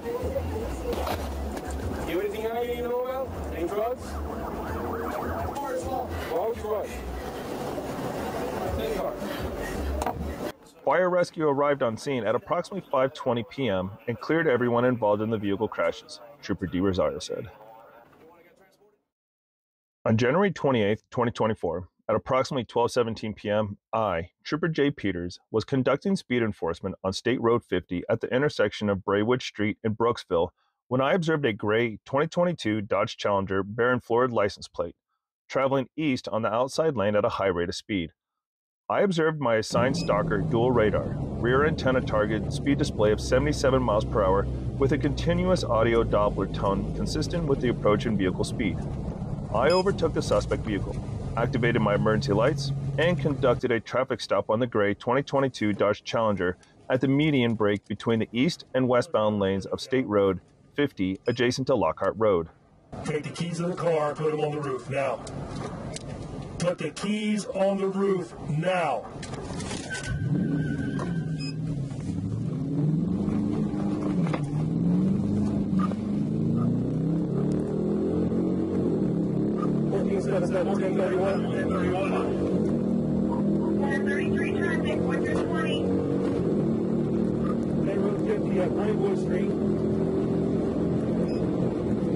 Prior to approaching the suspect vehicle, I conducted an FCIC-NCIC query of the attached license plate, which returned PV Holdings as the registered owner.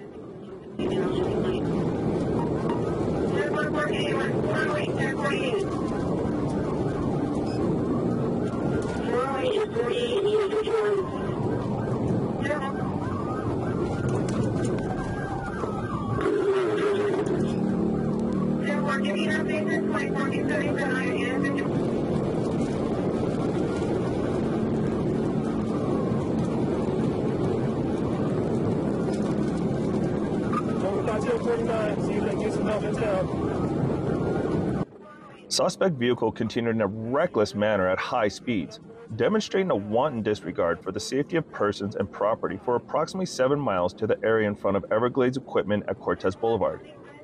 An unsuccessful pit attempt was executed by Trooper B. Hoglin that redirected the suspect vehicle westbound on State Road 50. Oh, you cross the median, grass median. Single spot whiskey, single spot whiskey. Hit, hit, hit, hit, hit, hit, hit.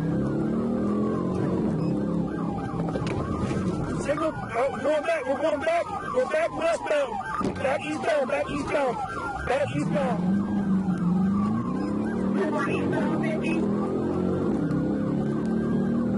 Who was that ahead of me? Who was that?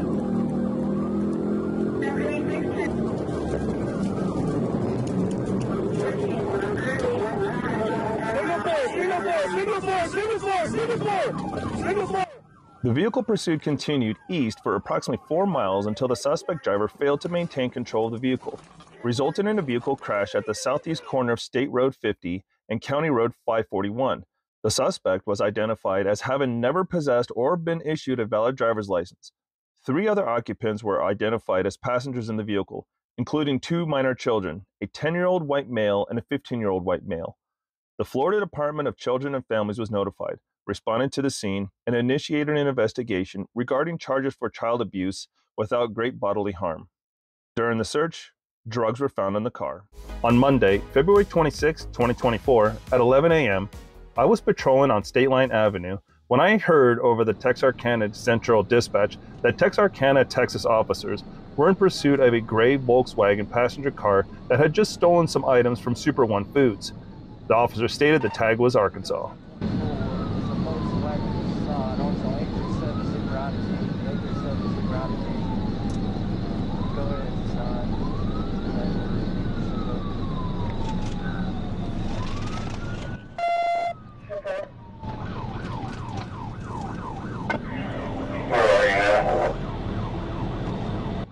At 11:05 a.m., I attempted to catch up to the vehicle. I observed the vehicle to be speeding, driving across the fog line, and driving on the right shoulder. I then used my radar and observed it was traveling at 96 miles per hour. I had my emergency lights and sirens on, and the vehicle failed to stop. We traveled at speeds around and over 115 miles per hour, with my top speed reaching 131 miles per hour on the interstate.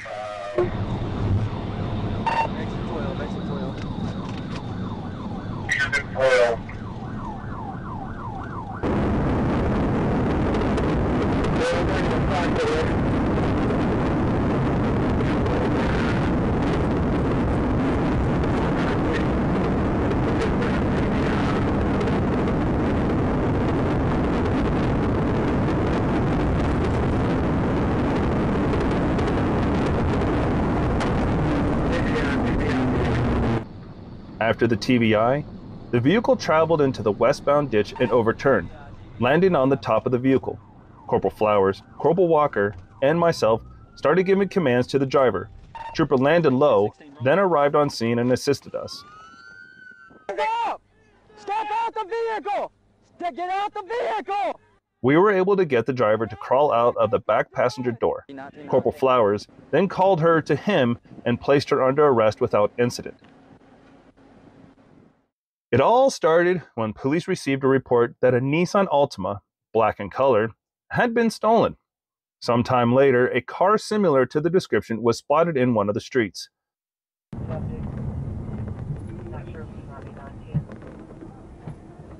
There's a bunch of people here.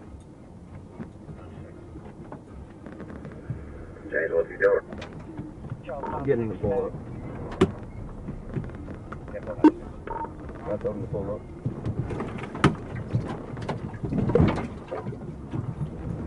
Cannot pull up. He's turning down. A couple of police crews went to the scene to arrest the suspects. After arriving on the scene, the Nissan began an escape attempt.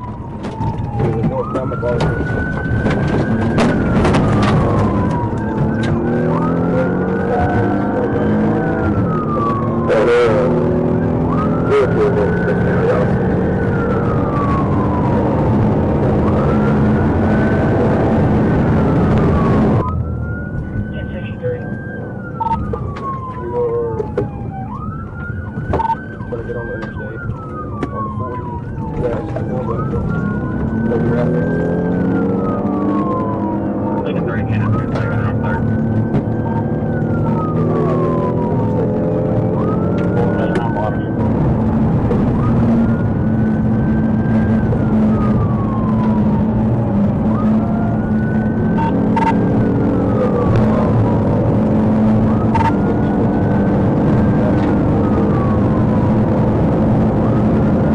At one point, the speed of the chase was 120 miles per hour.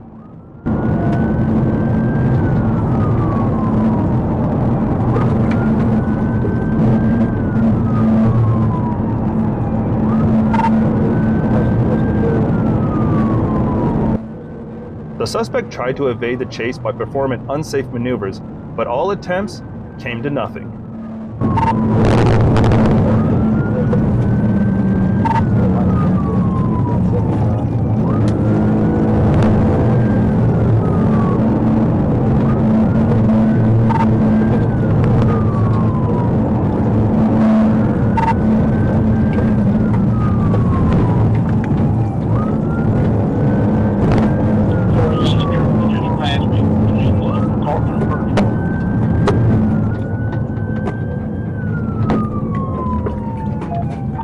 Westbound, past the hospital, they'll probably come out. Pulling into a parking lot. Right here by the hospital. Going down, they're pulling into a parking lot. Stay in the car, show me your hands! Get on the ground! You're gonna get ground! At this time, the suspects drove to the parking lot of their home, where they were apprehended.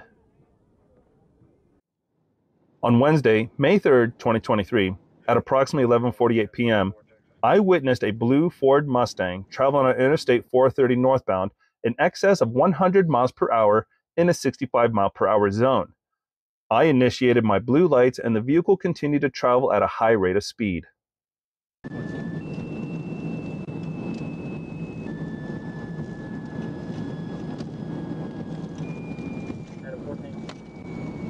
Black Mustang, unreadable tags, 430 north, the 9, they were at 109. Taking Rodney Barham right now. As we approached Breckenridge Drive, I notified State Police Dispatch that I was in pursuit. The vehicle turned onto Breckenridge Drive at a high rate of speed and blacked out its lights before turning into Breckenridge Square Apartments. 1037.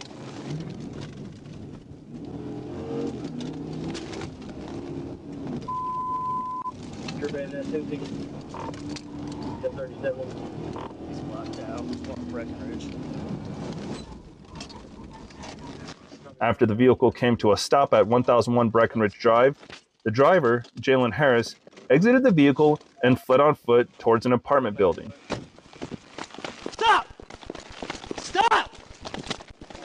Harris fled up a flight of stairs to the second story of the apartment building and attempted to enter an apartment but was locked out. Hands up! Hands up now! 3, 2. Hey, wait! Down on the ground! Harris was then placed into handcuffs behind his back. I don't have anything on me. I don't give a shit. I know. What's wrong, Go back inside, please. Please tell me what's wrong. I was speeding, Mom. I was speeding. The handcuffs were checked for proper fit and double lock. I then placed Harris in front of my patrol car and conducted a search of his person. What's going on? Get my car. You're going to jail. Get in my car. I'm not fucking telling you again. Get in my damn car now. Harris was then placed into the back seat of my patrol car, and I conducted an inventory of his vehicle prior to being towed. While conducting the inventory, I located a marijuana grinder in a tan Crown Royal bag inside of the vehicle's glove box. On April 23, 2024, at approximately 2:38 a.m., I, Trooper Logan, was on a traffic stop with my emergency lights activated on Gandy Boulevard, just west of I-275 on the right shoulder in Pinellas County, Florida. I then observed a white F-150 truck bearing Florida license plate traveling east on Gandy Boulevard. It passed my patrol car at a high rate of speed, well above the posted speed limit. I then attempted to overtake the white truck.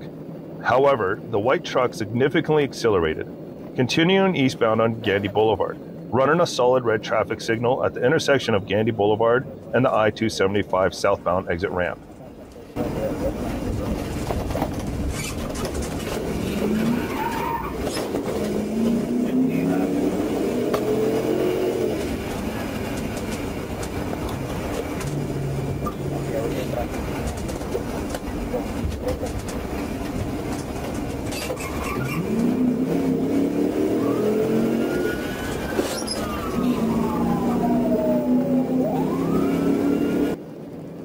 I attempted a traffic stop on the white truck by activating my emergency lights and siren in my fully marked and authorized patrol car.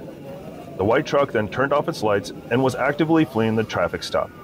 At this time, due to the reckless and wanton disregard for public safety demonstrated by the driver of the white truck, I initiated a pursuit and notified Tampa Bay Regional Communications Center of my location and a description of the reckless vehicle that I was pursuing.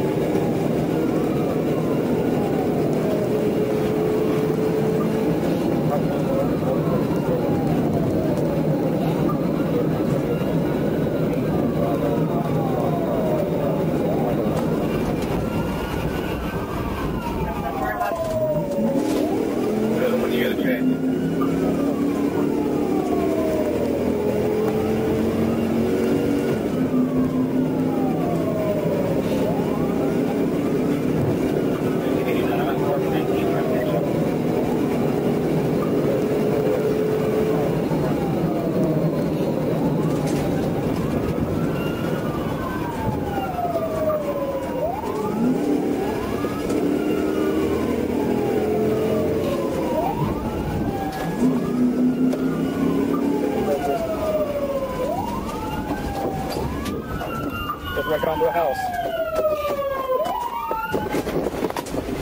Let me see your fucking hands! Hands! The white truck continued westbound on Park Boulevard, traveling through the intersection of Park Boulevard and 49th Street North at approximately 100 miles per hour. The white truck attempted to make a left turn onto 63rd Street North, but failed to negotiate the turn. As a result, the front of the white truck collided with a building located at 6300 Park Boulevard. No, I'm not asking you to talk. You gonna take a breath test, yes or no? No. Okay. If Man, take me to jail, bro. I gotta read this to you. No disrespect. I know. Rights are all. You. After running the driver through FCIC and CIC, I was notified that the driver's license was suspended with 2 prior convictions for driving while license suspended. The driver had several active felony warrants out of Pinellas County, Florida. On December 6, 2023, at approximately 12 p.m., I was stopped at a red light on Pensacola Boulevard northbound in my fully marked Florida Highway Patrol Dodge Charger. I observed a newer copper-colored Nissan Altima bearing a Florida license plate. The vehicle was a rental vehicle registered to Ian Holdings LLC.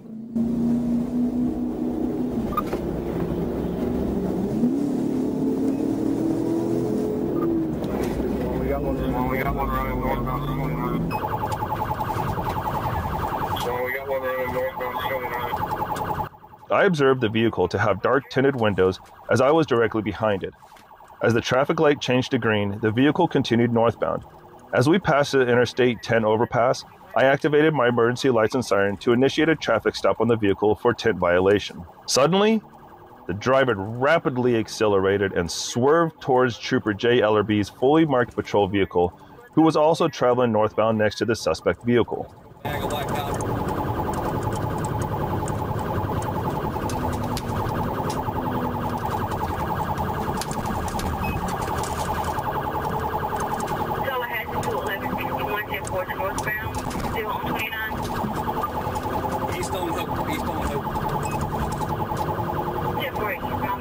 As the vehicle entered the parking lot, I observed an object thrown out of the passenger side window that appeared to be a Ziploc-type bag with a light-colored powdery substance.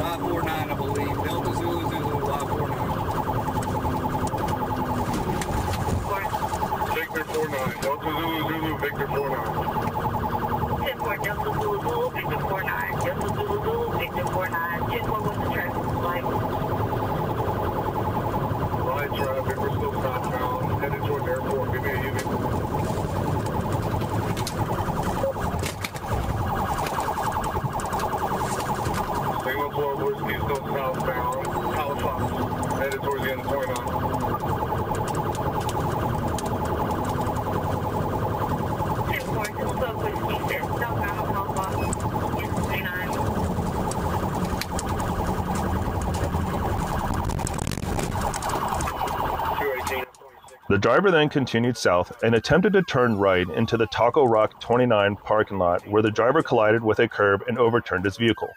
The driver and sole occupant immediately exited the vehicle through the rear window and surrendered. He was placed in double-locked handcuffs by K9 Trooper Ellerby and later was placed in the rear seat of my marked patrol vehicle. A probable cause search of the vehicle revealed: near the rear window of the vehicle, one Glock 17 pistol modified to fire in fully automatic capacity. Within the passenger compartment, I located 741 grams of green leafy marijuana along with multiple digital scales and multiple boxes of plastic sandwich bags.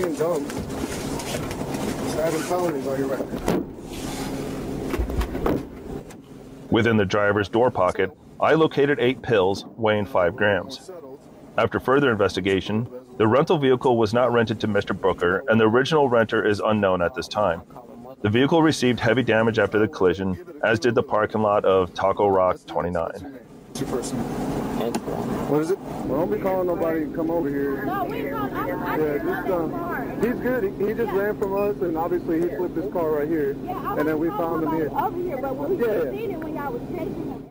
On June 6, 2024, at around 11:29 p.m., I was stationary on Interstate 40 westbound near the 282 mile marker.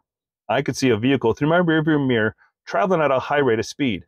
I activated my rear radar and clocked the SUV. I received a positive reading on the digital display of 86 miles per hour in a posted 65 mile per hour zone. As the vehicle passed me, I activated my front radar, and the reading was consistent with the one in the rear. I drove from the shoulder to catch up to the beige Cadillac SUV. After exiting at Mound City, I activated my blue lights and the SUV stopped.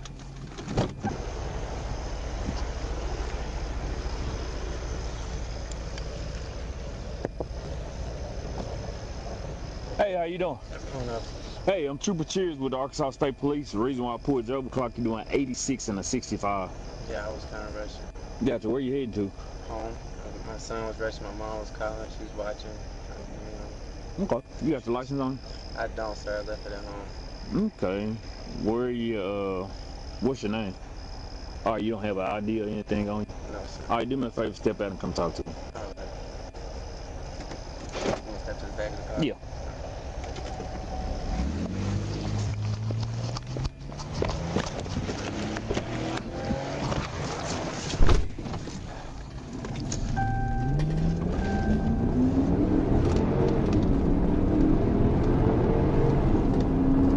I advised him to step out of the vehicle and come talk to me.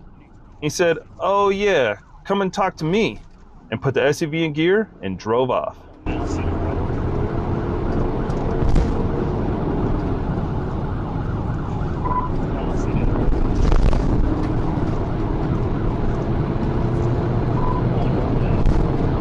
While north on Mound City Road, the suspect turned his lights off and began to drive recklessly, weaving across the road.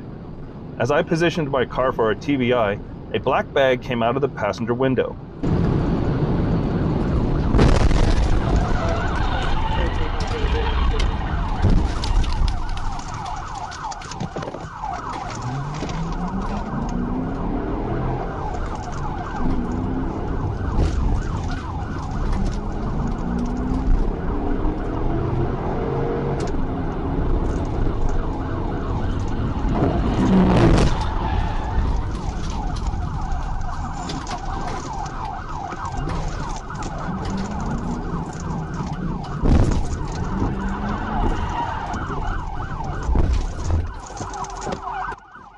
After the vehicle was settled, a felony takedown was performed.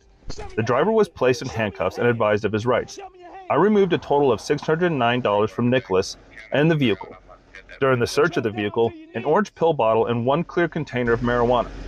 Due to my vehicle needing vehicle maintenance, after I changed the tire, I returned to the location where the bag was thrown out the window. While traveling, I observed a green Chevrolet Camaro appearing to be traveling greater than the posted speed limit of 55 miles per hour. I then activated my front opposite direction radar and clocked the vehicle traveling 89 miles per hour. I then conducted a 3-point turn to turn around and pull the vehicle over. While making the turn, the vehicle accelerated and began traveling faster to avoid me. I activated my emergency lights and siren and gave chase.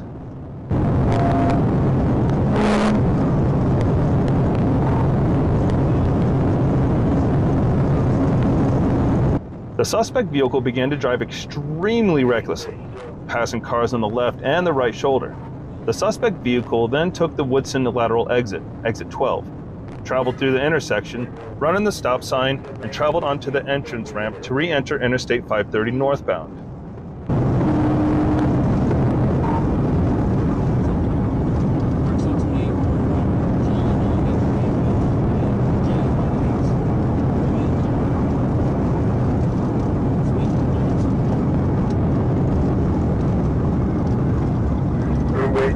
While still fleeing, I positioned my vehicle to perform a TBI, but the vehicle began to slow and started easing over to the left shoulder.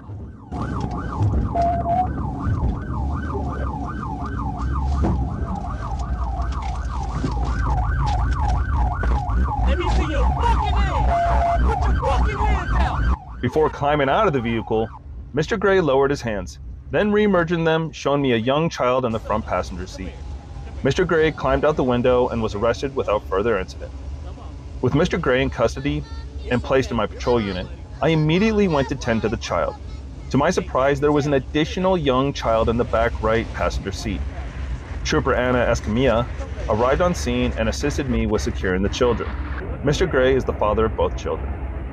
A strong odor of marijuana was coming from the vehicle. While searching the vehicle, 157 grams of individually packaged clear plastic baggies were in Mr. Gray's backpack with his clothes inside. On Friday, July 7th, 2023, at approximately 10:40 p.m., I was traveling westbound on Asher Avenue when a black Tahoe passed me traveling well over the posted speed limit. I activated my emergency lights and caught up to the Tahoe on Asher Ave as we approached the intersection with University Ave. Once I caught the Tahoe, the driver, later identified as Marvin Jenkins, reduced his speed but continued traveling west on Asher. 650 ZNC, it's a black Tahoe. Passed me at about 90, still rolling towards University.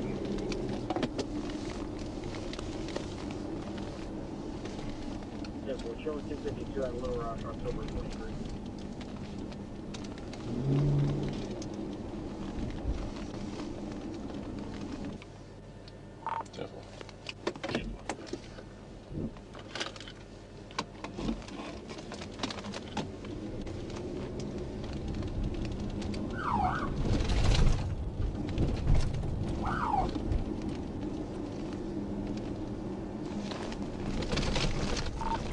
Looks like they might be pulling into the Circle K.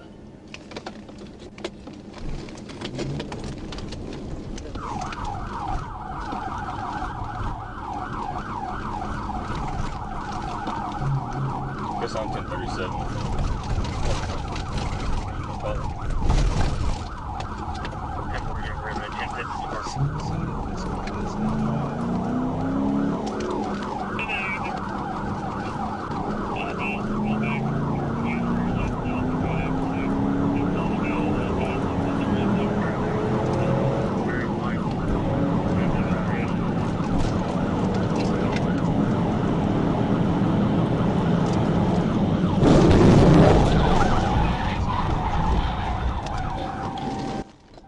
I performed a TVI by using the driver front corner of my TVI bumper to make contact with the passenger rear quarters of Jenkins' vehicle.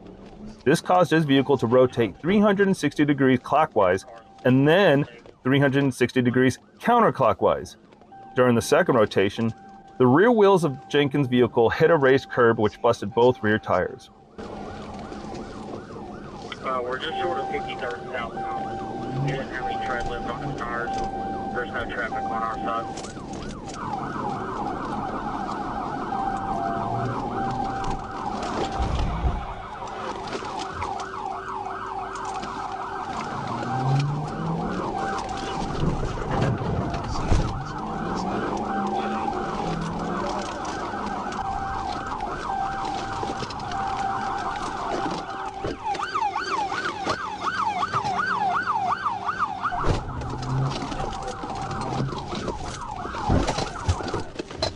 Get out of the car!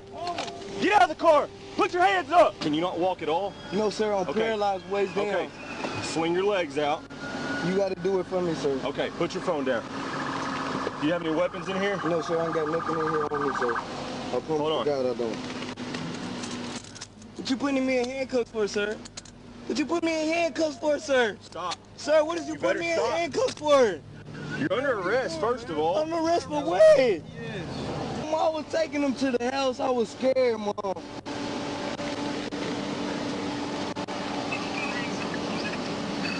Jenkins pulled into the Quick Food Mart at 5102 University, where he ended up stopping just before re-entering University Ave. I made contact with Jenkins and placed him in handcuffs without further incident. Due to Jenkins' serious medical conditions, all present prior to this incident, And figure out where we're gonna go from there, okay? You passed me going like 90 on Asher. I was not going on 90, sir. The wheel though. Trooper Duncan made contact with staff at the Pulaski County Jail inquiring about their ability to facilitate his medical needs. Trooper Duncan obtained a written refusal for admission, which stated they could not fulfill his medical requirements. The video begins with Trooper Kennedy going to the assistance of other police officers to intercept a stolen Ford F-150. As at that moment, the chase was led by the only policeman on a motorcycle, who, of course, could not do anything with the stolen pickup truck. We're westbound 123, East Keys, back to the 10.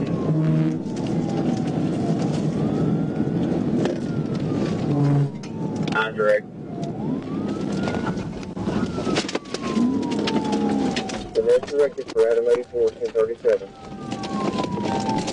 Off the median over the north. The driver of the pickup tried to realize his clearance advantage to cross the ditch, but as the video shows, even motorcyclists did it without problems.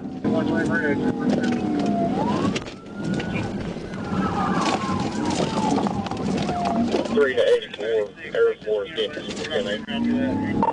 We're going south on the road. We're going back over the fast. South on Reynolds. First chance I got. Little Rock getting 10 calls. We're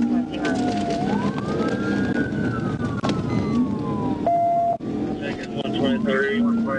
Going back eastbound, South Service Road. Getting on the South Service Road and headed back east. South Service Road headed east. He got back on 30 eastbound. Another attempt to break off the chase by using a ditch, but again, the suspect was too predictable. Traffic's still pretty heavy. Coming up on the 124 heavy traffic.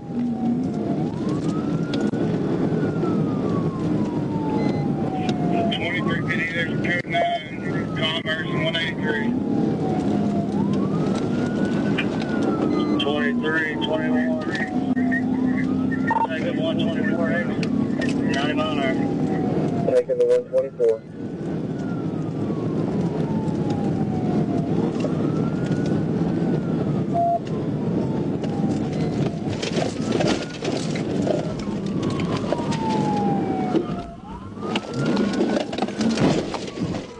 TBI South Service Road 124. TBI South Service Road 124. Given the heavy weight of the Dodge Charger and the pickup's empty body, it was able to be pushed off the road without any problems. The suspect was apprehended and taken to jail. Timber, copy, we're up. May have 1015. We're up, 1054, 1255. Appreciate it. Down 9 direct.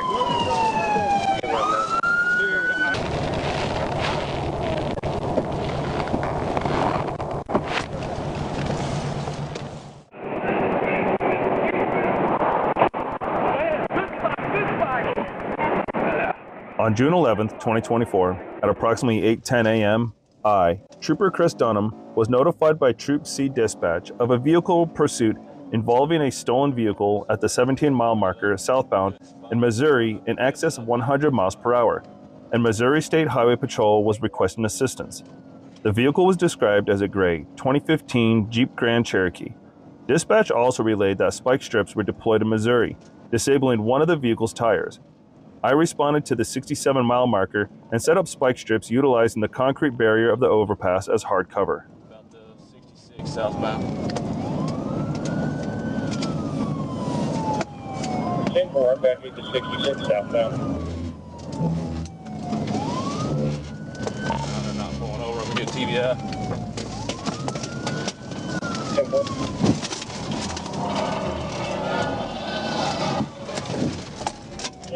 I moved to the vehicle's left side and performed a successful TBI on the fleeing vehicle, causing the suspect to spin to the left into the cable barrier roadside and became disabled. The vehicle was later confirmed to be stolen out of Champaign, Illinois. McDaniel was transported to the Mississippi County Sheriff's Office and charged with felony fleeing, theft by receiving, reckless driving, driving on suspended. On March 28, 2023, at approximately 4:40 a.m., I was patrolling the area of Fair Park Boulevard near Interstate 630 when I observed a black Nissan Maxima bearing Arkansas plates sitting at a red light waiting to merge onto I-630 West. The license plate showed the registration to expire in April 2022.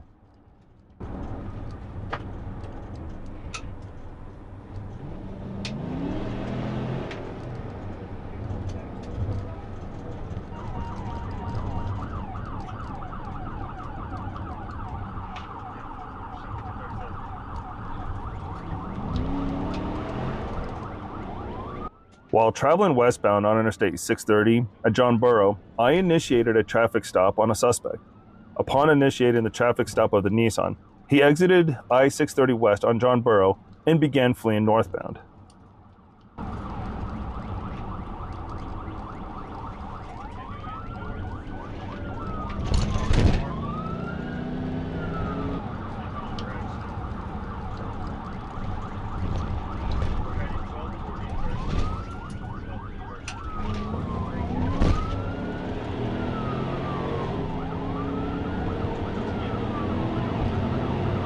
While fleeing on the city streets, he was driving very aggressively and at speeds in excess of 100 miles per hour in an attempt to evade.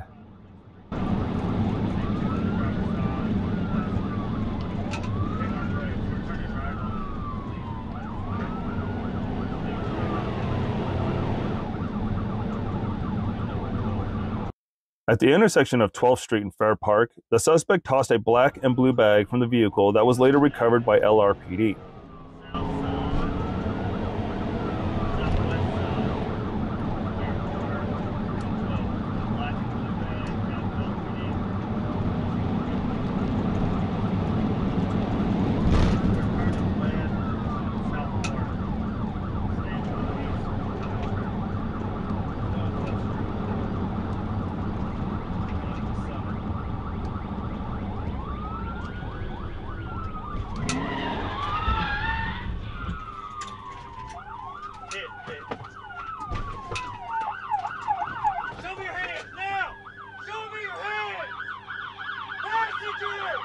Facing away from me.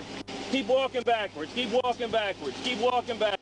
Shortly after the bag was tossed from the vehicle, I was able to perform a TVI on the car, bringing the fleeing vehicle to a stop. All occupants in the vehicle were taken into custody without further incident. Upon talking with the driver, she stated that she wanted to pull over. However, the passenger had a gun threatening to shoot her if she stopped. Inside the recovered bag was a Ruger .25 caliber pistol and a homemade plastic bottle used for inhaling narcotics.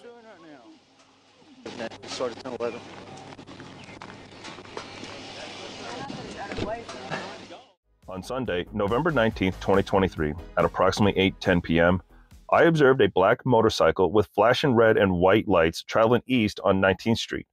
I caught up to the motorcycle and initiated my emergency lights.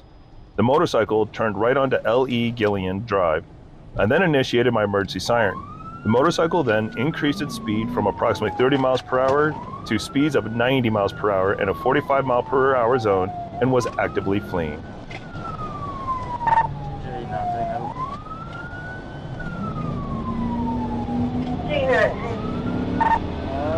Time to get a motorcycle stop, 49.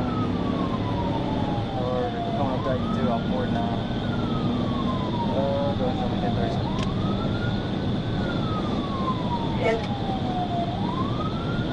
Notify TPD and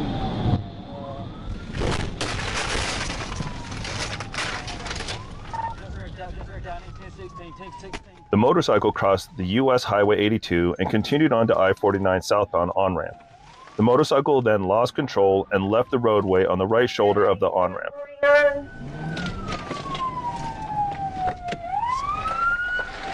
Stop right there! Stop! Stop! Show me your hands now! As I reviewed my dashcam video, I observed that Mr. Dumb appeared to hide something in the wooded area next to where he crashed. I went and looked in that area and found the backpack Mr. Drum was wearing. While putting the belongings inside the backpack, I observed a black and brown RG-23-22 LR revolver that was loaded lying in the ditch close to where Mr. Drum was. Details of the chase are not known. Officer Markeith Neal joined the chase to assist other police officers in stopping the Toyota Camry. Northbound turn on Hazel, speed approximately 50 miles an hour.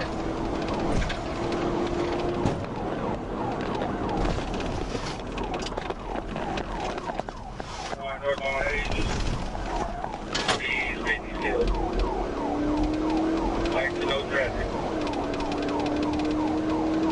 Just turn back east on 13.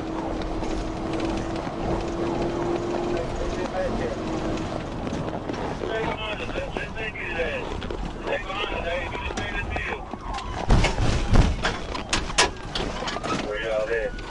You giving us updates?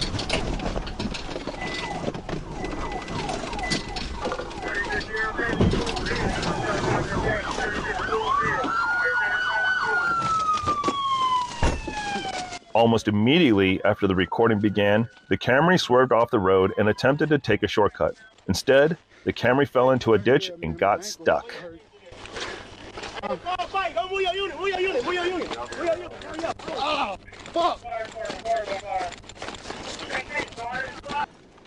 After a foot pursuit, the suspect was apprehended because the Toyota's exhaust was too hot. The grass underneath caught fire. It all started when police discovered a Porsche Panamera whose driver was suspected of being the shooter. The officer in the recorded car drove into his path and became the primary officer in the chase.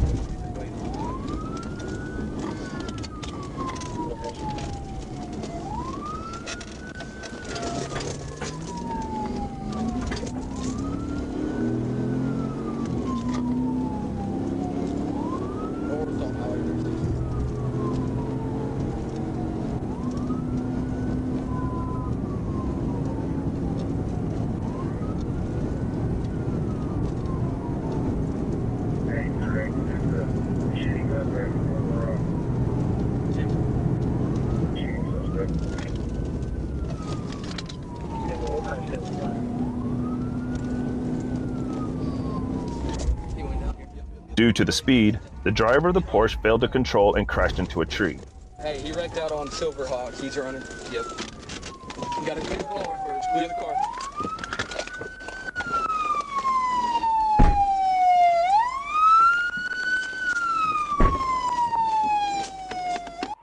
Wanted out of Pulaski County for questioning, the driver was allegedly Amir El Meher, who crashed on Highway 365 in Silverhawk. Suspect ran on foot and was not captured.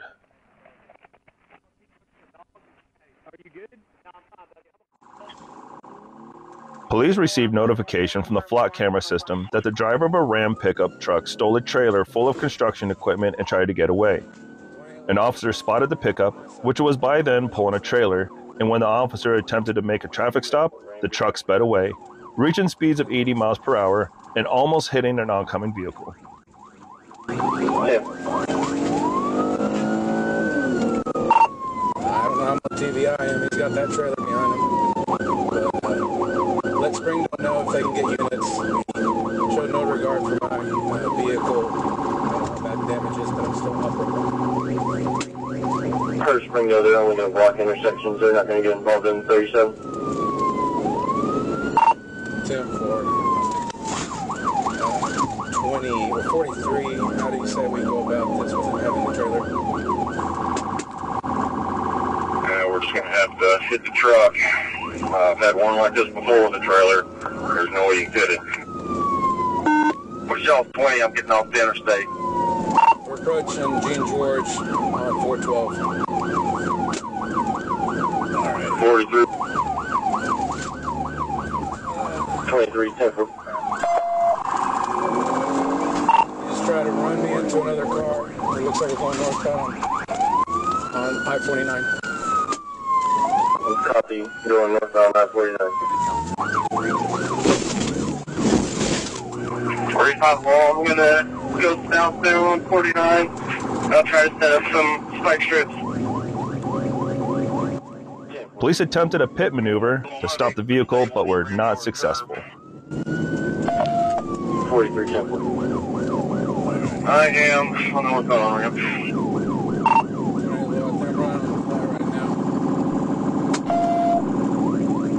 I'll be secondary here in a minute.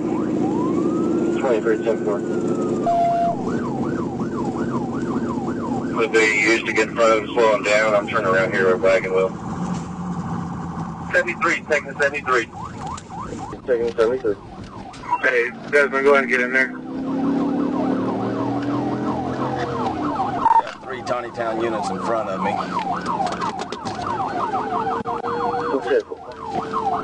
Okay, he is going westbound on Elm Springs. Okay, for westbound on Elm Springs.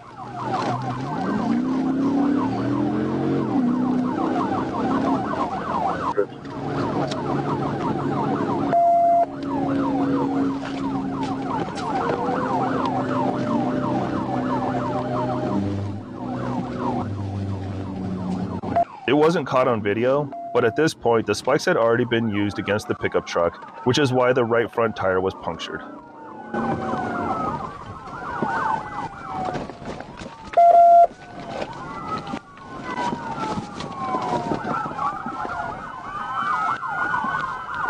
to box him in. I'm just trying to box him in.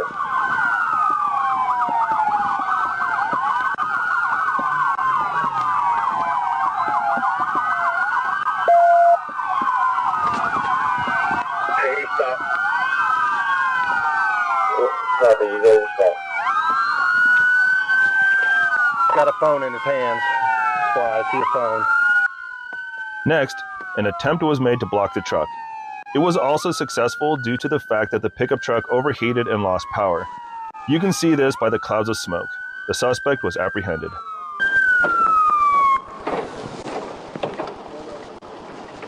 Boy, loading cancel. It's just can't freeze it.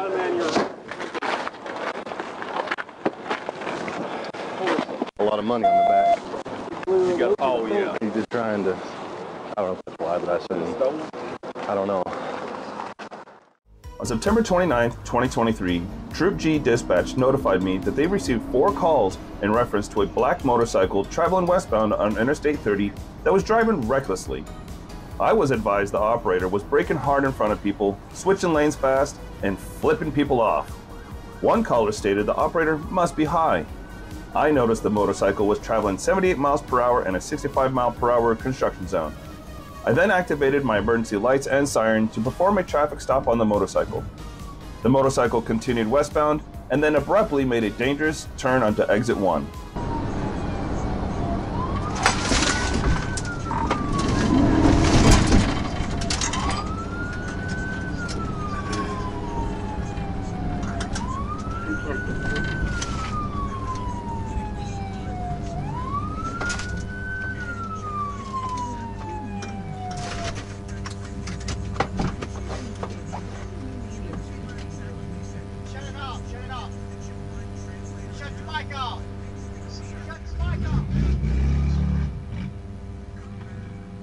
The motorcycle stopped at the Jefferson Avenue stop sign in the middle of the lane. I ordered the operator to turn off the bike. The operator nodded his head and put the bike into first gear. I then pulled out my taser, but the motorcycle then continued straight onto the service road.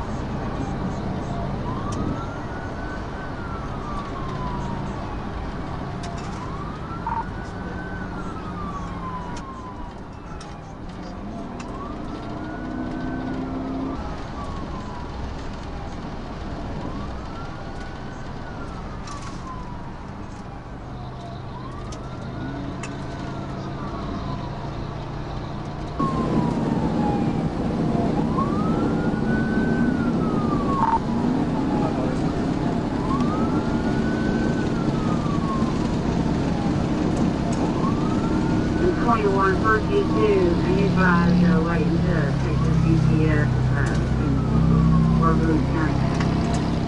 Legally on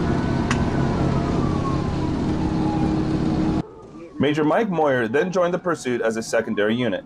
The motorcycle continued west on Interstate 30, making dangerous lane changes while overtaking vehicles on the road. Major Moyer and I attempted a box-in technique, but was unsuccessful. Go ahead and try to get it stopped if you can.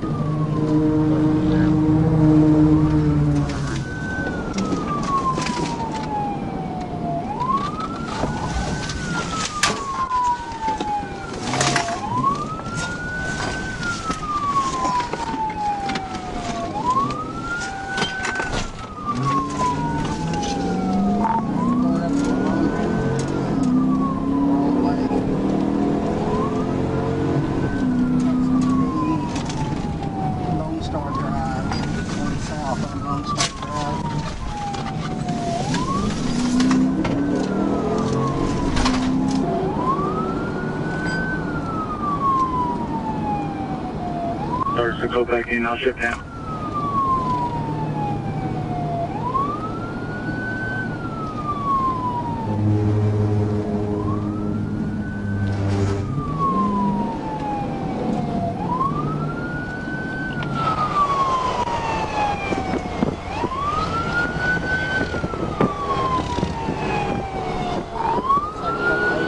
Trying to help me out and get him stopped.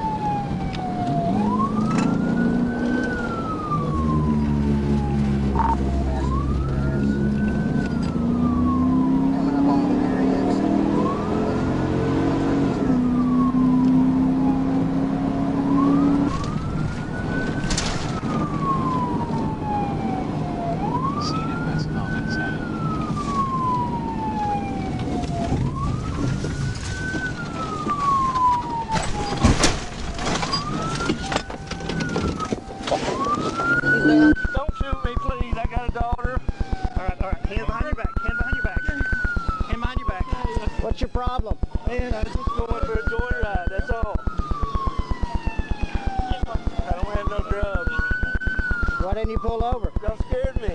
Scared you? Yes, sir. We got multiple complaints on you. Doing what? Driving reckless on the interstate. I see you, you're speeding. I didn't notice that you was the Arkansas State Police. I was coming to the 213, honest, and I couldn't find the exit. What about the first time you missed it? Huh? What about the other 10 exit you missed? 10 exit? Yeah, you were on the exit. You should have just pulled over to the shoulder. I then used my bumper to contact the motorcycle's rear right saddlebag at 12:19 p.m. This contact caused the rear tire to lose and then regain traction quickly. The operator was handcuffed, and I located a Smith & Wesson pistol in his front waistband. The operator was identified as David Rourke. Rourke stated that he was scared and that he took some drugs in Arkadelphia that were given to him. Rourke was transported to Christus St. Michael's via LifeNet ambulance. This chase begins when a police officer patrolling the area noticed a Grand Cherokee that was speeding. After attempting to stop him, the driver of the Jeep began to increase his speed and behave dangerously. As it turns out later, he was driving to his house the whole time. He was under the influence of drugs.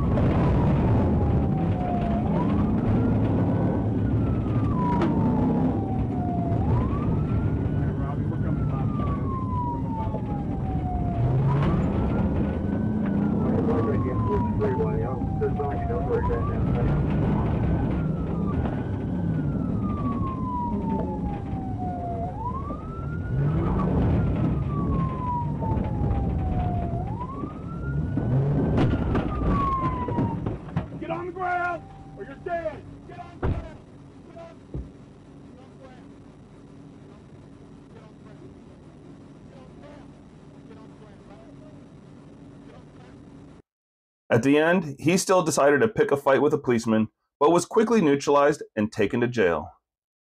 I was sitting at the 15-mile marker turnaround facing eastbound.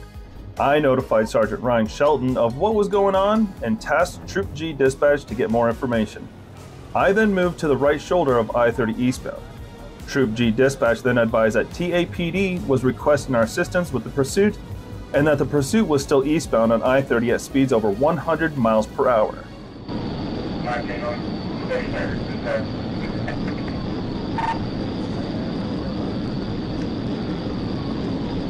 observed a vehicle with flashers come up behind me and almost hit me from behind. I then initiated my emergency equipment.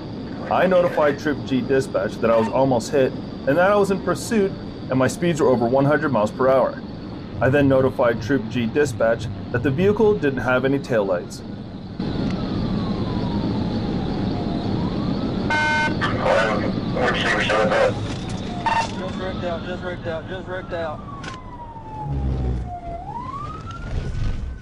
The vehicle then collided with the trees. I initially passed the vehicle after the collision. I turned around and went back to the vehicle. As I got to the vehicle, I observed the vehicle was severely damaged and that the driver had significant injuries. The vehicle was towed by Bypass Wrecker Service, and the driver was later identified as Steve M. Martin Jr. At 12:41 a.m., a Pine Bluff police officer observed a large crowd in the parking lot of Allo Cab's Superstop at 200 North University Drive, where multiple people were shooting guns. The officer reportedly began to chase two of the males he saw shooting after they got into a white Pontiac. This explains the large number of police officers that you will see later in the video. Okay. Stop them, buddy. I think you had a blow right here in front of the 50-mile cabin. This is a bad picture, buddy. We got a trooper coming up there. K9 trooper, go see what's called K9. You get on the radio, you get 28th in the staff.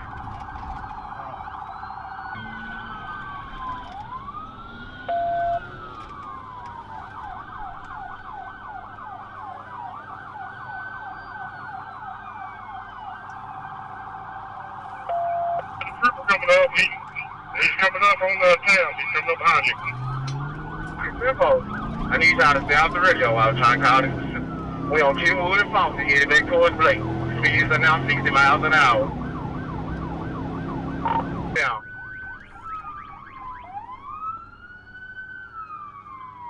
.25 on dispatch.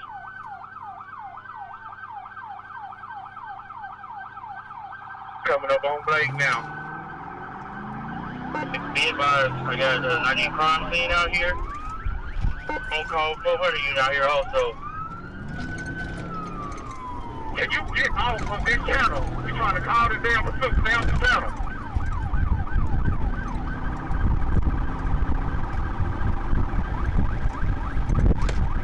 Way into 11. Where you at? On Rose and Denmark, headed towards 17th and Hayes.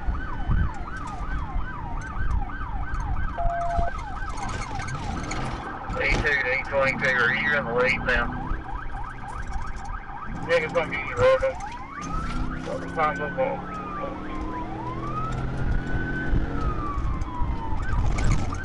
Trooper is attempting to pick him out. He's gonna be right here at Palm 17th and Palm. Heading through the lights right here at 17th and Hazel. Headed east. Trooper take over.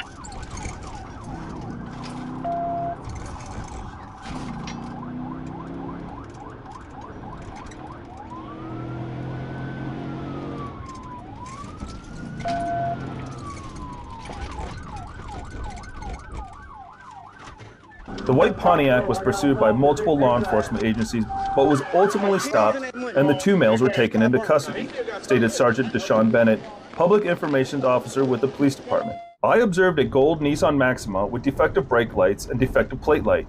A registration check showed the insurance information to be unconfirmed. I initiated a traffic stop on I-30 West after the I-530 North entrance.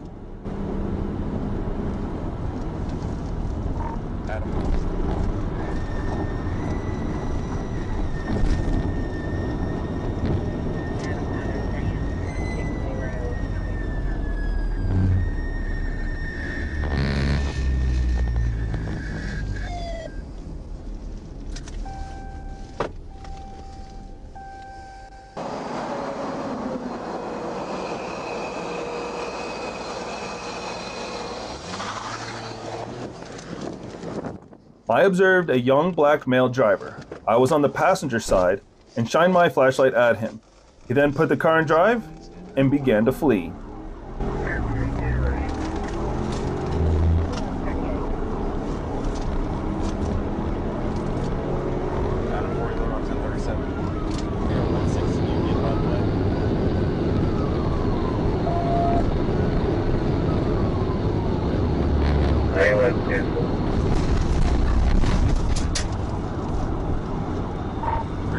You had a missing brake light, no license plate light.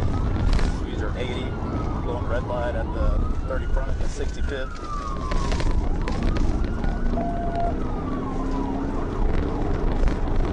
West, speed 120. Coming up to Scott Hamilton. He's going to take the exit. 1022 that. He stayed on.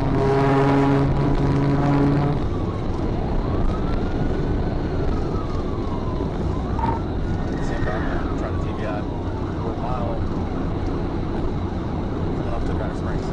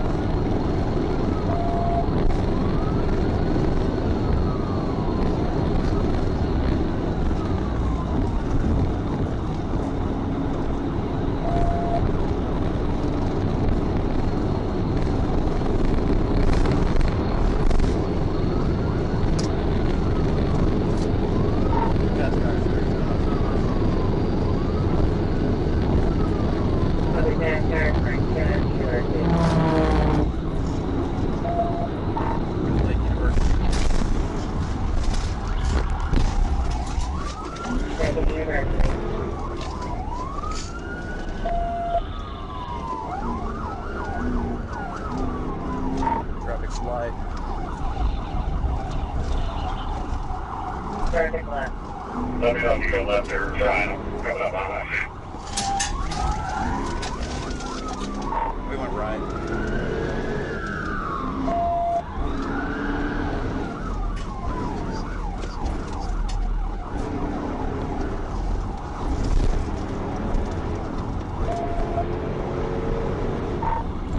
Past the side tag.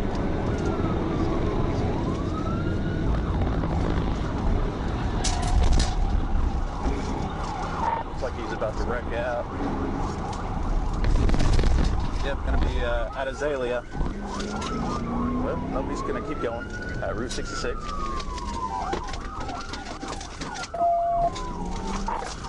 Foothill, Blacktail. The vehicle drove over several curbs, which caused the vehicle to bottom out. It eventually jumped the curb at Chicot and Azalea. The driver then left the vehicle and fled on foot into a wooded area. Inside the vehicle, a black Glock 23 handgun was located on the floorboard. This gun was found to have a metal switch on the back slide. The purpose of this switch was to turn the handgun into a fully automatic weapon.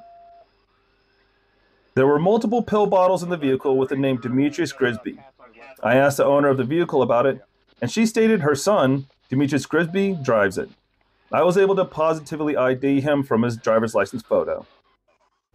This motorcycle chase begins when the police received several complaints about a motorcyclist speeding and swerving all over the road. After some time of searching, the motorcyclist was found. But of course, he didn't want to stop. As it later turned out, the motorcycle was stolen.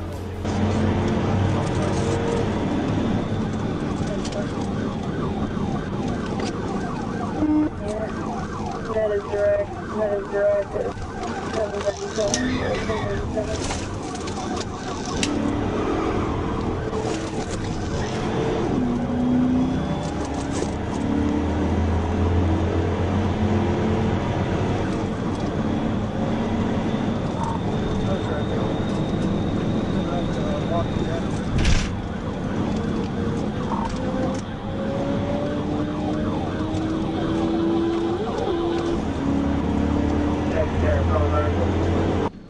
Please note how professionally a police officer drives a 2-ton Charger without having normal brakes for that weight.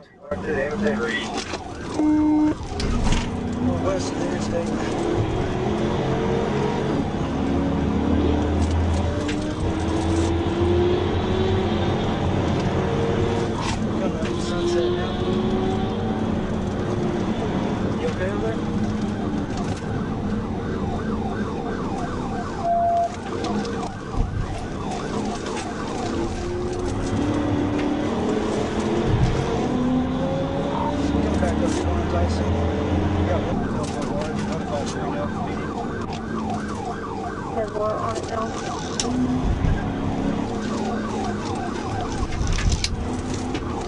damn bitch. Coming up to Don Tyson. Might get on the interstate southbound.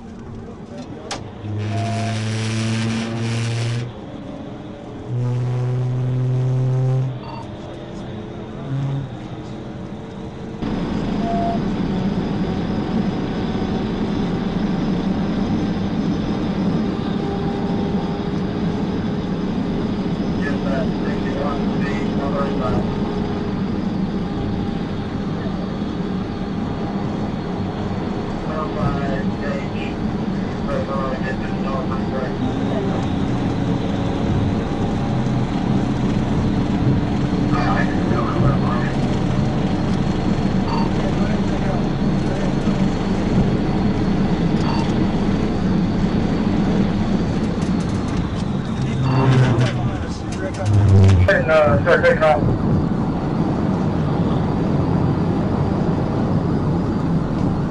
Bring up behind us. Bring up behind us. Get going.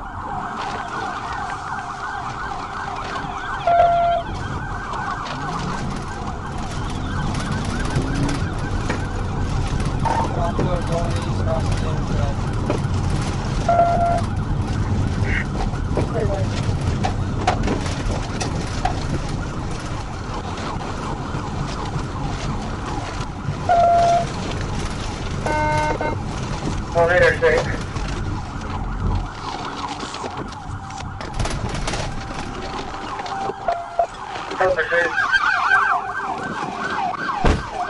Stop! I'm gonna tase you!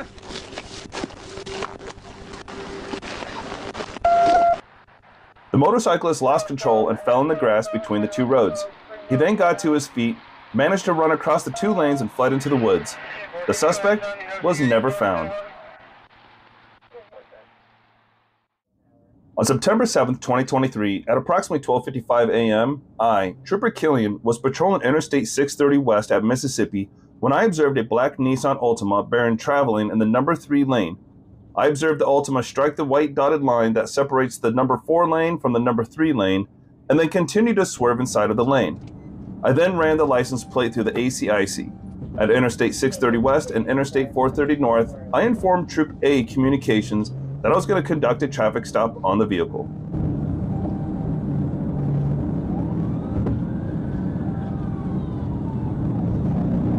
Once I initiated my emergency lights, the vehicle began to accelerate, and the passenger began to throw baggies containing a green leafy substance.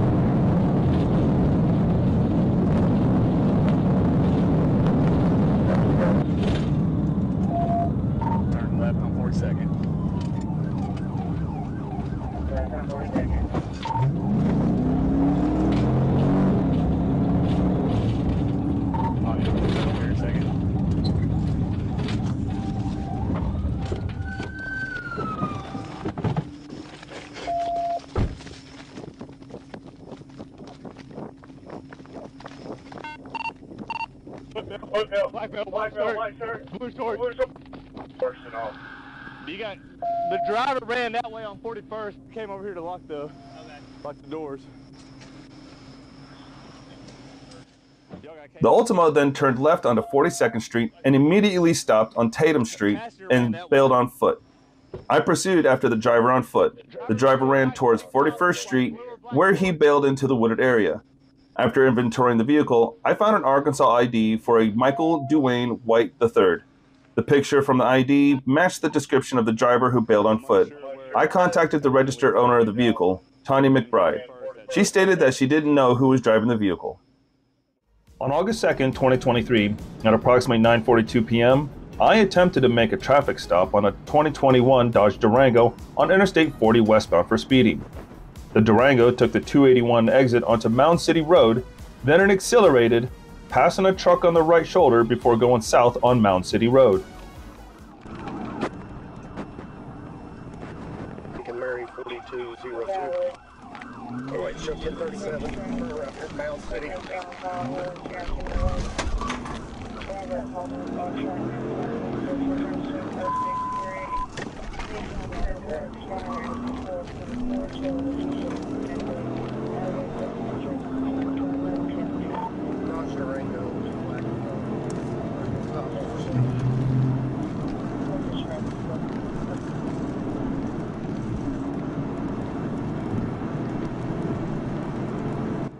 A little bit later, it accelerated at speeds over 100 miles per hour. The Durango approached the 282 mile marker, splitting two eastbound vehicles and pushing one of them to the left shoulder. He continued eastbound on Interstate 40, driving with no regard for the safety of other motorists. After a couple of miles, he slowed by other eastbound traffic, allowing me to use a tactical vehicle intervention on the fleeing Durango.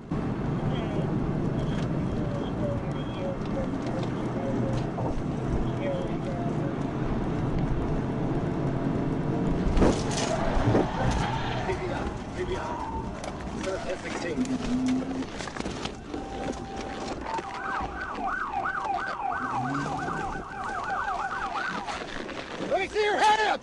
Let me see your hands! Hands up and face away. Close the door. Close the door. Face away. Face away!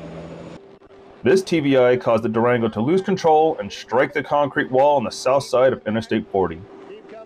The occupants of the Durango were given verbal commands and taken into custody without incident.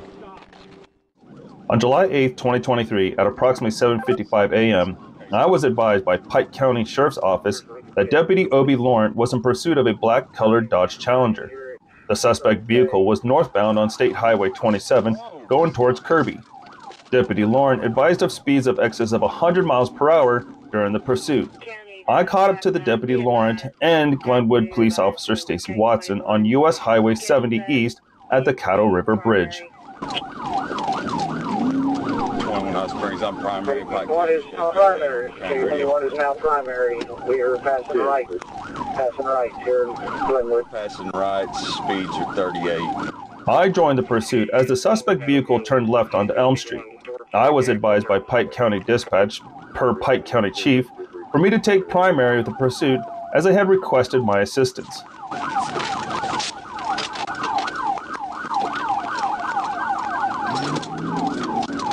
I was wrong. He's now on Broadway. He's down Broadway.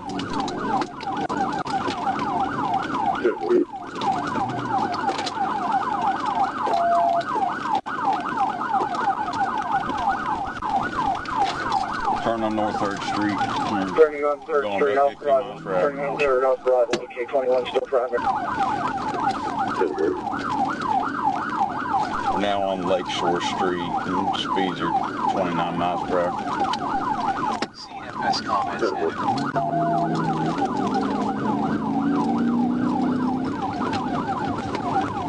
Just accelerated to 44.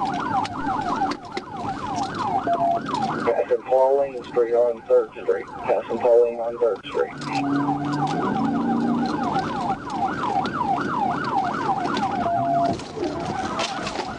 TVI. Successful 10. Successful 10. Myself, Deputy Laurent, and Officer Watson assisted the suspect out of the vehicle and to the ground where he was placed into custody. I asked the suspect when he had last taken methamphetamines, to which he advised, around 11 p.m. last night. While traveling west on Interstate 40 at mile marker 150 in lane 1, the suspect passed me in lane number 2 at a very high rate of speed. I confirmed the suspect's speed at 112 miles per hour in a 65 mile per hour zone. I attempted to initiate a traffic stop. Alright, 1037, we're eastbound, westbound, black, no tags.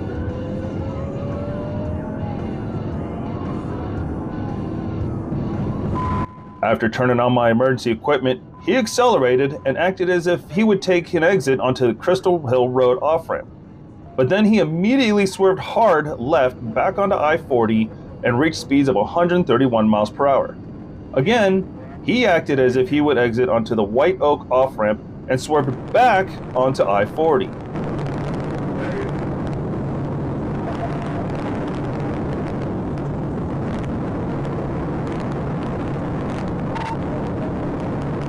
Continuing on I-40, Sergeant Briggs engaged in the pursuit and performed a tactical vehicle intervention near mile 144.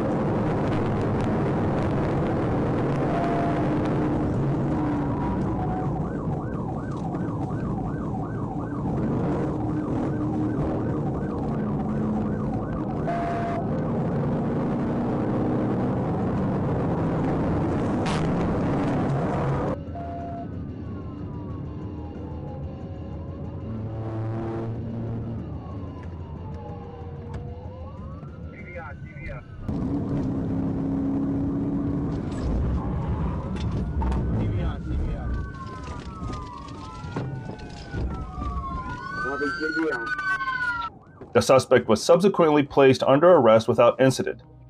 Upon approaching him, troopers smelled a strong odor of marijuana emitting from within. During a probable cause search of suspect, Trooper Jeb Little located a Glock Model 31 .357 caliber, which was located in the passenger seat. The driver was charged with fleeing, reckless driving, suspended driver's license, speeding, carrying a firearm by a certain person. Suspects were wanted out of Memphis, Tennessee for multiple weapon felonies. They made it into Arkansas, where the Arkansas State Police take over the pursuit and quickly end it with a TVI or pit maneuver. Block 23, y'all still eastbound on 40? Yeah, we're on 40. We're going east. I'm primary on it. Coming up on the bridge on it.